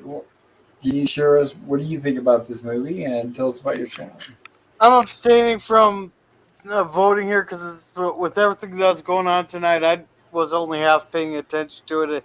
I still got to I'm gonna rewatch it and all that stuff. Okay, There, good. You just do so. Please watch the whole thing. yeah, because it's been one hell of a day. I'm actually surprised I'm still awake. Well, wait until you have time to relax and watch the whole thing from beginning to end with no disturbances if you can. What's this relaxing you speak of? Saturday, Sunday. And I relax on those days? Well, if you can. Yeah, but anyhow, I do watch parties on Wednesdays, Saturdays, and Sundays there. Justified on Wednesdays, Babylon 5 on Saturdays, and Sunday we are watching Platoon. Thursdays is a special. We're debating on calling it Cringe Fest or Cringe Stock, and we are watching Mega Force there. Mike is gonna try to get me to just cringe there. But don't worry, I got a special one here for PvP. I got a very special one for him. Oh, pray tell. Okay. Oh, it's a surprise. You're not going to tell us. Okay. No. Yeah, he doesn't want to scare us away. Well, just make sure you post it well before the day because I don't want to miss it. But No. it's got to be like on a weekend. Yeah, no, PvP. We'll organize a day and time that works for you. Okay, great, awesome. Yeah, usually Friday, Saturday, Friday nights and Saturday, Sunday are my best days. It'll only take about half an hour to get through all 8 episodes because they're only like 2-3 minute episodes. Okay, that sounds bizarre, but okay. I have no idea what you're talking about here. Friday, I might. That sounds like it's made for children with attention. Yeah. No. Exactly. I'm thinking of TikTok or something. This ain't for children. I'll tell you that right now. Okay. But anyhow, there's a Walton's review on. There should be a Walton's review on Friday, but I might have to rearrange some stuff. But then otherwise, bunch of shorts. If I can get some good, I might get some good footage tonight if the storm wakes me up. But all right, that's about it for me. All right. Well, thank you for sharing that with us. Oops, and I accidentally bumped him. Come back, Gorilla. I'm so tired. I can hardly keep my eyes open. I apologize. Please do come back, Gorilla. In that case, it's good we got through the movie. He looks like he's still on screen here, actually. Yeah, I see him too. You didn't bump good. him at all. Maybe you clicked a different button. Or I hit the right one. He kicked me out. I can't let myself in. Oh, there you go. Sorry about that, Gorilla. Yeah, I'm really exhausted. I'm tired. I had a long day. So I also would like. I know this is going to sound like a repeat of what everybody else said, but I give it an A+. I love it. The design, the style, the budget. I'm glad they took it seriously. Anne Francis said in an interview when she read the script that she thought it was just going to be some B movie, and that she would do it, and then nobody would ever talk about it again or see it again. But then she said she realized as soon as she got out the first day on the set how everybody was acting serious, which is similar to what Jane Wyatt was saying about Return or Journey to Babel on Star Trek earlier. But then, of course, this defined her career. I mean, she went on and did other things, but of course, everybody remembers her now, all these years later, mostly from this. And I know at the beginning I was questioning. You think that the father Morbius would be more protective over the daughter, especially with all those horn dogs that got they're sex starved. But it made sense. He was calm, but id was the one that was building up all that resentment and that overprotectiveness. Yeah, all his anger was fed into the monster. Right. And all his anger was subconscious.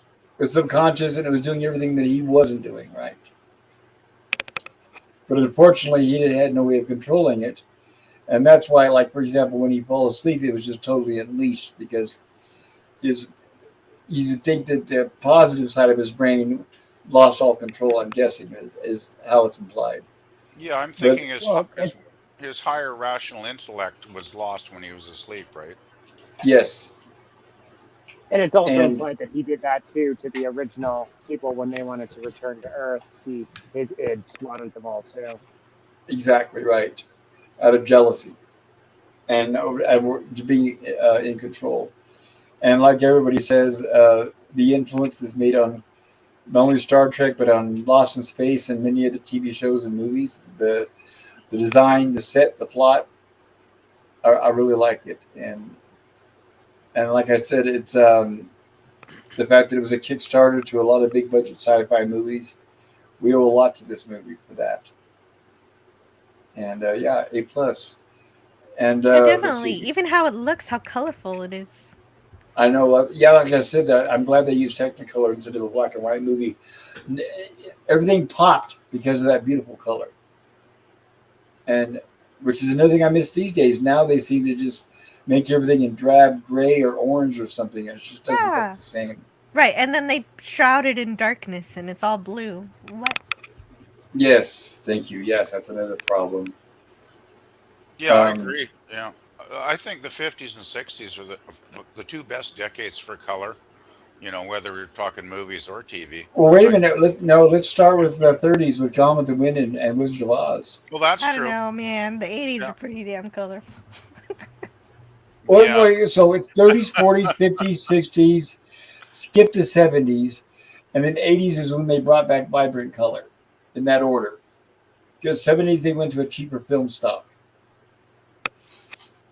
The one good thing about 70s movies, though, is the stories. A lot of the stories were so damn good. It was I something that didn't right. mind it, right? That's exactly I right. reject the notion that the cultural zeitgeist changes on the 1st of January every 10 years. That's just ridiculous.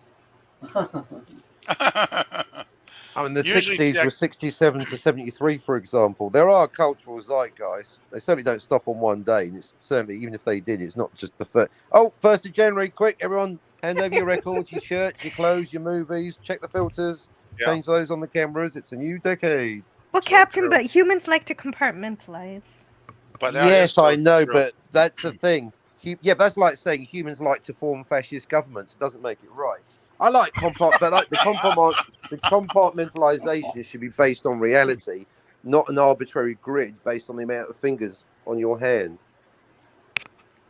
It is very true what Captain's saying, though, about how decades kind of bleed into one another. You know, it's not like they end on the 1st of January by far. It usually I mean, takes if at we, least a few years to transition, yeah, right? I don't mind the compartments, but they shouldn't be just in nice, even. This is culture and not linear algebra. 67 to Mm, 73, hippies. true.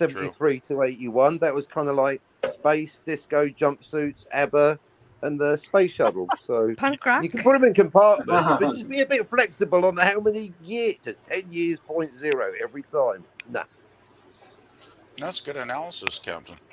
thank you. I have my You moments. should write a book about calendars. I better finish the book about time travel first. Also, if you're able to, please check out tomorrow night if hopefully Gorilla, if he has the strength. Check us out for our Gilligan's Island stream, which will be tomorrow at 7 p.m. Pacific time. Nope. Yeah, 7 p.m. Pacific time, 9 p.m. Central, where we're going through season 2 currently of The Castaways. And then, like I said earlier, I will have a Rumblings from the Labs stream this weekend, where we're going to talk a little bit about some maybe UFO, paranormal kind of things. Also, Oh, of yeah. course, as usual, will be open topic, so you guys are welcome to come on the panel and bring up whatever you want. Let me exit the solo here, and what I'm going to do now is I'm going to go ahead and close the poll, and then share that with everybody. So let me end the poll here, end poll, and pop out the chat.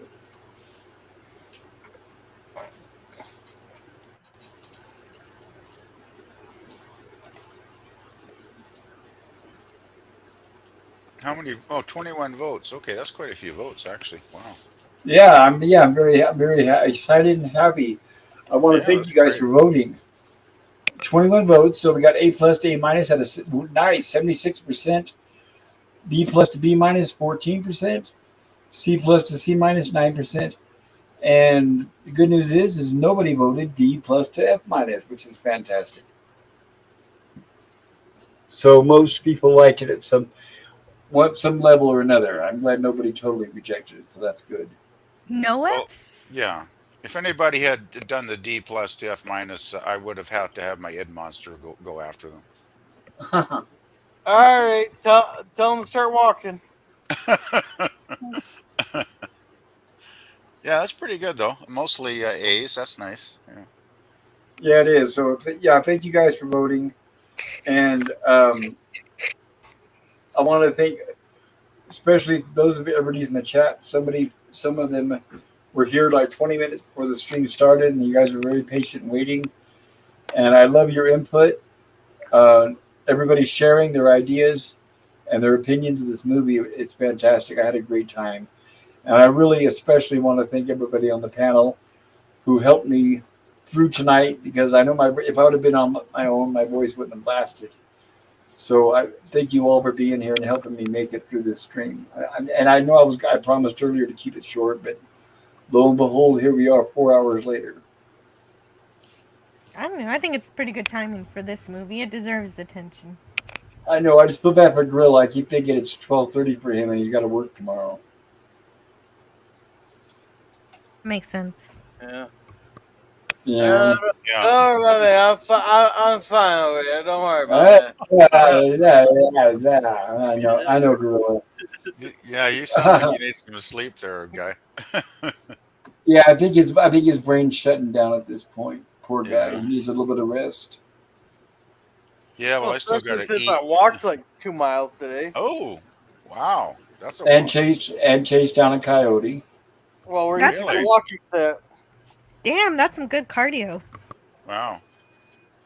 Sounds like a tiring day for sure. Yeah. I'm just hoping that it got swept down the river. We can always hope, Ron, but keep your eye open. It may be back. Well, it's not my property, so. Oh, yeah, there you go, huh? That's a good way. Just out of sight, out of mind. Yeah, until I get a call going, something attacked my ducks! Come help! Oh, I would suggest they get a big dog if that doesn't attack the ducks. So, thank you, everybody in the chat. And I've said it before, and I'll say it again. The chat makes up everything, and it's because of you guys that I'm here. You guys are like seriously the best people I've ever known in my life. You're the smartest, the biggest hearts, and the most sincere. And the same goes for all of you on the panel. I appreciate all of you guys. Oh, thanks, Pops. It's Yeah, my thank you. pleasure. I felt so bad. Yeah, I felt so bad. There were several weeks that we missed our streams, but we'll get back in the groove, and I'm going to try to stream every night when I can. I'm getting my voice back, and I think I'll start feeling better. I start treatment Thursday. I'll go to the new place and meet my new doctors and all that stuff, so I'll start feeling better. So that's good. Oh, that's Oh, great. yeah, that is good. You're getting the right care you need. Awesome. That's Yeah. really good news.